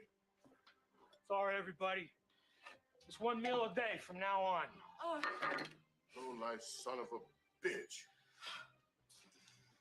There you go.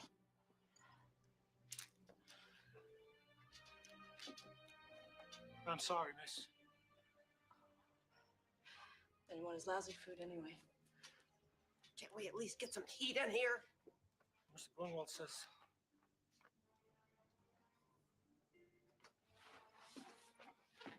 Grunwald says,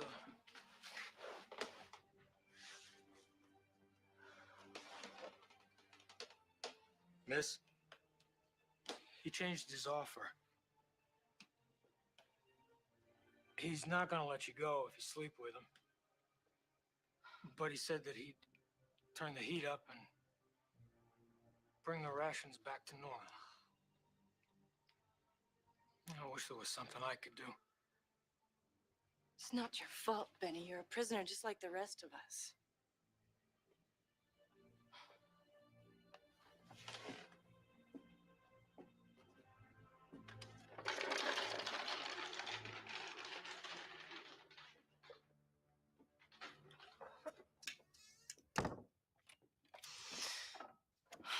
Well, now, how long could it possibly take?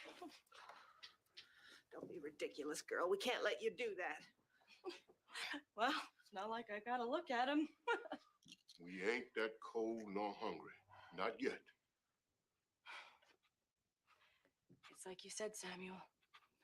No use fighting a choke chain. No. No. No. No. No. We're not gonna let you do it. And that's the end of it. Osgood?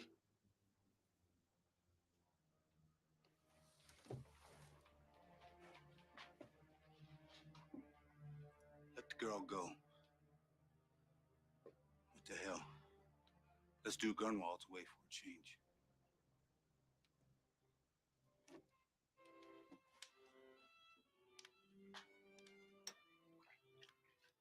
I thought this was how it would turn out. I'm only sorry it took so long. Well, what can I say? Whistler learner. Why do I find that hard to believe? To blind love.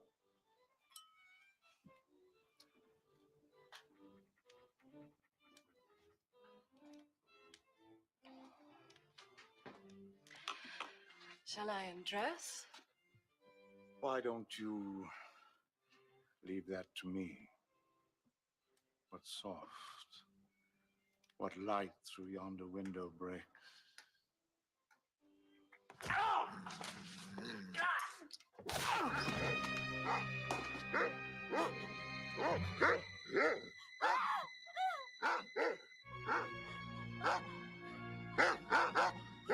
You want to play rough? We can play rough. It's all right, miss. It's me, Benny. My brother's not gonna bother you anymore.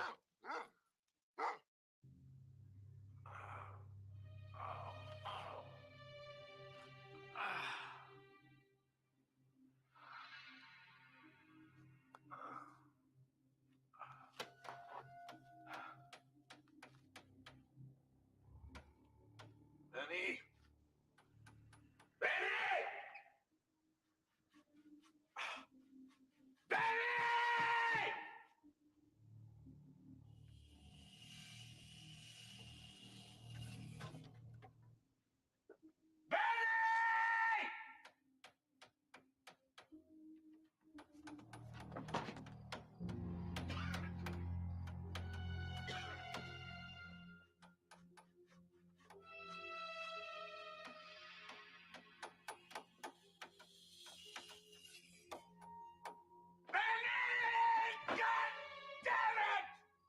Gonna be hell to pay when I get out of here, Benny. Hell to pay.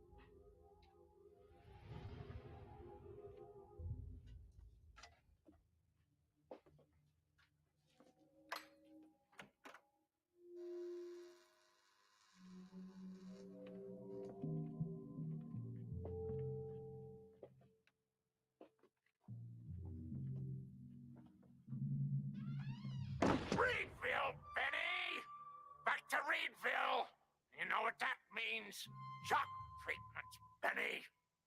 Electricity.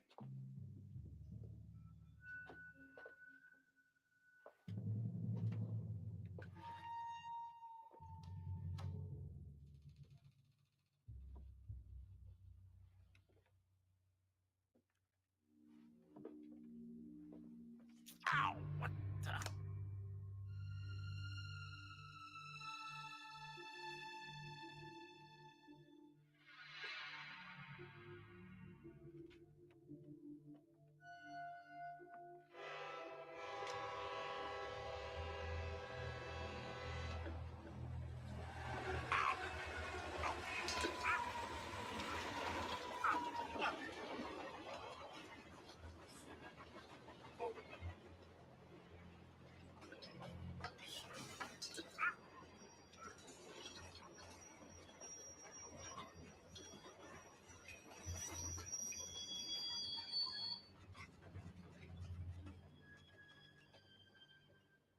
Very clever, Benny.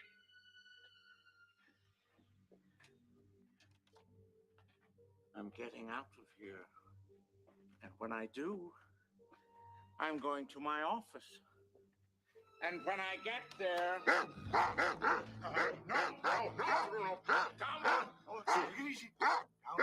Sit. Good girl. Hello there, Arnie. We can't find the food anywhere. Bruno's awfully hungry. Now listen to me, you little pissant. You haven't got the guts. That's okay, because we do. I'm your own flesh and blood, for God's sake. So was Mama. But you killed her anyway. It was an accident. She tripped on the goddamn marble. I may be a little crazy, Arnie, but not stupid. But what are you going to do when they call for Mr. Grunwald, huh?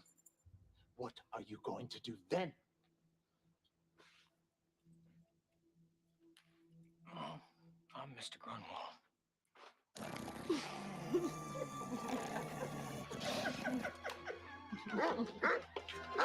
In your eye. Shit for brains.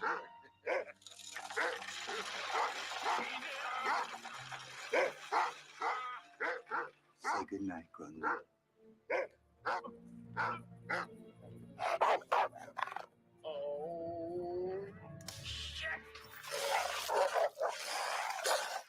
Grunwald. One little problem and he goes right to pieces. At least now we know what's really eating him. As for me, kiddies, I think I've got my money problems licked. I don't know why I didn't think of this sooner. Talk about a killing. Everybody loves finger food. Hey, you want a side of ghoul slaw with that?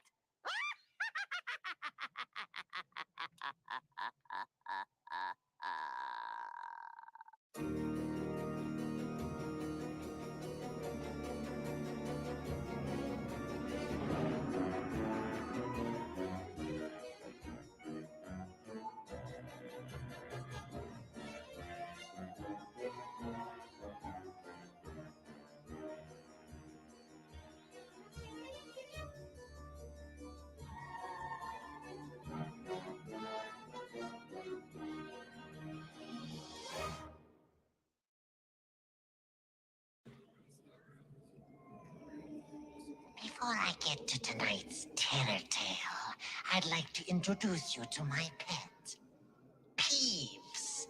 He has a terror tale of his own. Tonight's skin-pimpling story is about a couple with their own pet peeves. I call this chunk of chilling charnel chatter collection completed.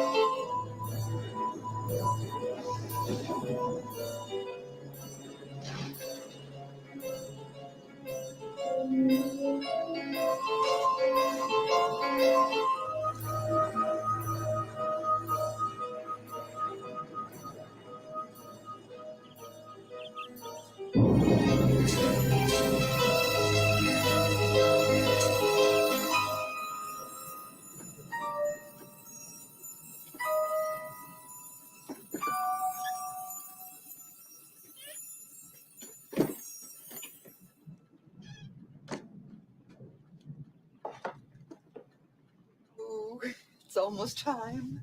Everybody stay in the kitchen now, okay? He's gonna be so surprised. He's here. He's here. Everybody, be quiet now. Shh. Welcome home. Oh, you poor little thing. Oh, what's your name, huh? Mew Mew?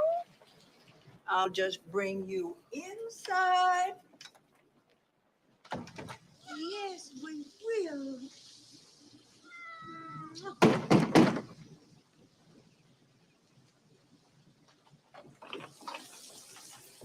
You shut the door right on my face. Jonas, you're home. Oh, we've been so excited all day waiting for you to get here. Here, let me take those for you. You just relax. No, I got it. It's okay. No. You've had a hard day. Come on, let me. How did that thing get in here? Let me help you up. Oh, here. I'll put your things away for you. Oh, look at this. My, that is beautiful. What is it? That's 47 goddamn years. That's what that is. 47 years. Sun-time hand tools. 6 days a week, 52 weeks a year. Look at that thing. Some thanks. Can't even tell time with it. Well, I think it's beautiful. You should be proud. Proud? Sure. Real proud. Proud to be put out to pasture. Day I hit 65, I'm out of there. Never mind, I'm 17 years regional sales leader. Never mind, just throw the old duff away. Well, I'm sure they'll miss you. And anyway, you've done enough for them. This is your time now. So let's start right now. You come sit over here because we have a surprise for you. Who's we? You didn't. Now, you know I hate that. God damn your cats to hell! What do I have to do? Search my own cotton-picking chairs every goddamn time I want to sit down under my own roof?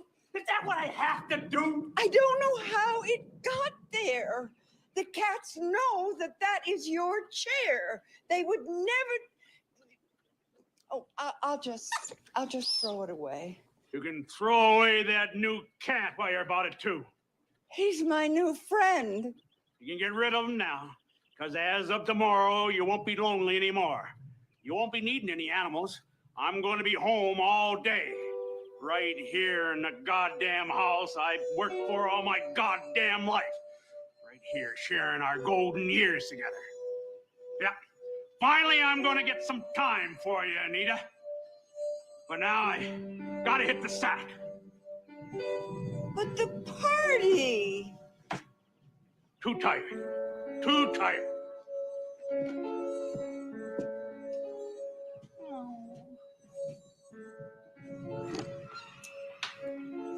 I'm so sorry, but Daddy's called the party off.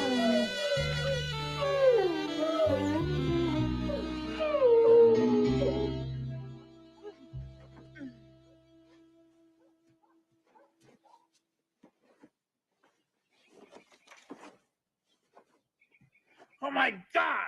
Anita, what have you done? You turn off the alarm. I'm going to be late. Late for what? I gotta get started, but you can sleep as long as you like. Oh! Good morning, sunshine. Oh. Well, that's not such a bad idea. I can stay in bed as long as I feel like it. I can get up whenever I want.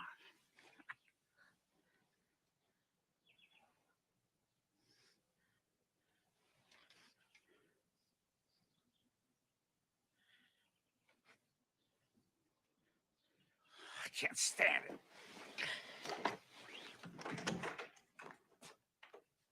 Oh, excuse me. Oh, that's all right. You can come in.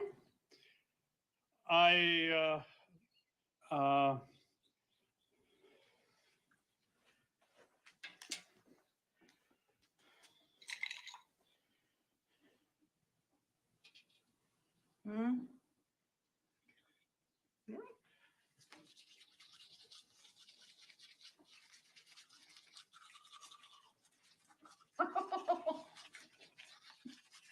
What's wrong with you?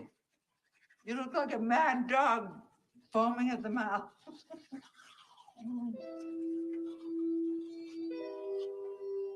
Oh,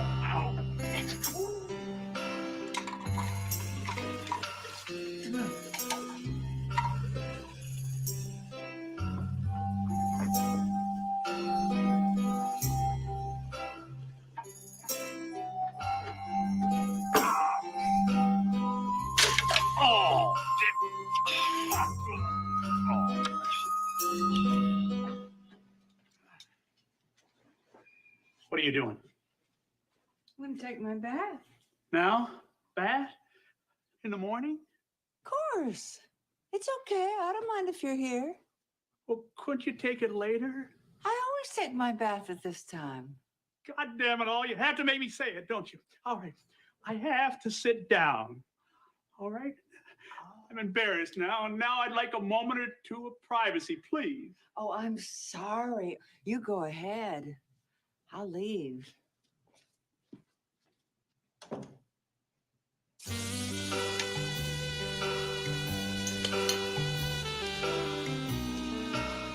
Eat your breakfast. Oh, you're just jealous. Anyway. Oh, the golden years. Retirement. My first free weekday since I was 17. Why don't you just take the day and do nothing? Just relax. You could pass out in your chair with the TV on. Damn it, I don't want to watch TV. I'm a productive citizen. I got mandatory retirement. Mandatory. But I thought you'd like to pass out with the TV on. I was working then. Had a right to pass out. So, do a little work and then pass out. Scappy!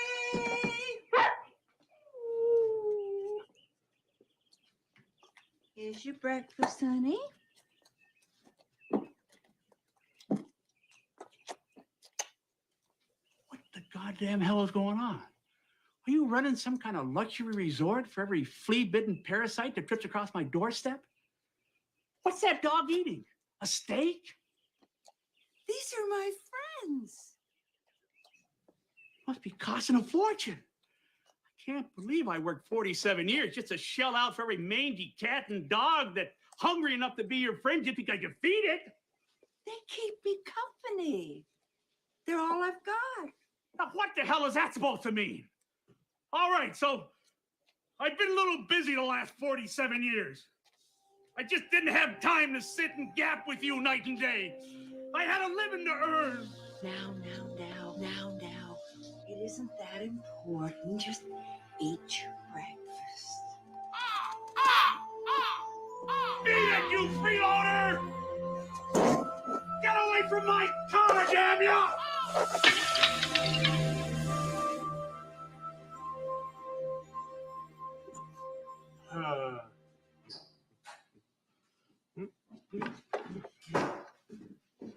Anyone down here? Jonas? Jonas, it's me, Roy. Oh, great. Hey, Roy, buddy. How you doing, neighbor? Anita tells me you're retired. I saw your car outside and it had me going for a while. I figured either you're sick, which I've never seen you get, or your car broke down. One or the other. Retirement just never occurred to me. Sounds like you've been doing a lot of thinking about this. Better run to the newspapers. Inquiring minds will want to know. Say, now that you've got plenty of time on your hands, I thought you might like to try one of these. Terrific, Roy. Really terrific. But I've got real work to do, Roy. Pruning. It's like a jungle out there.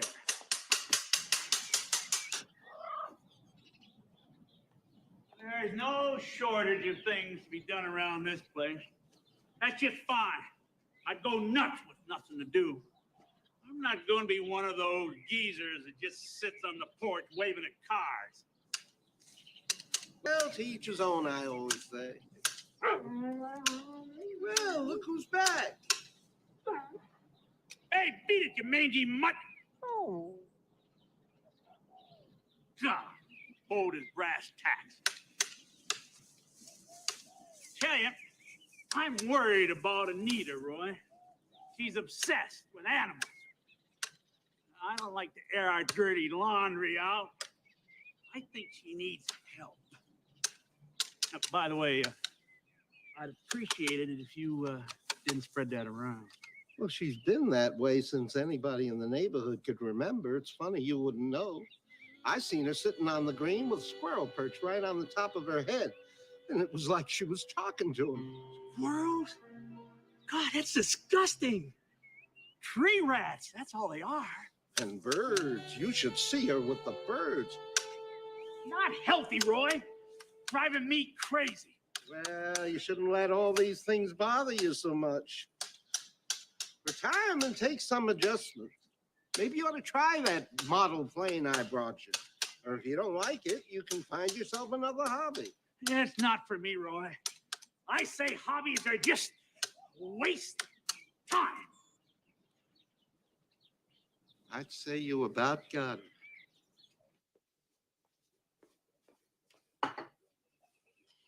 It's so nice to have a man around the house to take care of. What the hell is this crap? It's tuna. It's good for you. Where'd you get this from? I got it out of the cupboard. Looked all right to me. Where is it? Let me see the pan. Nita, this is cat food. Oh, I'm sorry. I didn't realize. This is just too much. Jonas! Oh, where have you been? Come here, boy. Jonas? You named this dog Jonas? I'm sorry. Well, he reminded me of you. I mean... Don't ruin it with an apology. And I'm flattered. Honored, in fact. Why don't you just invite him in? Have him sit down at the table. I think we have a sandwich already made for him. The spirit of Elvis is in the body of her Doberman Pinscher, claims Addie Leaflert of Gilbert, Iowa. The dog that has the sounds distinctive bad. Elvis curl of the lip. It's nothing. Twists its Must be paws coming back down and with a little forth, runs in cold. circles whenever hound dogs I'm not so sure. Sounds like a hairball to me. A hairball? Oh, God, you're unbelievable. It's just a cold. Getting a headache. Just like Elvis. You think you could please get me some aspirin? Oh, sure. I think I have some in the kitchen. The dog is also known to chase Cadillacs.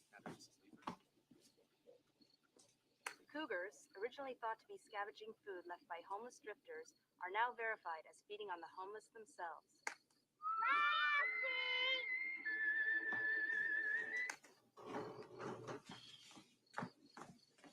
I brought you a little treat. A brownie? I asked for aspirin. Go ahead, try it.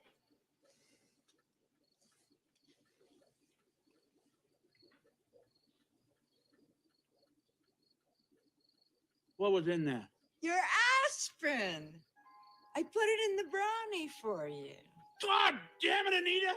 I'm not like your dogs or your cats. You don't have to put my medicine in food. I am not an animal. I am a human being.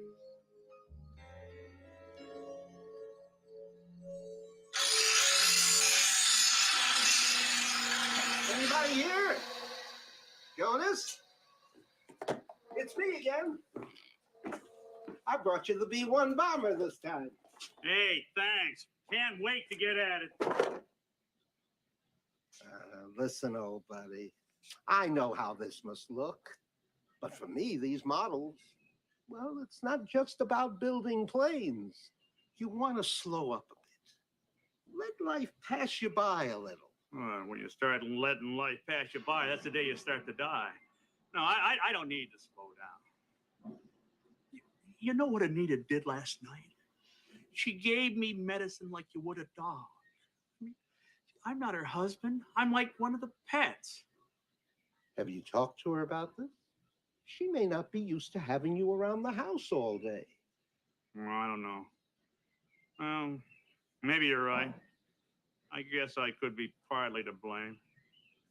I think you two ought to sit down and have a nice, long talk. I've been so wrapped up in my own problems, I couldn't see that you had problems too. I'm sorry. I really am, but, well, that's all in the past now. We can make a brand new start. We'll be the way we used to be. I'll rub your stomach and you can lick the back of my leg.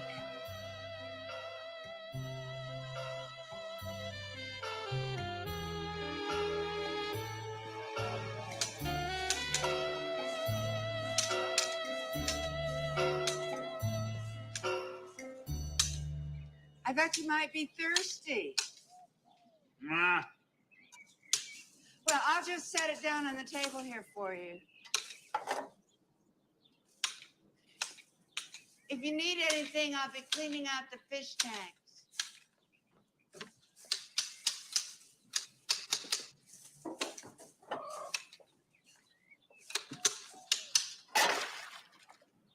You miserable! Here, kitty, kitty. Here!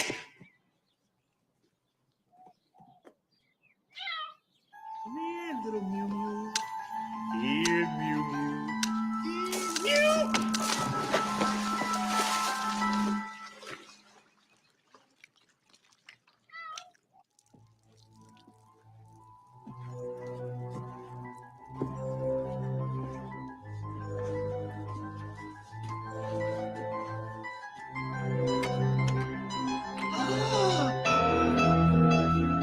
Wait, I'm cleaning the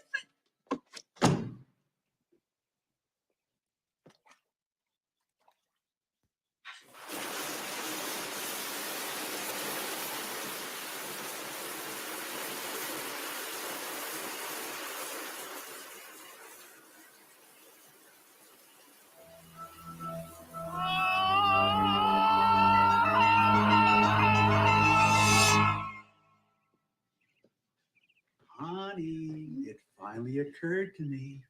The perfect hobby. A hobby I know I'll just love. Oh, Jonas! Oh, Skippy's bone. Skippy didn't mean Run it. along, little fella. I'm going out for a while.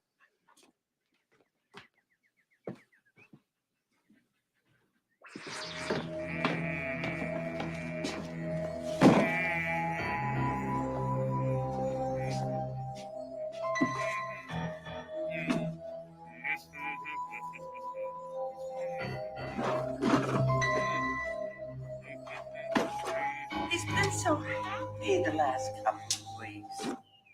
Gosh, I wonder what that man's been up to down there in that dingy old basement. Well, whatever it is, we were just in time.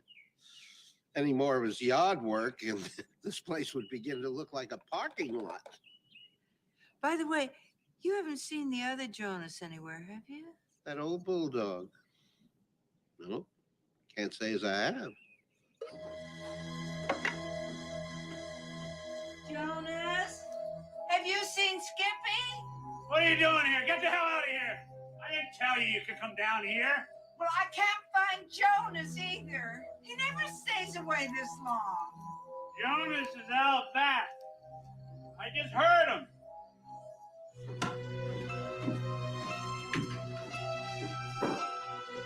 Jonas, come here, little baby. Mommy's looking. Jonas! Is that you? Oh, Jonas, where have you been?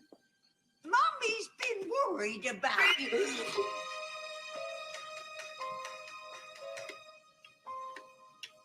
do you think? What is this? What's happening? He's a prize in my collection. Part of my new hobby, taxidermy. You can't be serious. How could you do this? I'm doing this for you. I'm making adjustments so we can share our common interest in our golden years. When you love animals, now I can learn to love them too. But these animals are like my children. Good children ought to be seen and not heard. What have you done to my babies? Mew Mew. You're not going to touch Mew Mew!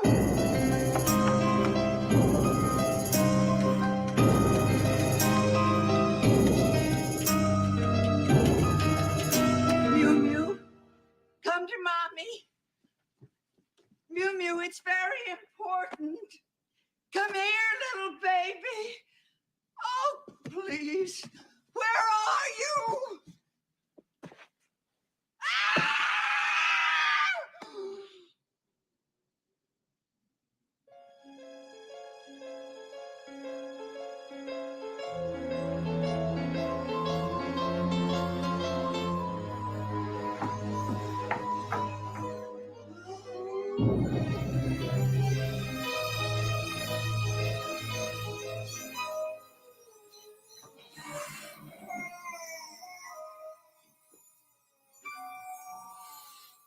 Where's Mew Mew?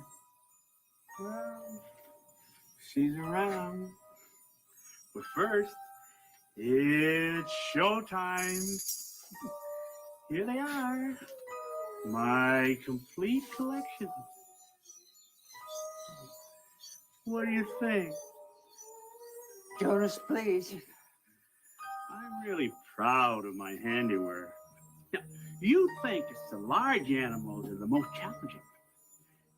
Actually, it's the small ones that require the special technique.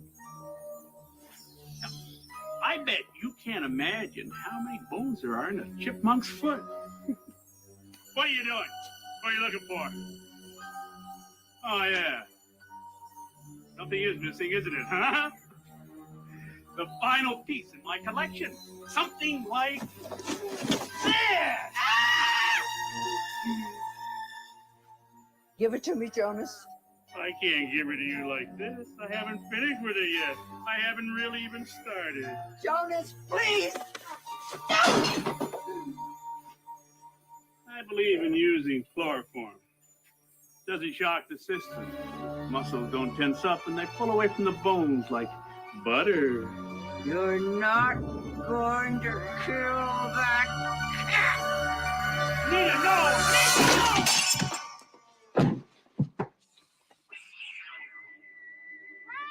Is this show all right with you, Jonas? That's nice. I made tuna for lunch. Your favorite. As I've said before, it's so nice to have a man around the house to take care of. Hi there. I just dropped by to see how you two were doing. Well, come on in, Roy. How's Jonas? Oh, he's really slowed down and learned how to enjoy life. He's much happier. Oh, he really is.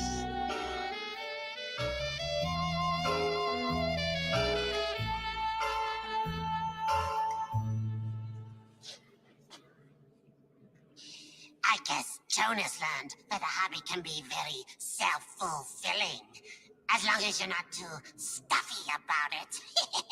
So until next time, I want all of you to sit, stay, play dead.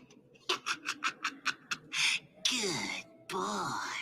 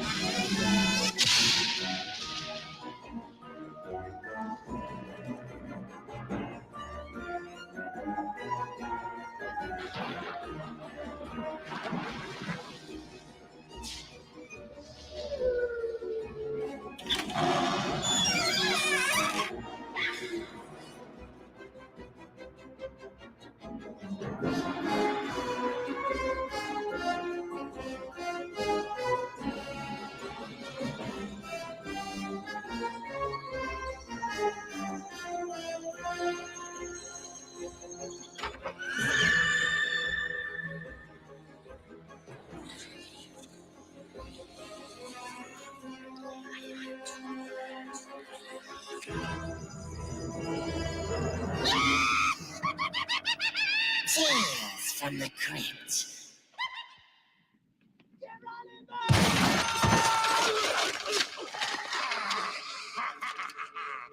So glad you could drop in, Kill Seekers.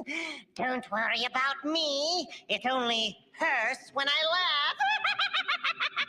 Oh, boy, that was good. It's even better than hang gliding. Of course, some folks would rather keep their feet on terra firma, like the people in tonight's putrid piece. They're spending a nice quiet weekend in the woods, going hat to nature. I call this fetid fable Curiosity Killed.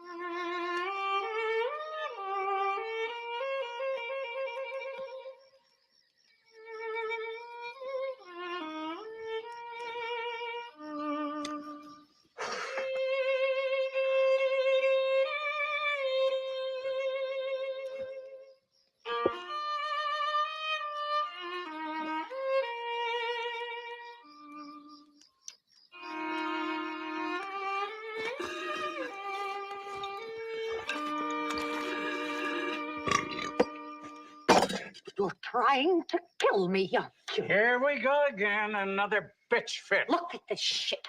Rutabaga, bok choy, taikon, tofu, celery juice.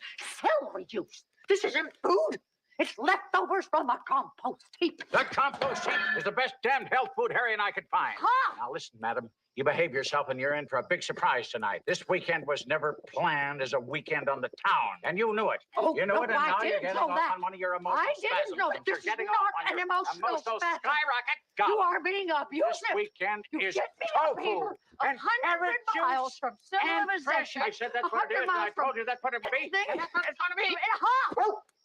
You try and get a hold of yourself. You get hold of yours. What we I got. want steak. This is I what want you'll eat. meat. I want real food in a real restaurant. Well, And fine. I want There isn't a real restaurant vacation within 3 hours drive instead of of here. being stuck somewhere in a goddamn swamp with nothing to eat but my liver. You better not bite on that. It's full of bile.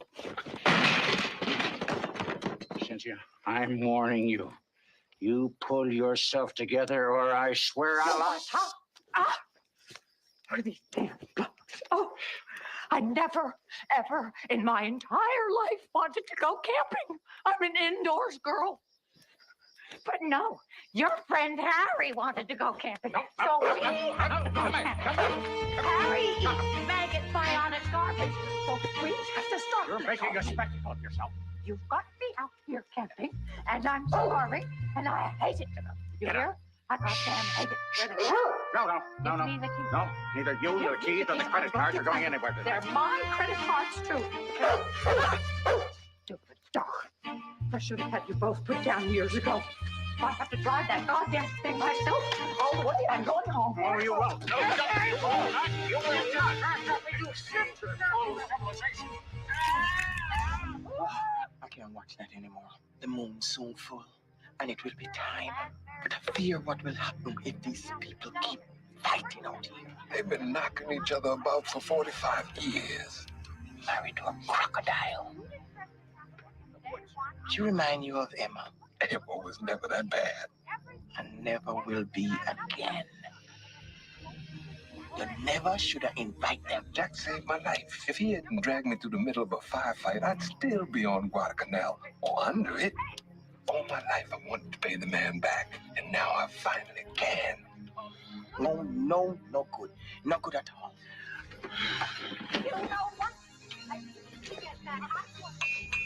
And I will go home when the bills come in because I want to see the look on your face when the coroner steps Wouldn't in. it be better if we allowed ourselves to succumb to the beauty of this peaceful place? What? I can smell jasmine. In the island where my family lived, we had a grove like this one, where we would go and sit on the stumps of trees and listen to the sound of silence. I could do with a little silence. Good, let it begin with you. Diglyceride. Diglyceride? What the hell are those? Of course, it might be partly genetic, in which case it's not entirely your fault. Still, you could use a few more yellow vegetables in your diet. More of that maggot biotic stuff? Lucille, please stop stirring that stuff. It's making me quite sick. This is a very special mixture of herbs. It will do wonderful things. Name what?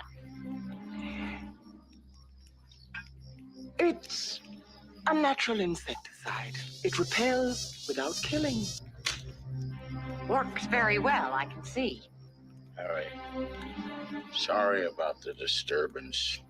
What are you apologizing to? He should be apologizing to us. Or he should be apologizing to me at the very least. Cynthia, please. Keep on like this, you're gonna kill me. Kill you? If I was going to kill you, I wouldn't do it with words. No, I would little by little. First, I would cut off your dick. Ah, what the hell? You haven't used the thing in 20 years.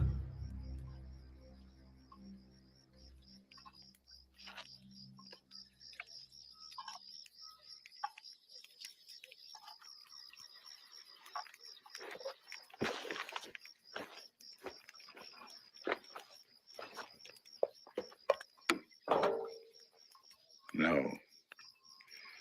I haven't. Have I?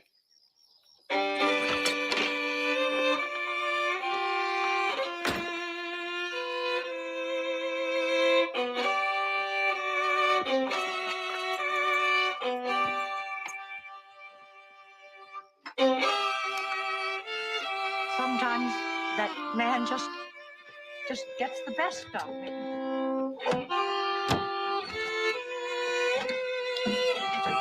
Don't do it, Jack.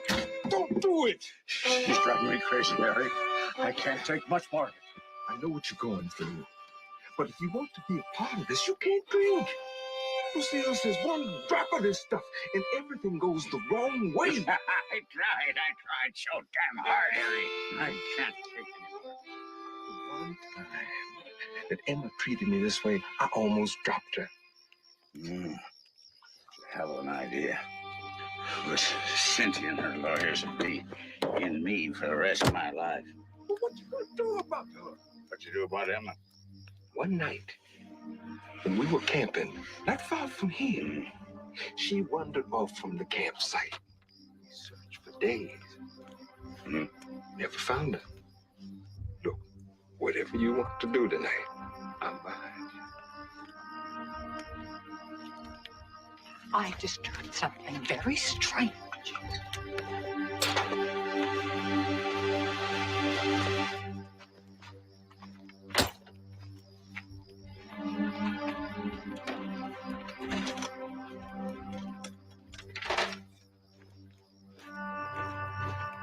It's a beautiful night. The moon will be very clear tonight. And that is good. How deep do we have to dig? Not very. I knew I'd be back. And I can hardly believe myself. Here I am, a man who's lived a long life. A realistic businessman who thinks he's seen it all. And I am on my knees at night in a swamp, digging for hope. It's called pay dirt, my friend. I gave that man my youth and my beauty, and now I've got nothing to show for it. Well, if the man makes the living, the woman should make the life worth living. You have no right to judge me, Lucy. You've only known us 6 months.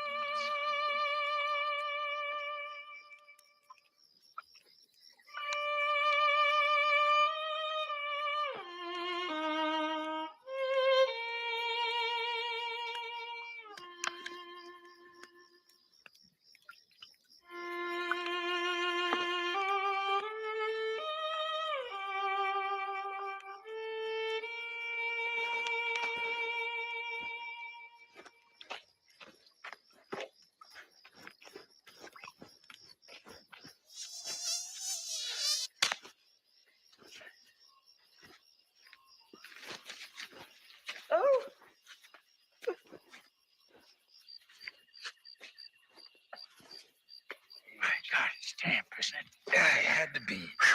You know, Lucille knows things I hadn't even guessed at. I'm looking for the skin that's smooth and firm. Do you remember what that's like, Jack? Do you? Oh, you don't forget that stuff. Don't have to. We're there. Sounds kind of solid for bumps. My God. Jack, meet Emma. Peace began with a 6-inch blade. You are a murderer? Jack, you got two choices. See this thing through or walk out now. I can't let you walk out now. You're entitled, Jack.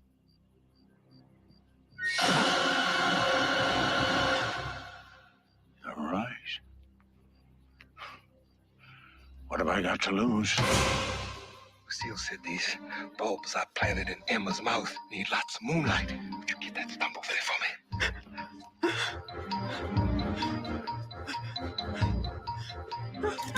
Oh, yeah. Let's go. Let's go. Let me back. Lucille says this happens fast.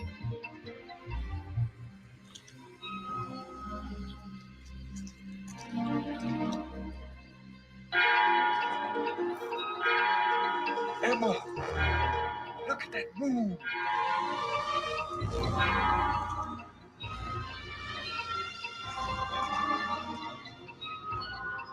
He's trying to kill us.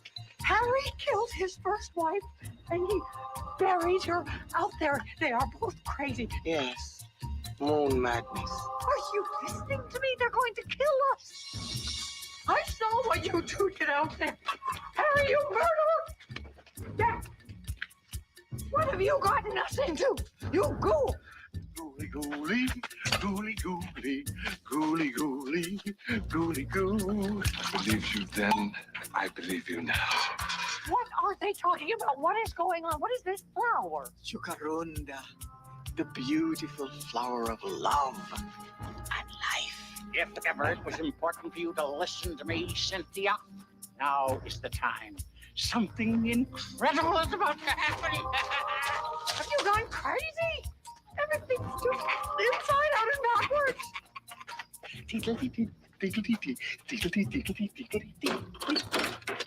After you, Jaws. Not on your life. Have it your way.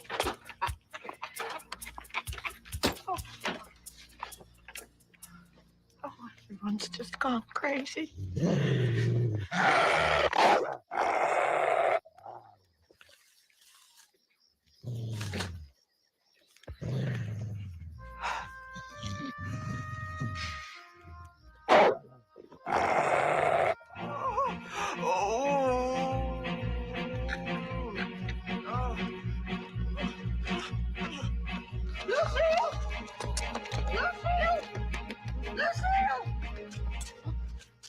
What have you done to her? I haven't done anything. Is she giving us a problem? You handled it. Get your murderous hands up! Now!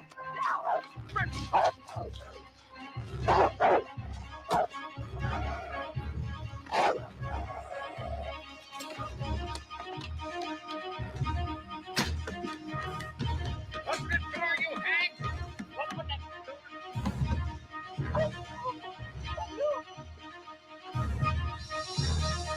Gooly gooly, gooly gooly, gooly gooly, gooly goo.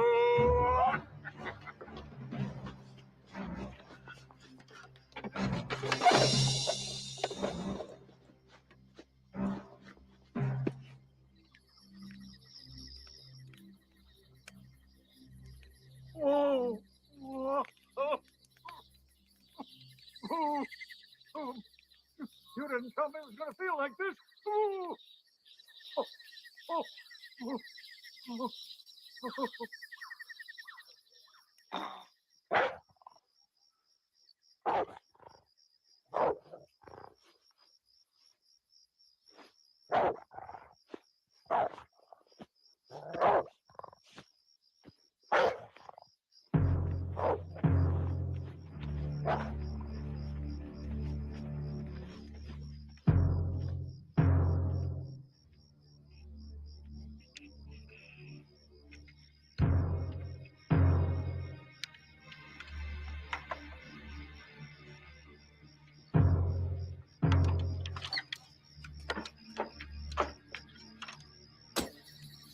For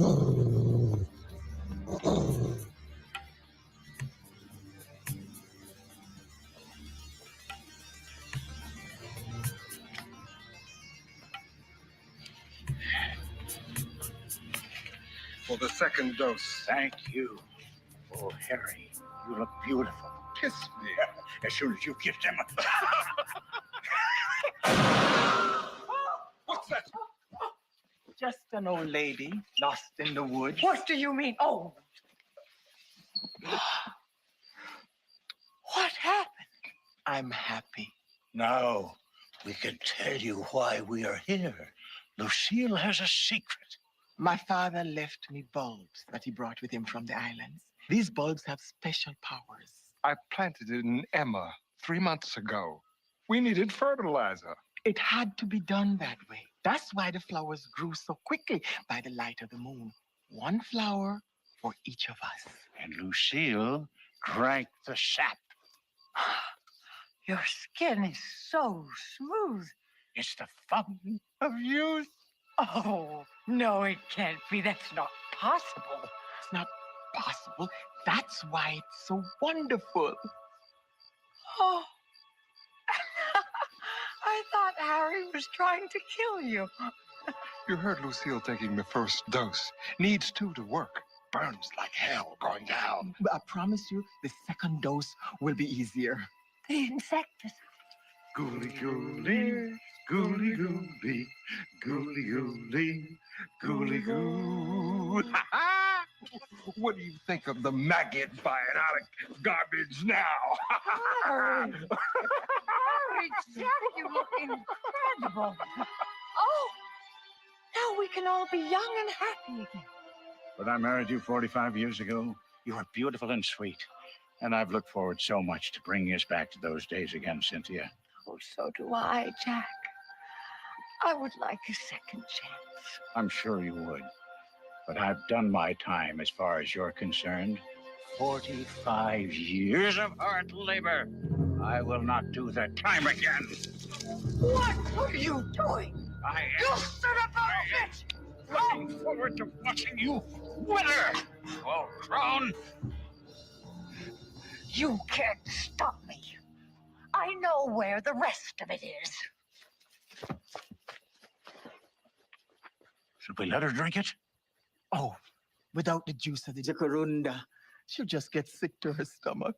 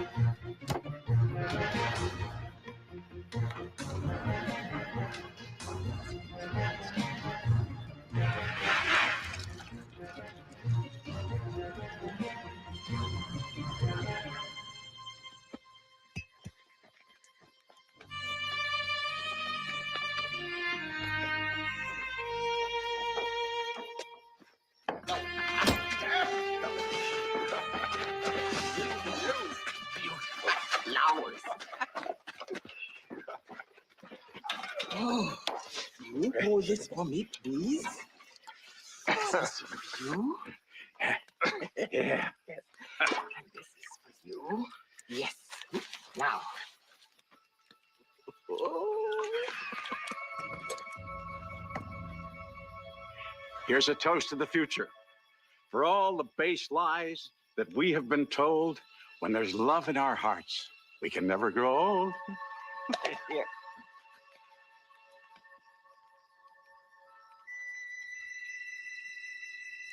How does it feel? Oh! I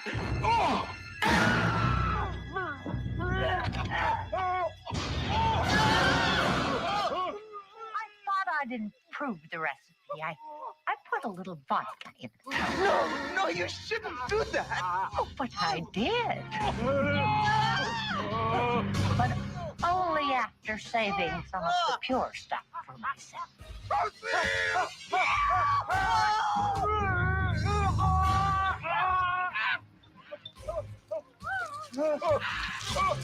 You miserable bastard. I hope it hurts worse than it looks.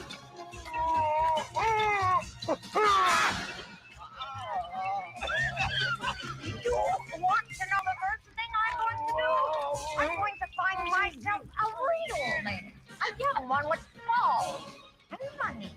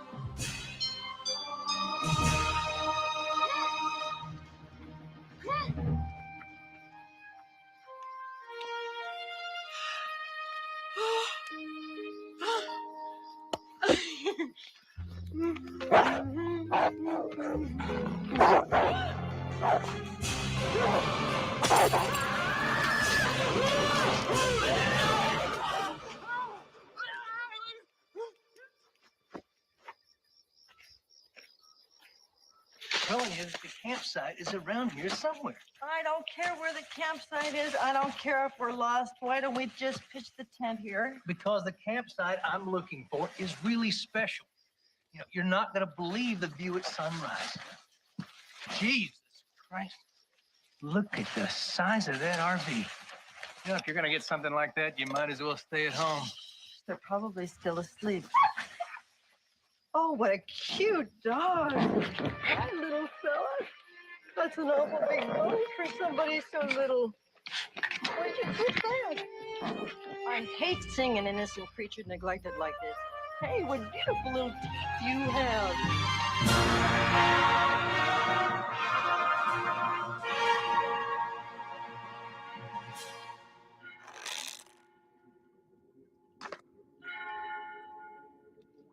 That Cynthia's a real shrieking violet, wouldn't you say, kiddies?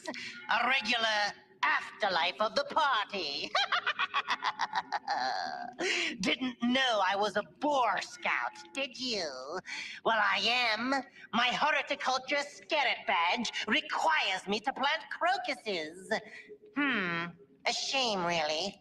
I'd much rather plant hybrids.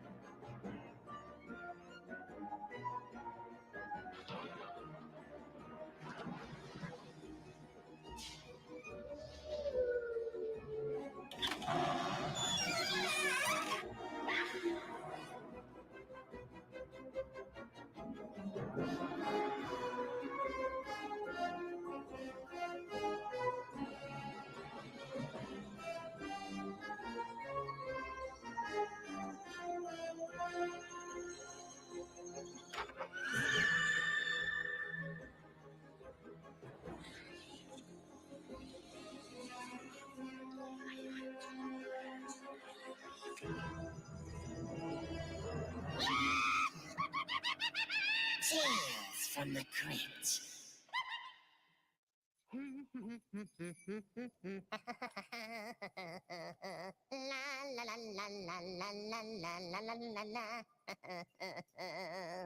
Deck the halls with parts of Charlie, fa la la la la la la la la. Make the Yuletide gross and gnarly, fa la la la la la la. Oh, hello, creeps. It's me, your favorite holiday spirit, doing a little Cryptmas decorating. Boy, do I love this time of year. Chestnuts roasting on an open fire. Jack Frost nipping at your... Hey, Jack, get away from me!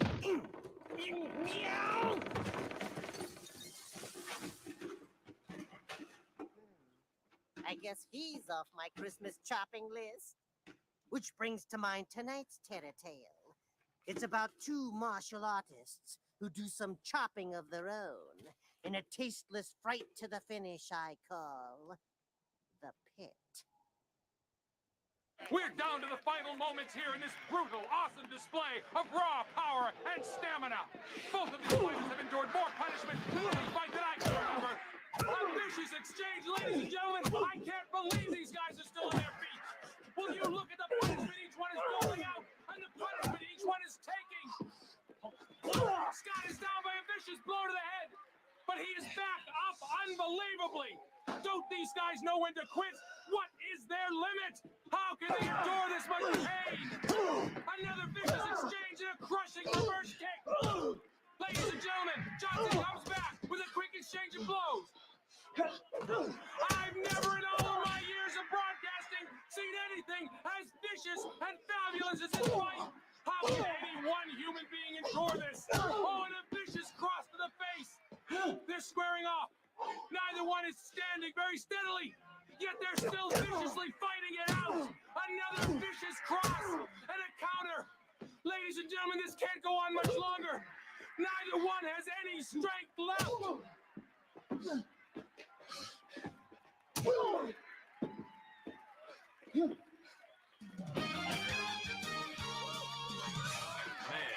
That's incredible, don't you think? That really is amazing. Now, since the match was declared a draw, a certain amount of controversy has developed as to how it all went down. I thought it was a good fight. Yeah, it was a clean fight.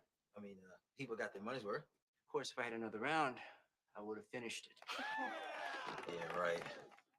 Hey, I had the only knockdown, remember? Look, I still had you on point. All right, now, but what about the rumors that Sabotage forced the judges to disqualify all weapons during the match? I mean, that could have affected the outcome. The only person who needed Sabotage to help win the fight would be Felix Johnson. That's just the low-class kind of remark you'd expect from someone with Aubrey Scott's background. Excuse me, Miss Private School. I'd just like to know if either of you ladies ever feel trapped in the shadows of your husbands, or if you've ever considered resuming your own careers. Well, as long as promoters are unwilling to pay the same for women's events as they do for the males, I am more than happy to let old Felix here bring home the bacon. Amazing. This old cow finally said something I can agree with. I mean, why should we go out and punish ourselves when these guys can make double, triple what we can? Besides, who would pay money to see a burnt-out has-been like Aubrey do anything except maybe rinse her hair to see what color she's using this month?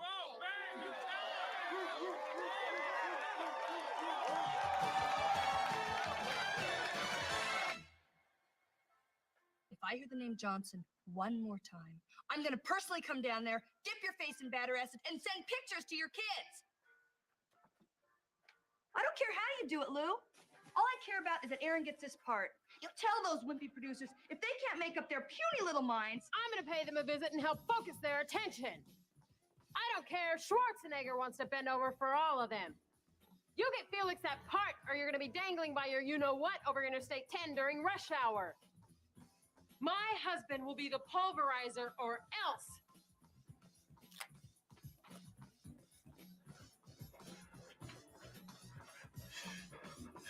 Jesus, Andrea. I'm only 0.8 of a second off my pace.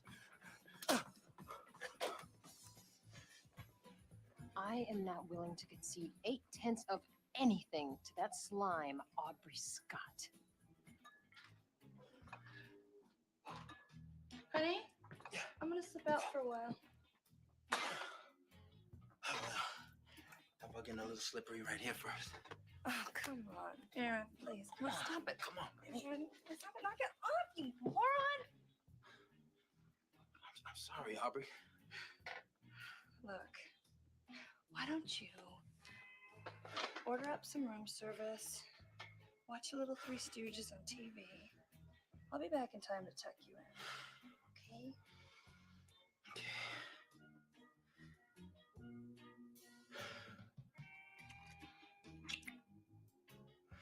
You hold that thought.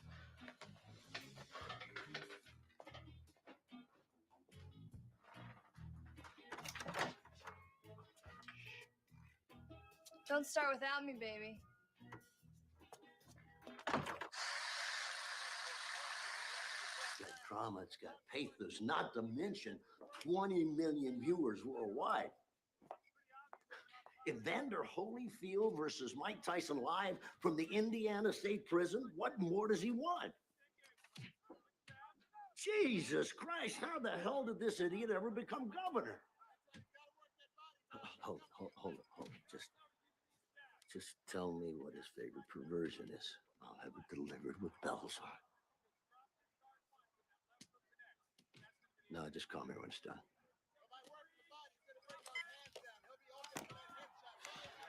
And continuing our coverage on the Johnson. God, am I bored? Tom White with the report. Tom? We had waited 3 years for this matchup, and we were not disappointed. Take a look at this action. It was wall-to-wall, non-stop body blows, body slams, killer kicks. Just when you thought one had the advantage, here comes the other exploding like a bomb. We knew there was no love between Johnson or Scott, but this is unbelievable stuff.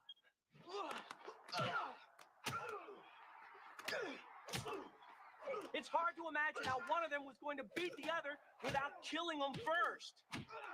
Maybe they're both better off that the match was declared a draw.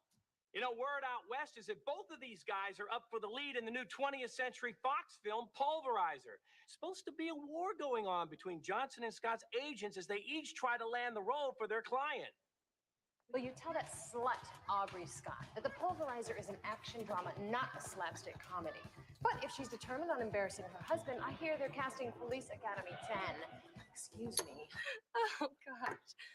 Felix Johnson, he couldn't act his way out of a locker room towel fight. You know, I think the only reason the producers are going through with this whole charade is for publicity. You know, maybe Andrea and Felix have a future in game shows. I don't know. Be careful what you wish for, guys. You just may get it. In other sports, plenty of NFL action for you. In fact, we have highlights from the game. Get me Judd Campbell's office in Hollywood. I've got $100 million idea. A Malaysian rules death match. Johnson versus Scott. The match of the century. Chaos in the cage. It's magnificent. Is this magnificent? Well, the Romans would surely approve. You know, I remember staying up all night watching you when you won the gold medal in Barcelona. I was sure you were going to turn pro after that. In fact, I was kind of looking forward to promoting some special events with you. Let me get this straight. You said Malaysian rules? Yeah, no time limit, no restrictions on moves or weapons. Anything goes, you know. So one man concedes or is rendered totally unconscious. Define totally unconscious. Kind of like your husband is already. I knew I smelled dead fish in here. My, would you look at this? Would you look at this? You're even more beautiful than when I saw you win the Nationals in Minneapolis. Mwah. Oh, yeah, I remember that night. Felix and I were stranded in a blizzard in Denver. Had to forfeit my match. Lucky break for you, Aubrey. Listen, you bitch. I've already kicked your ass earlier this year in Johannesburg. I had the flu. Well, I'll kick it again right here, right now, unless, of course, you're coming down with something. Are you forgetting Pittsburgh, May '92? No, I remember. Heard you only had to fuck, what, 2 judges to win that one? Oh, you lying whore. I had to rip that ugly wig you call your hair right off your head. You go ahead, baby. You give it your best shot. Whoa, whoa, whoa, whoa. Girls. Let's try and be a gentleman about this, huh? Now, we're talking about 30 million pay-per-view subscriptions worldwide. Not to mention the live gate, not to mention HBO. And the winner of the match will become the new star of the brand new Fox feature, Pulverizer. Now, I just happen to have in my pocket the signed contracts from the Judd Campbell office, guaranteeing the role to the winner. Need I say more? Well, let's get a grip on this, girls. In my scenario, even the loser of the match, and his wife, of course, are going to walk out of that pit with about $10 million. Now, that's enough dead presidents to make anybody forget about a little old Hollywood premiere. Don't you agree?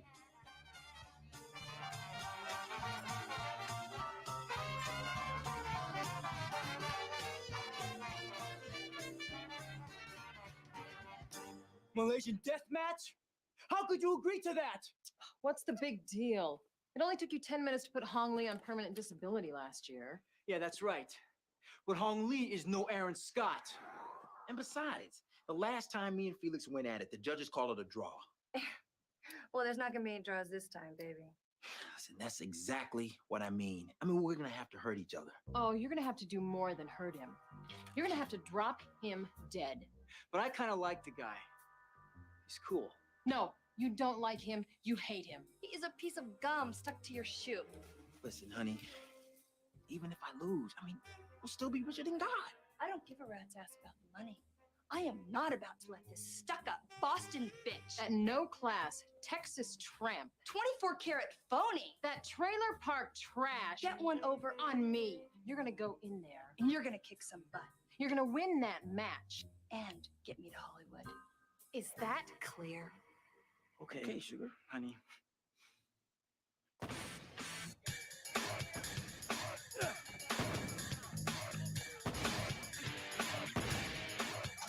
here in the Grand Auditorium, Felix Johnson is in the best shape of his career as he continues to train for the long-awaited rematch with Aaron Scott.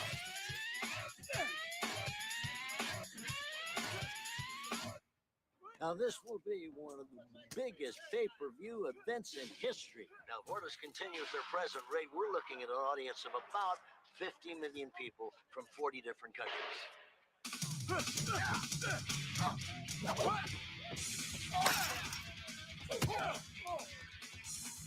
You okay?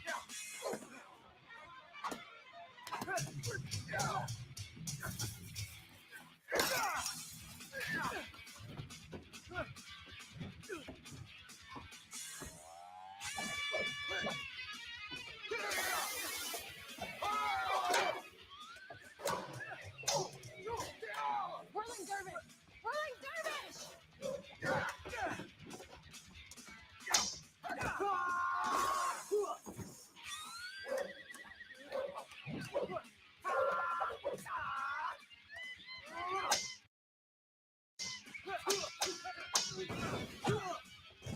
The whole world said you could not put these two fighters together. This is a promoter's dream.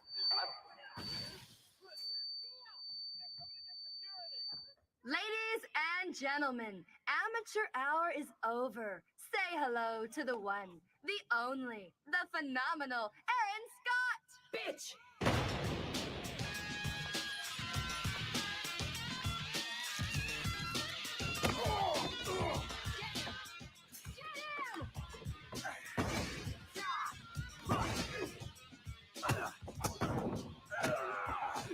And that's merely just a taste of what Felix Johnson will be getting this Friday night. Come on, Felix, speed it up right now! Come on, come on. I'm gonna kill her. I'm gonna rip her heart out.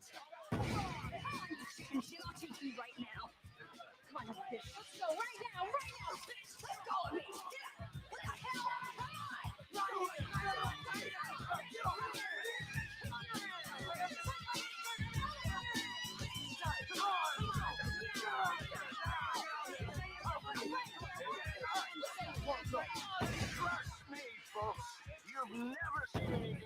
before, and you will never see it again.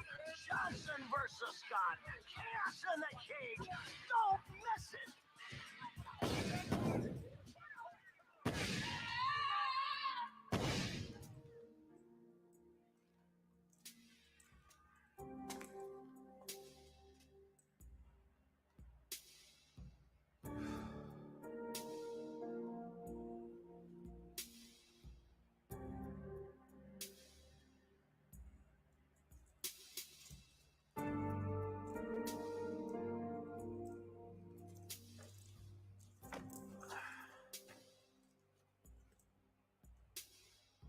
Wondering how much lunch you need to get up on that platform?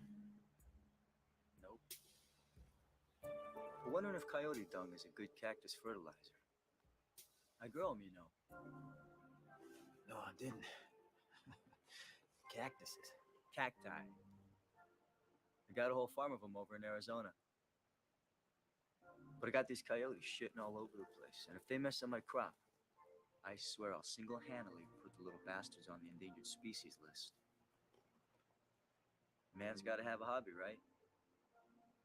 I mean, can't keep doing this forever, can we? Yeah. It's gonna be a mess, all right. I can handle it. You bet. So can you. You bet. How'd it come down to this, I wonder?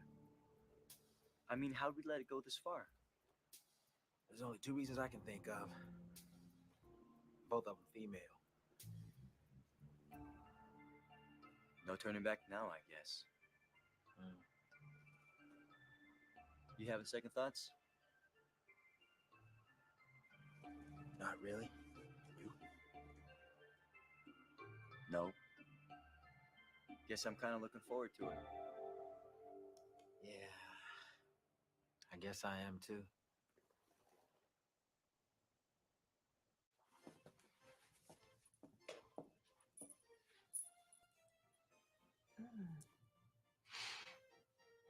I'll take it. Just put it on our bill.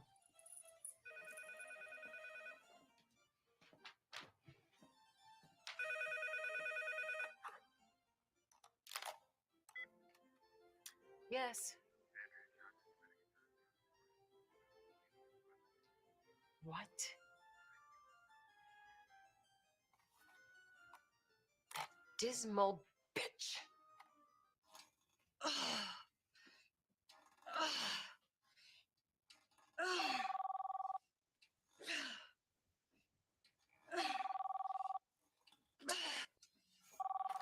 Hello?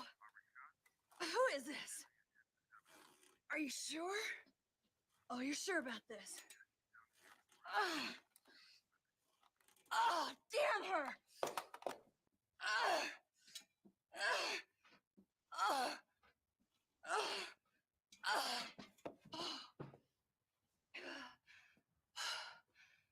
I'm done. You can go.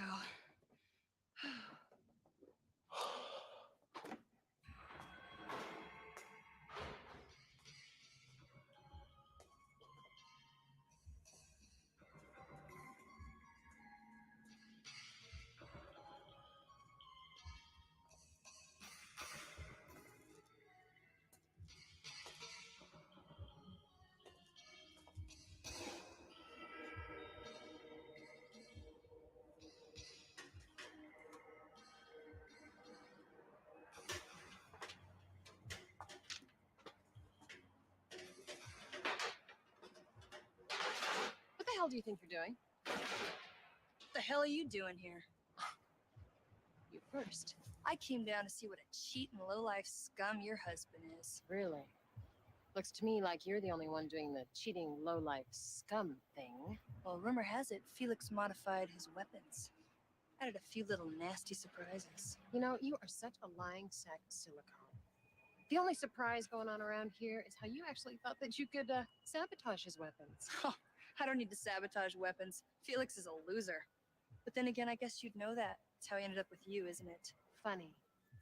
I don't remember being the loser working in a Cleveland mud wrestling dump. That was just an exhibition. Oh, for 2 years? You know, Aubrey, I don't really give a shit if Felix gets that job or not. All I care about is that you never see the inside of a movie studio, ever. Well, isn't that a shame? Because as soon as I get done kicking your gold-plated fat ass into the has-been locker room, I'm on the first plane back to LA.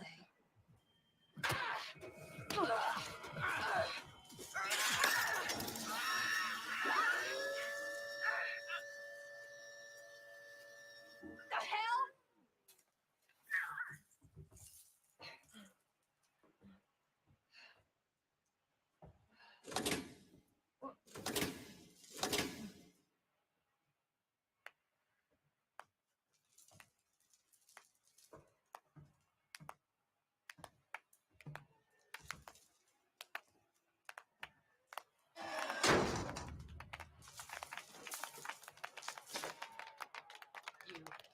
This is your doing. Fuck it.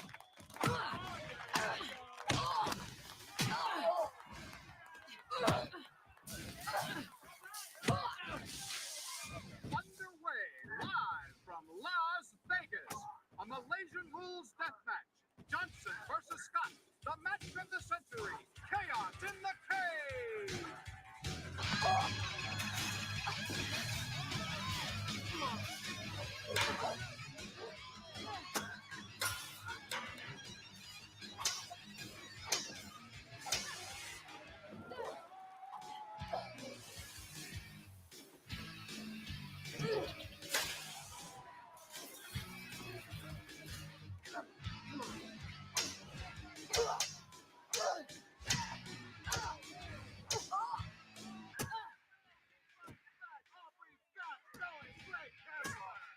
Man, Andrea never hit me that hard.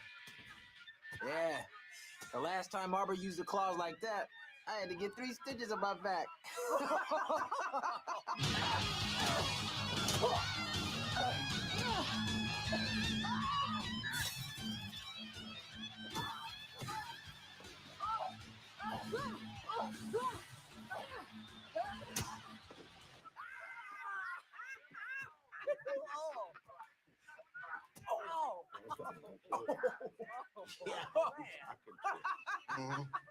Okay. Well, guys, the producers loved your idea, and they're putting the writers on it first thing tomorrow. Hey, yeah, well, how hard can it be to rewrite a movie script anyway? And besides, I like buddy pictures. Hey, that makes 2 of us, bruh. I can see it all now. The new Newman and Redford, the new Glover and Gibson. We have got Johnson and Scott starring in The Pulverizers. We're gonna kill each other down there. That's the whole idea, isn't it?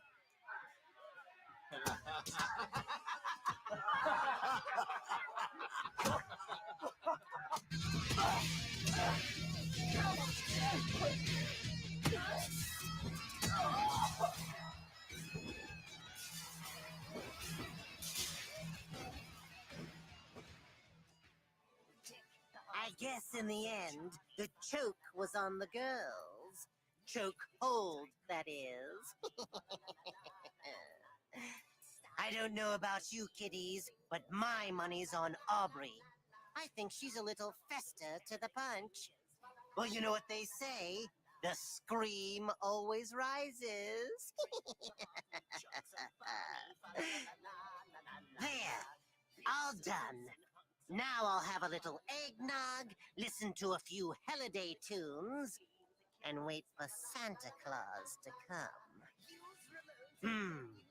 Maybe I should throw another Yule log on the fire.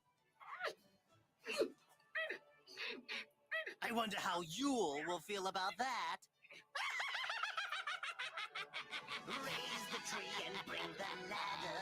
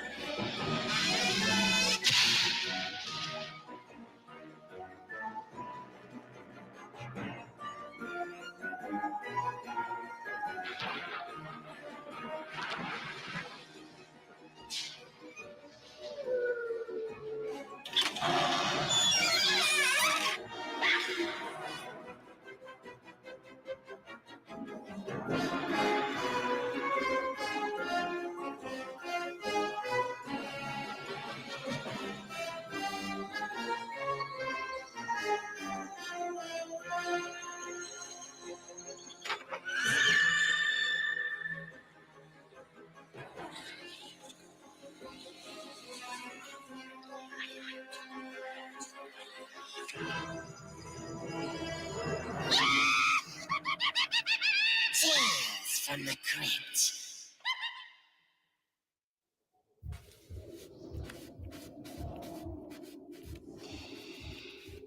Greetings, art lovers. Vincent Van Gogh here with another morbid masterpiece sure to paint you into a coroner. Something's not quite right. Ah, yes. Yeah. Now that's a still life. Tonight's tale concerns a painter who's tired of people giving his work the brush. I call this pestilent portrait of the artist as a young mangler, Easel kill ya.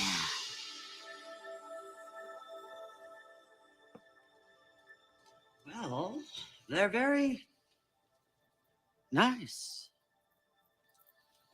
They're supposed to be ironic. Oh, yes. Of course they are, dear. You know, Jack, maybe you should go back to drinking. Your work had more passion.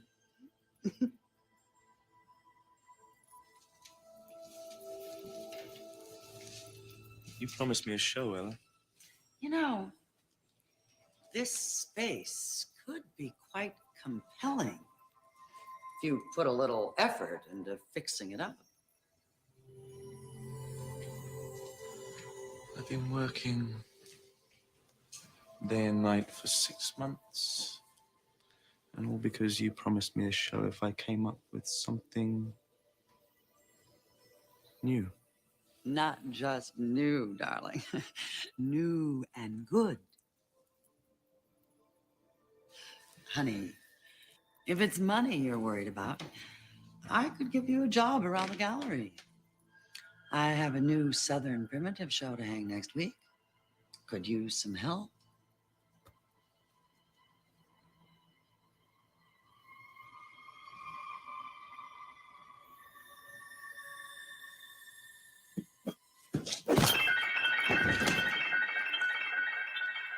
I saw her life slip away.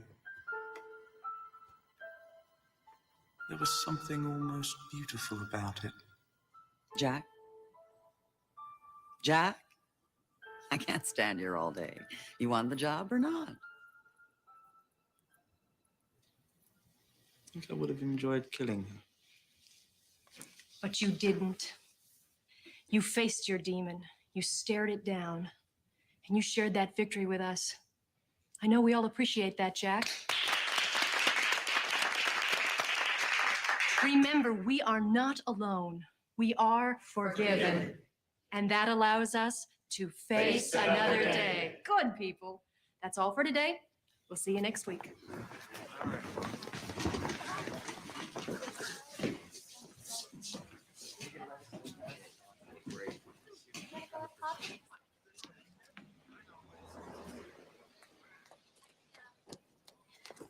You're incredibly hard on yourself, you know? You know. No suffering, no art, right? You don't really believe that, do you? I've been completely broke for a year. And sold a single painting. Well, what you need is some inspiration. I thought you were supposed to be staying away from obsessive relationships. Who said anything about getting obsessed? I'm just trying to get this really nice guy named Jack to loosen up a little bit. Take some time to notice all the beauty around him.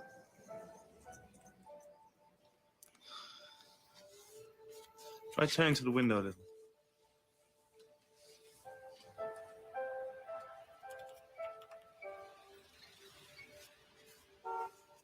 How about this?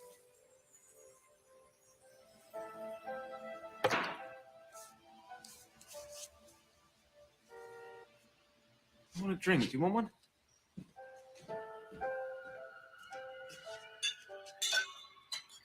Tap water. Yeah, that'd be great.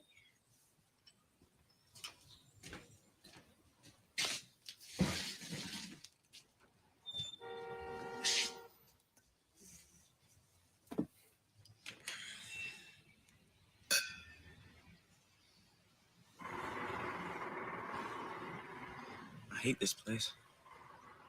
Why do you live here? I don't know. I used to think it was romantic. Maybe I still do. Don't give up, Jack. I've seen you struggle. We all have. But you're a brave man. And an honest man. You should go.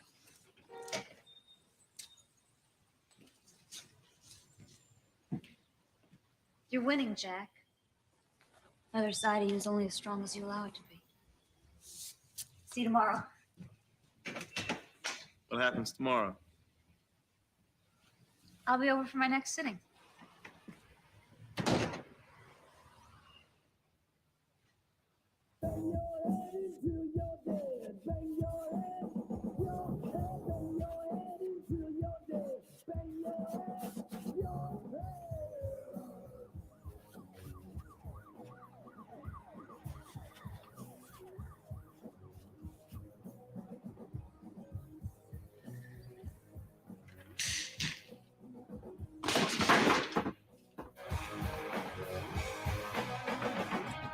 Monster metal, heavy, fast and loud is what you get. You are brave man, I am trapped. Turn the fucking music down. Until you're dead, you cannot go from my throat. Turn the fucking music down! Come on, stupid metalhead, bang your head until you're dead. Bang your head until you're dead. Bang your head, bang your head until you're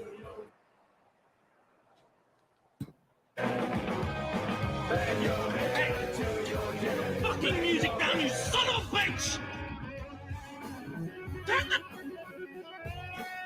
Turn the fucking...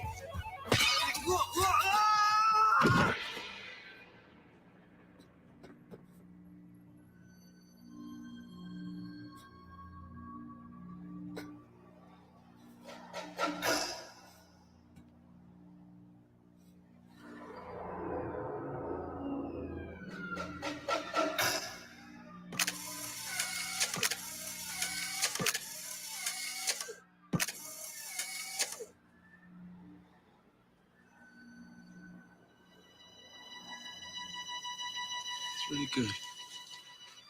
I'm gonna head up buy it.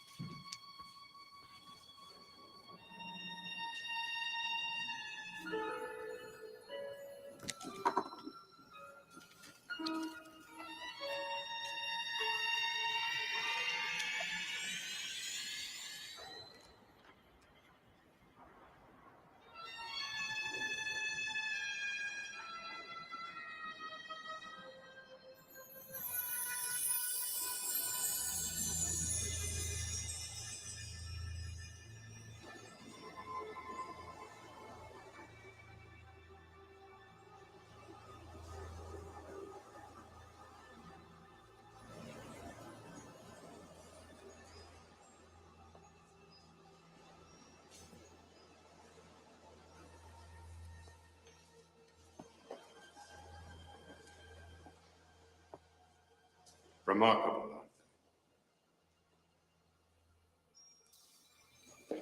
Finest collection of morbid art in private hands anywhere in the world. Must have gone through all the trouble to collect these. You have no idea. So, you insist you have a possible addition to this? I don't know. I think so. Don't be coy, Jack. Let's see what you've got.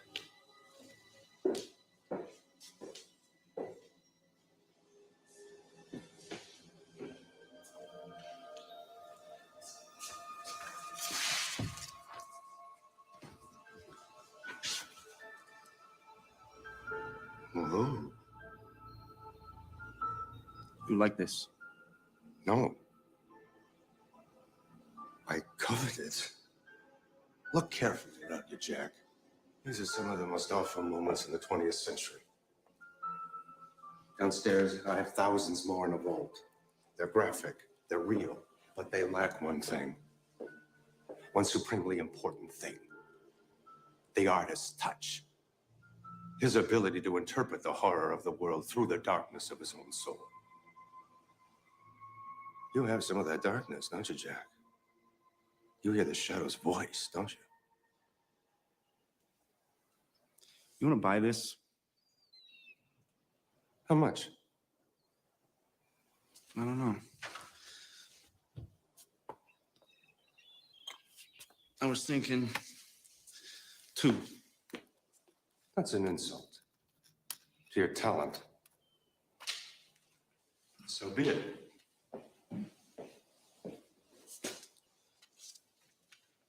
No, 200. Consider it a down payment on your next one. I'm going to give you $20,000 for it. You serious? Have great expectations, Jack. I don't think I'm ready to pen another one of these. Oh, you're ready, Jack. You're on the brink. Don't turn back now. Don't be afraid.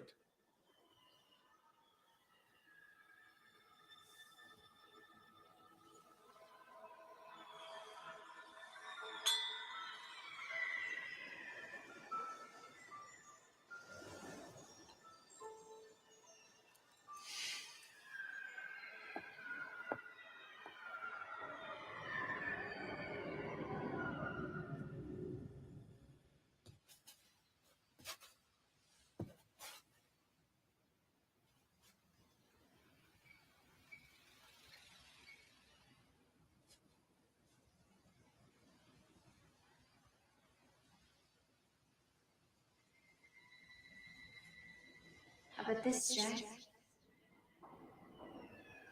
How about this, Jack? How about this, Jack? How about this, Jack? This, Jack?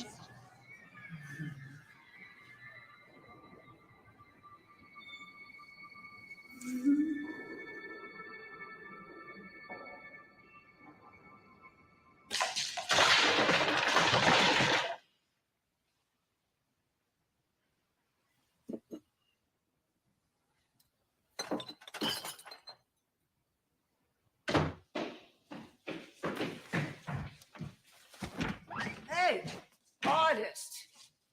Hey. Why don't you pick us up a nice bottle of entertainment while you're out, huh? Well, unless, of course, you're still pretending to be sober. It's on me this time. Oh, yeah?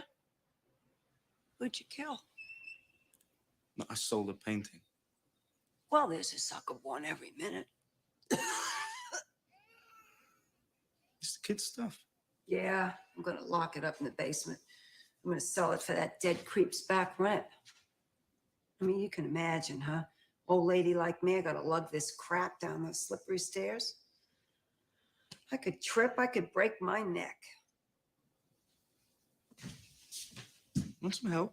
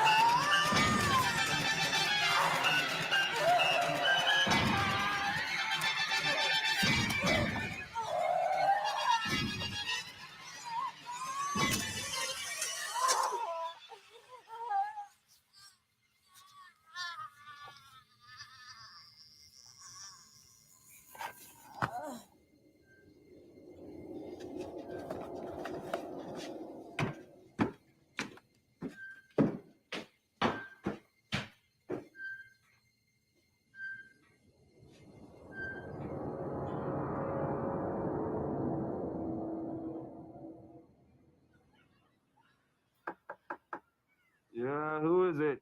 A forgotten friend. Oh, wait a minute.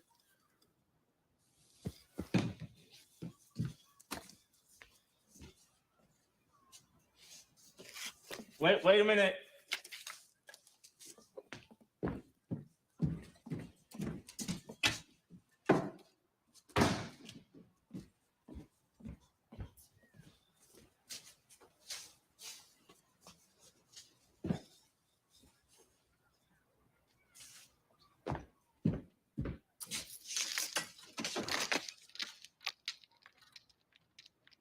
You haven't been to group in a couple of weeks. And your phone's off the hook.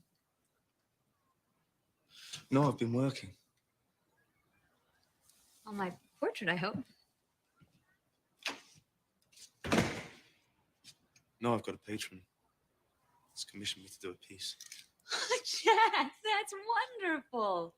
What kind of piece? Well, it's something to complement his decor. Great. I just hope your new patron lets you finish my picture. Don't touch that. Sharon, I don't think I'll be able to finish your portrait. I don't think I have it in me. Don't say that. You have to believe in yourself, Jack. That's all it takes. Will you cut it out with the sweetness and light bullshit? A little bit of goodness, a little bit of charity is going to drive the bad boy out of Jack, right?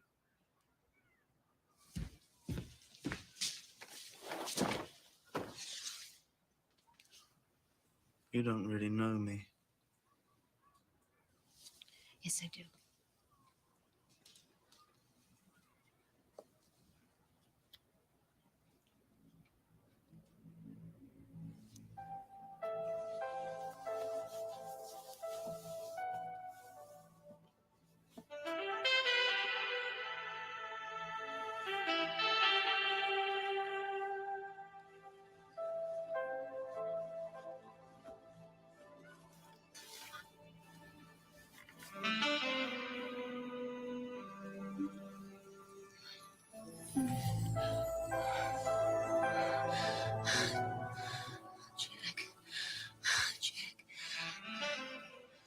I love you.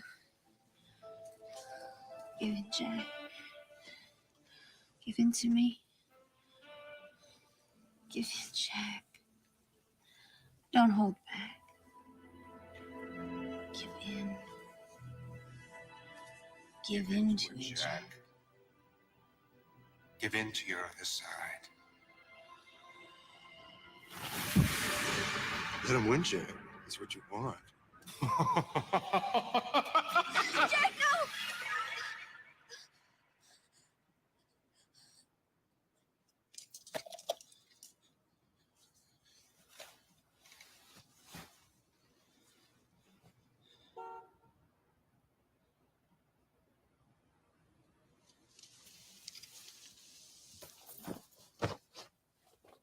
Where are you going?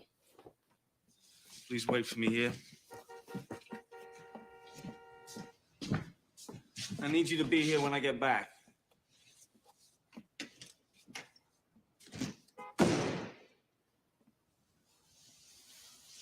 This is magnificent. This is more than I ever hoped for. Beginnings of a brilliant career. No, Mayflower, the end. The end of a career. It's the last painting I'm doing for you. You can't be serious. I'm serious. You just give me my money. We'll both have what we want. Jack, you are on the verge of greatness. You are a unique talent. The world will not be deprived. You can't just stop. I've stopped. I stopped when I finished this painting. I want to give you $100,000 for your next painting. I see you haven't totally exercised your better half. No, this is not going to work, Mayflower. Listen hard, Jack. You're not a man easily satisfied by the ordinary. You're never going to be inspired by the simple pleasures, like love, happiness. You need more. You just give me my money now.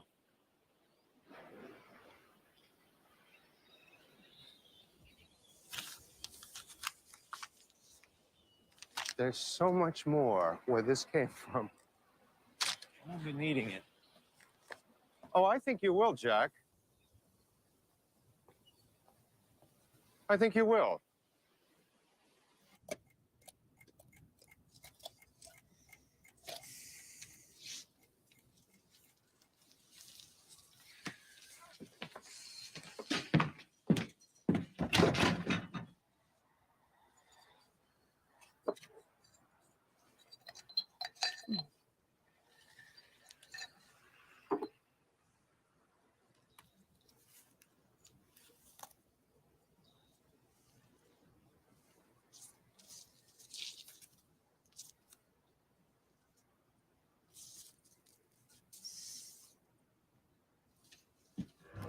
Sharon?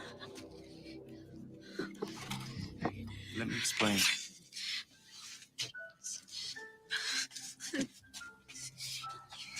Sharon, I'm not that person anymore. Sharon, I need you now. Sharon? Sharon? Sharon, wait!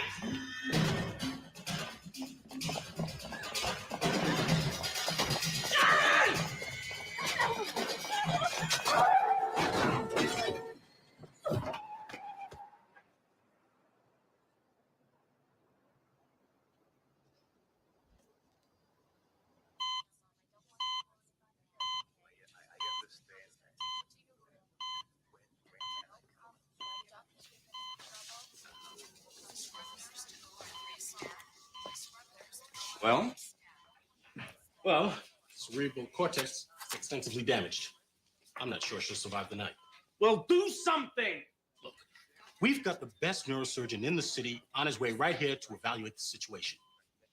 Now, if anyone can save her, he can. However, the girl has no insurance. Her family has no money, and the operation is very difficult and very expensive. If you get the doctor, you do the operation. I'll get you the money.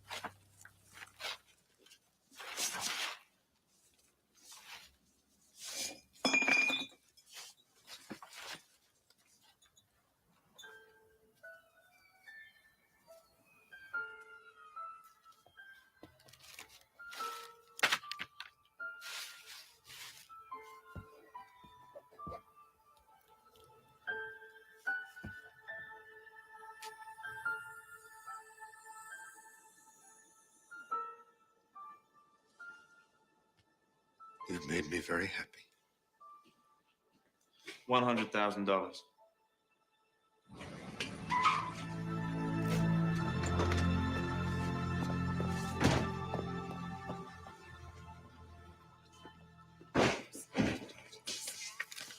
I got your money. You see this? Bang something in the morning, you'll get your fucking fee. I'm afraid that won't be necessary, Mr. Craig. The surgeon who could have saved Sharon's life was murdered a few hours ago. What? Yeah, some maniac attacked him on his way here. Caved in the skull. I'm sorry.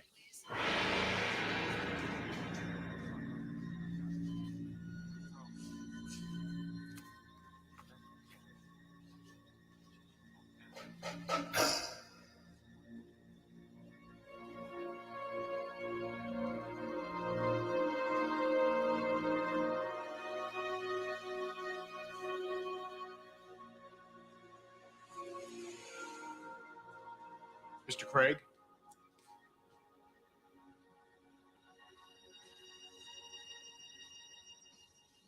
I understand that you're an artist.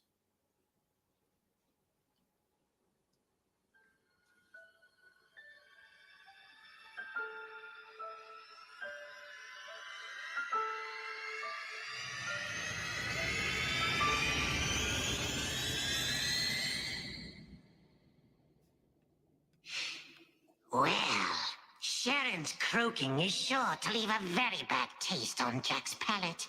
What a shame she turned into such a Mona Lisa.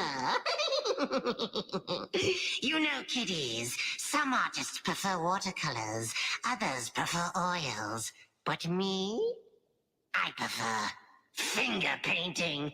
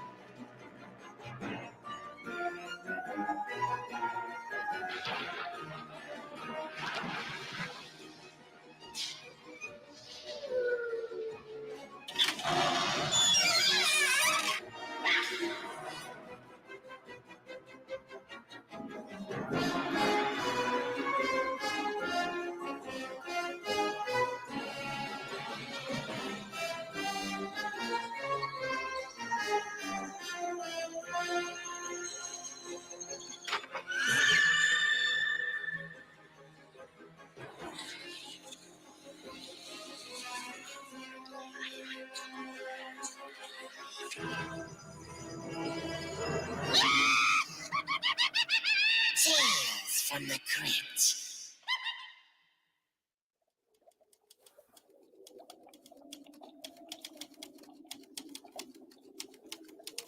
Welcome aboard, fright seers. Looking for a little holiday fun? You've come to the right place. We specialize in all sorts of package tours.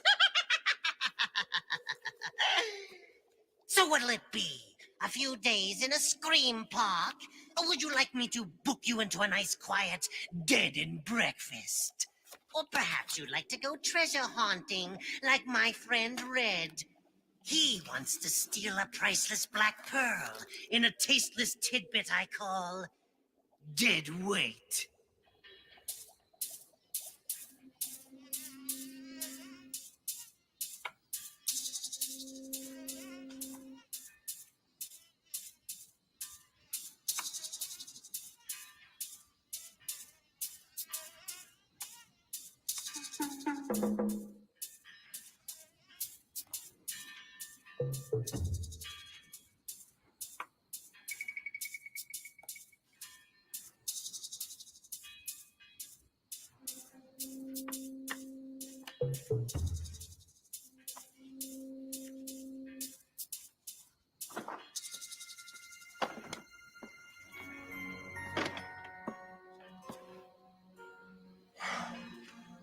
Hey, I've been waiting for you for hours, Charlie.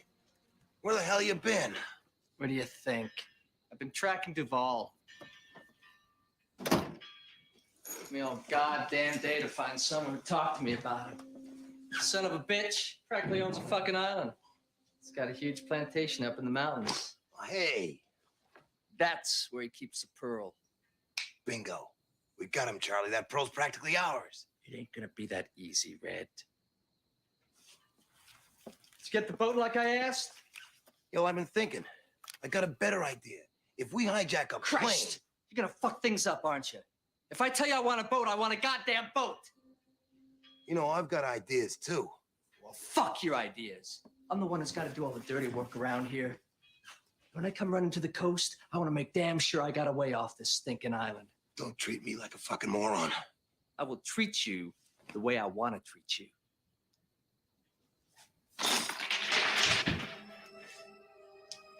What's the matter with you?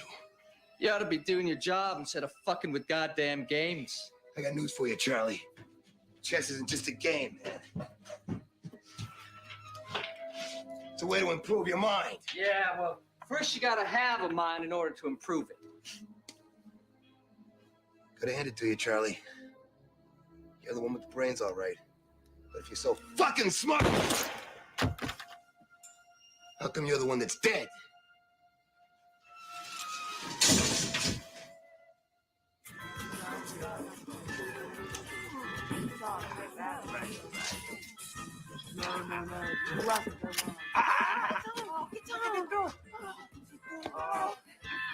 Sorry.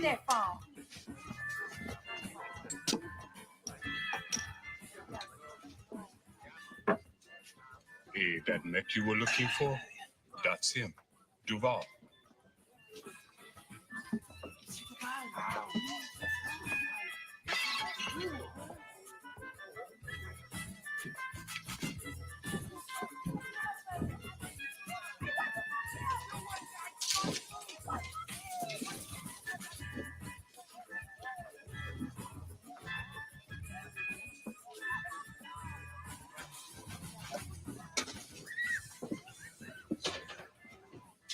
Mr. Duval, I'd like to introduce myself. My name's Red Buckley.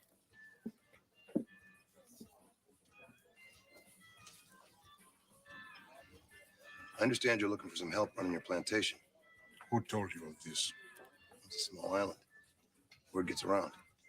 Yes, I would imagine it would. Sit, monsieur. Bring another glass.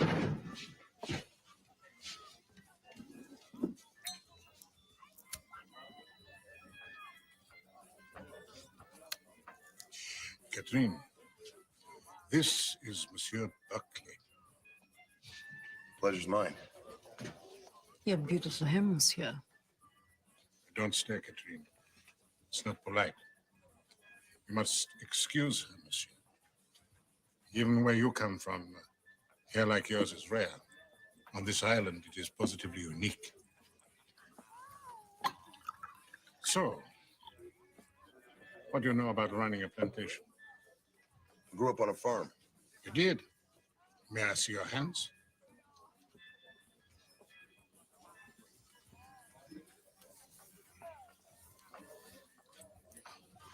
This does not look like the hand of a farmer, monsieur.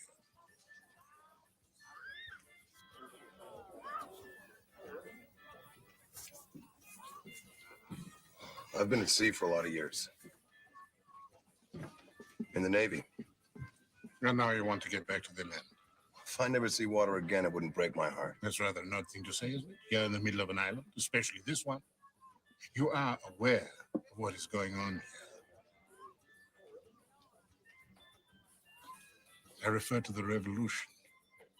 Most people are trying to run away. I've been in more dangerous places. Oh, I hope you're right. Tell me, are you by any chance a player of chess? Yeah. As a matter of fact, I am. Good. Well, my dear, shall I hire him? What the hell? And there you have your answer, monsieur. What the hell?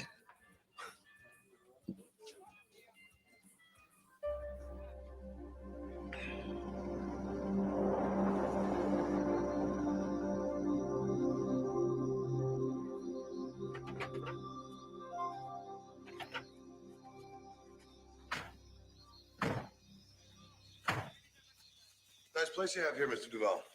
Thank you, monsieur. It's one of the few pleasures that I have left on this earth. Don't be alarmed, monsieur. It's just the rebels operating in the hills. They're not very well organized on this side of the island. Not yet, anyway.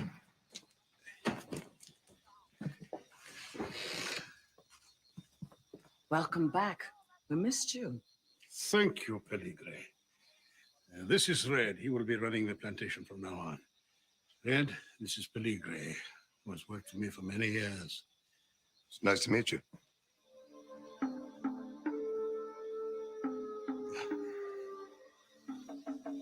Filigree will escort you to your quarters, if they're ready.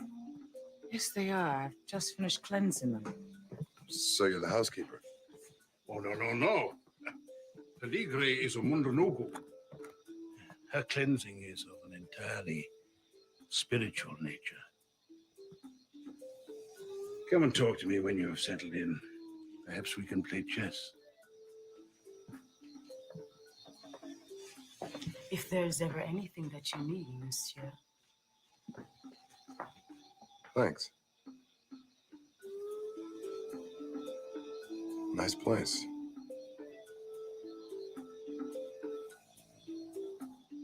So you're a voodoo priestess or something? Or something.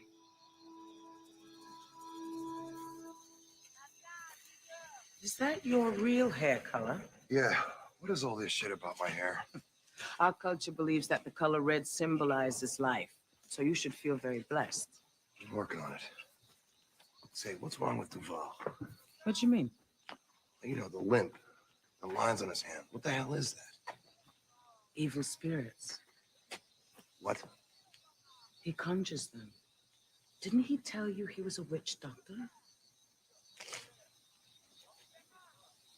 You're much too easy. Well, really? What's wrong with him? Schistosomiasis. Waterworms. They mature in the blood and destroy the liver and spleen. Sometimes they migrate out to the skin and burrow there. I'm told they're very painful. That.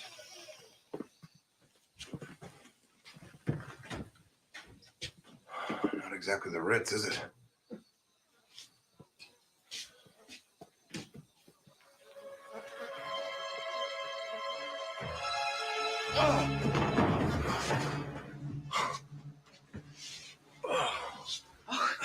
You don't need to be afraid. The spirit of the ram is here to protect the hut for you. I want you to get that fucking thing out of here. You should be more careful, especially about things you don't understand. Can you imagine how odd some of your beliefs must be to others?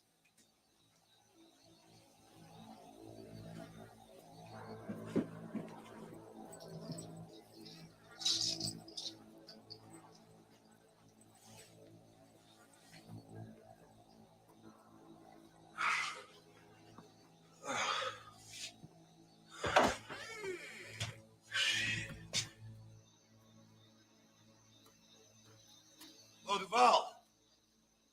You home? Duval?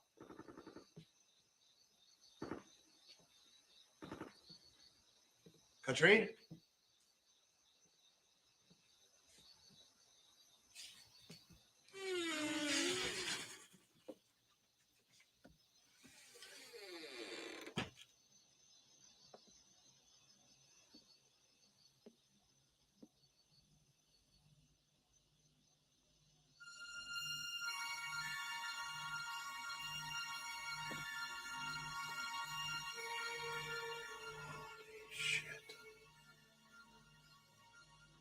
Oh.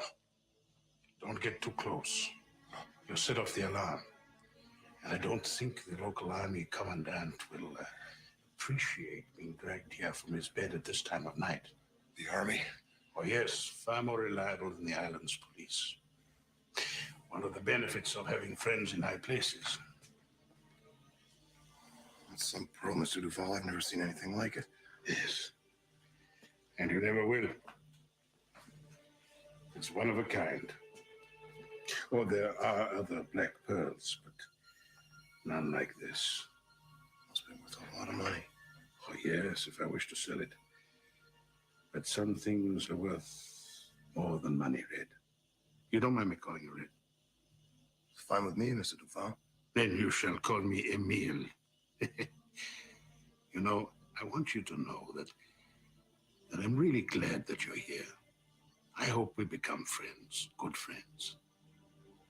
I like that, Emil. Good. And now, my friend, you must excuse me. I have to go to bed. A word of advice, Red. Don't get old. There's no fun in it. Night, Emil.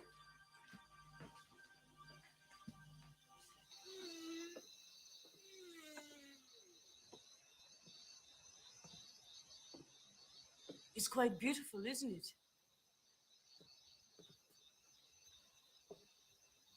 The Black Pearl. Yeah, it's something. Except I was under the impression that you were Duval's Black Pearl. No, I'm his Black Diamond. Or maybe his Black Queen. Doesn't seem right. An incredible looking woman like you with a sick old man like him. Emil is very good to me. Emil or Emil's money? You are one to talk. All I'm saying is maybe Duval's right. Maybe there is more to life than money. Are we? And what might that be?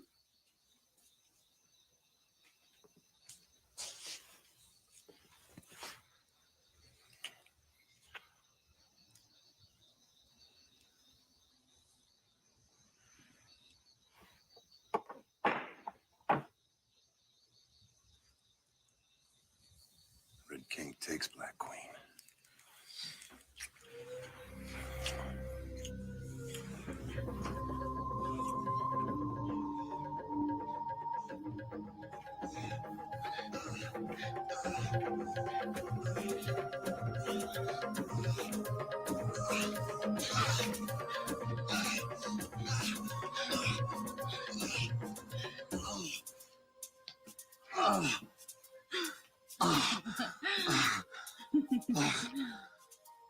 Baby, you are something. I shouldn't stay too long. Emil will be looking for me. He doesn't sleep much anymore. Sounds like the rebels are operating on the side of the hill tonight. You mean they're getting closer? Well, they might be.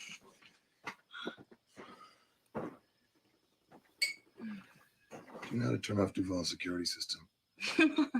You're not exactly subtle, are you? I don't have time for subtle. Come on. You want that damn pearl as much as I do. Why wait for it? If you want something, you might as well take it. I don't know how the security system works. I bet you'll find out. I don't think you understand something. Stealing the pearl, that's the easy part. But getting away between the rebels and the army. Let me handle that. Is it a deal? We're partners?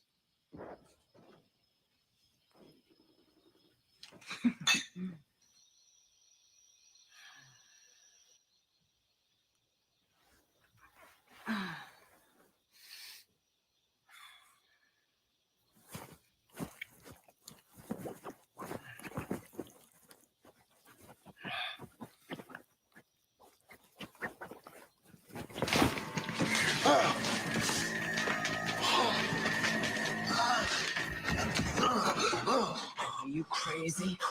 Bring that woman here. She's dangerous. She will take your soul and throw it away.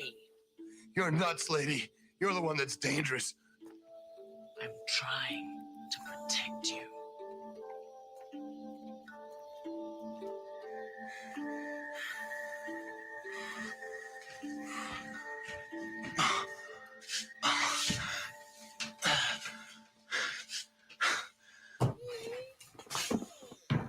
Hey, I live here, assholes. What the fuck is going on here? The rebels took the capital. Shit. The army still holds on to the airport, but they want everyone to leave tonight. The army is running a convoy to the airport.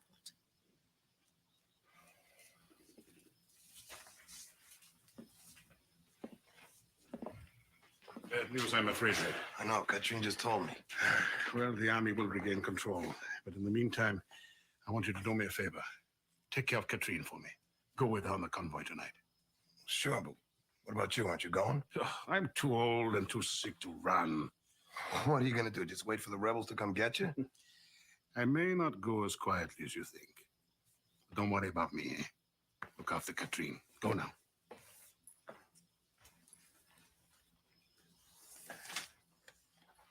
Where were we?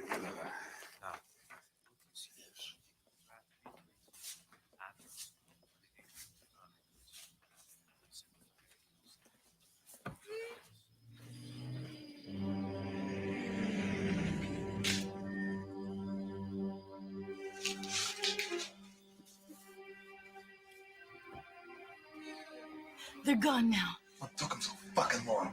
Come on, let's get this over with. Red, the pearl, it's gone. What? It's gone. When did this happen? I don't know. I was packing. If you're fucking me, Red, we're partners, remember? I'll get to the bottom of this.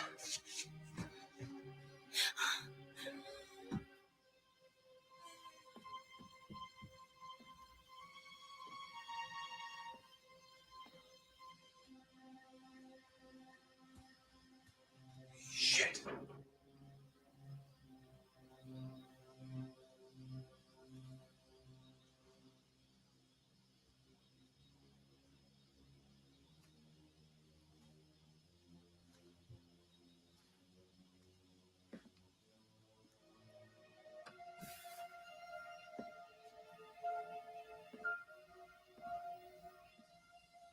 Packing cash. Strange thing for a guy to do who's about to meet his maker. Is the gun really necessary? I want the pearl. Don't you think that you're being just a little selfish, eh? Isn't Katrine enough? Katrine? Well, I am giving her to you. Now, the pearl may be worth money, but a beautiful woman. I don't think the lady is yours to give. But the pearl. I cannot tell you how much you disappoint me. I thought we could have been friends. Now, I swear to you, I swear to you, that even if I wanted to give you the pearl, I cannot, right at the moment, put my hands on it. I'm not an idiot, Duval. You've got it here. And it doesn't make sense that you'd be sitting around waiting for the rebels to show up. Maybe you are. Christ, you know goddamn well that army convoy isn't gonna make it. That's not true. And now you insult me. I want you to get away.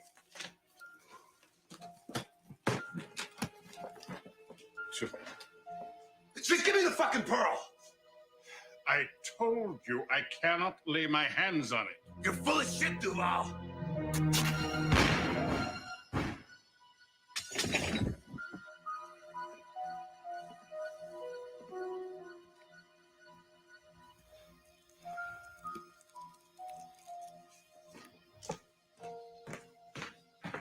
Did you get the pearl? Yeah, baby. I got the pearl.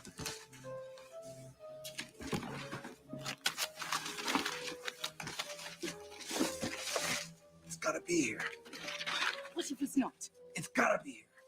Oh, come on. Come on. Balloons. What the hell are you doing with balloons?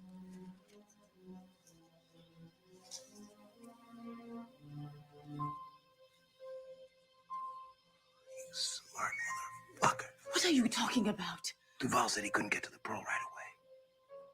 Because this is where it is. The son of a bitch swallowed it.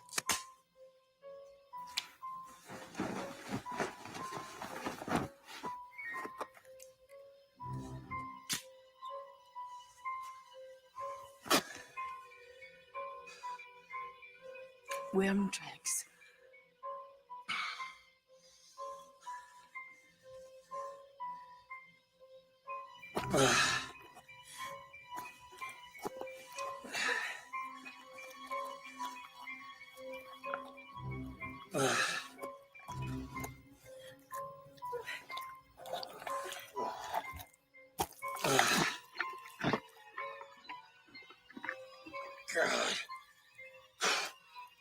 Red, what are you going to do? Those things, they spread through contact. What do you think I'm gonna do? You think I've come this far to let a bunch of fucking worms stop me? Ugh.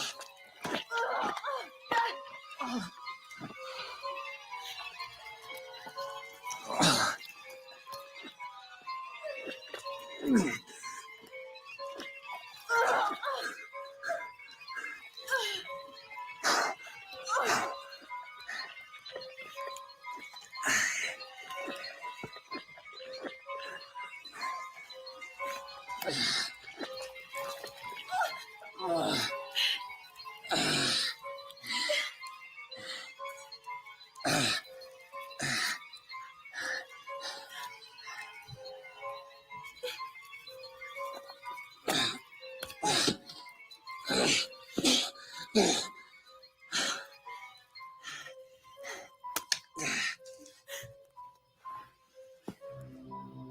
on.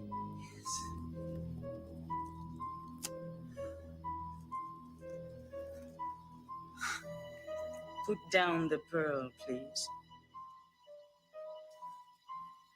I hope I'm not taking this the wrong way. No, I don't think so. Katrine, listen to me. Between the cash and the pearl. Plenty for the both of us. Or just more for me.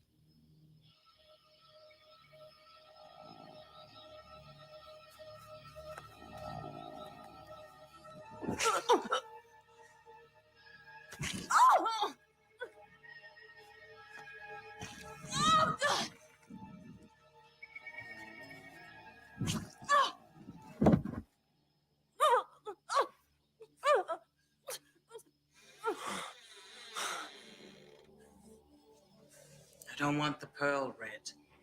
If I had, I could have taken it any time. I want to get you out of here.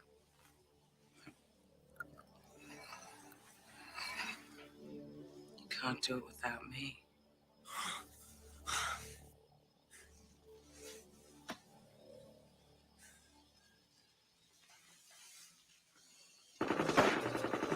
Don't stop, they'll be after us. Hey, I don't understand why you're doing this. You don't understand why I don't want that pearl. And I don't understand why you do. What the fuck's that supposed to mean? It's worth a lot of money. And what's that worth? Come on, lady. Look, now that you have it, are you happy? Fucking delirious. I owe you, Peligre. Perhaps. I just wanted to get you out in one piece. Hey, I want you to know something.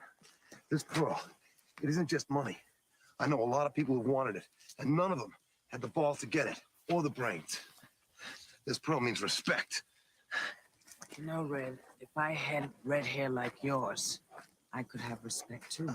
I don't think red hair would work for you. Oh, I do.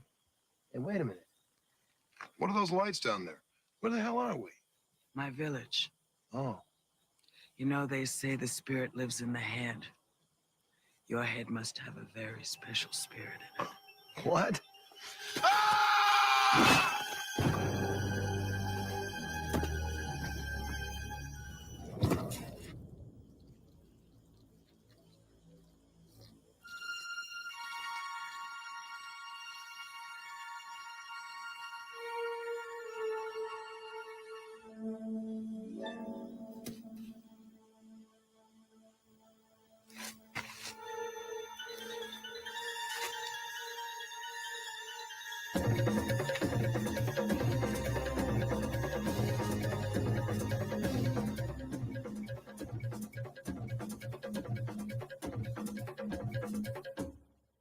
Ooh, talk about being headed off at the pass.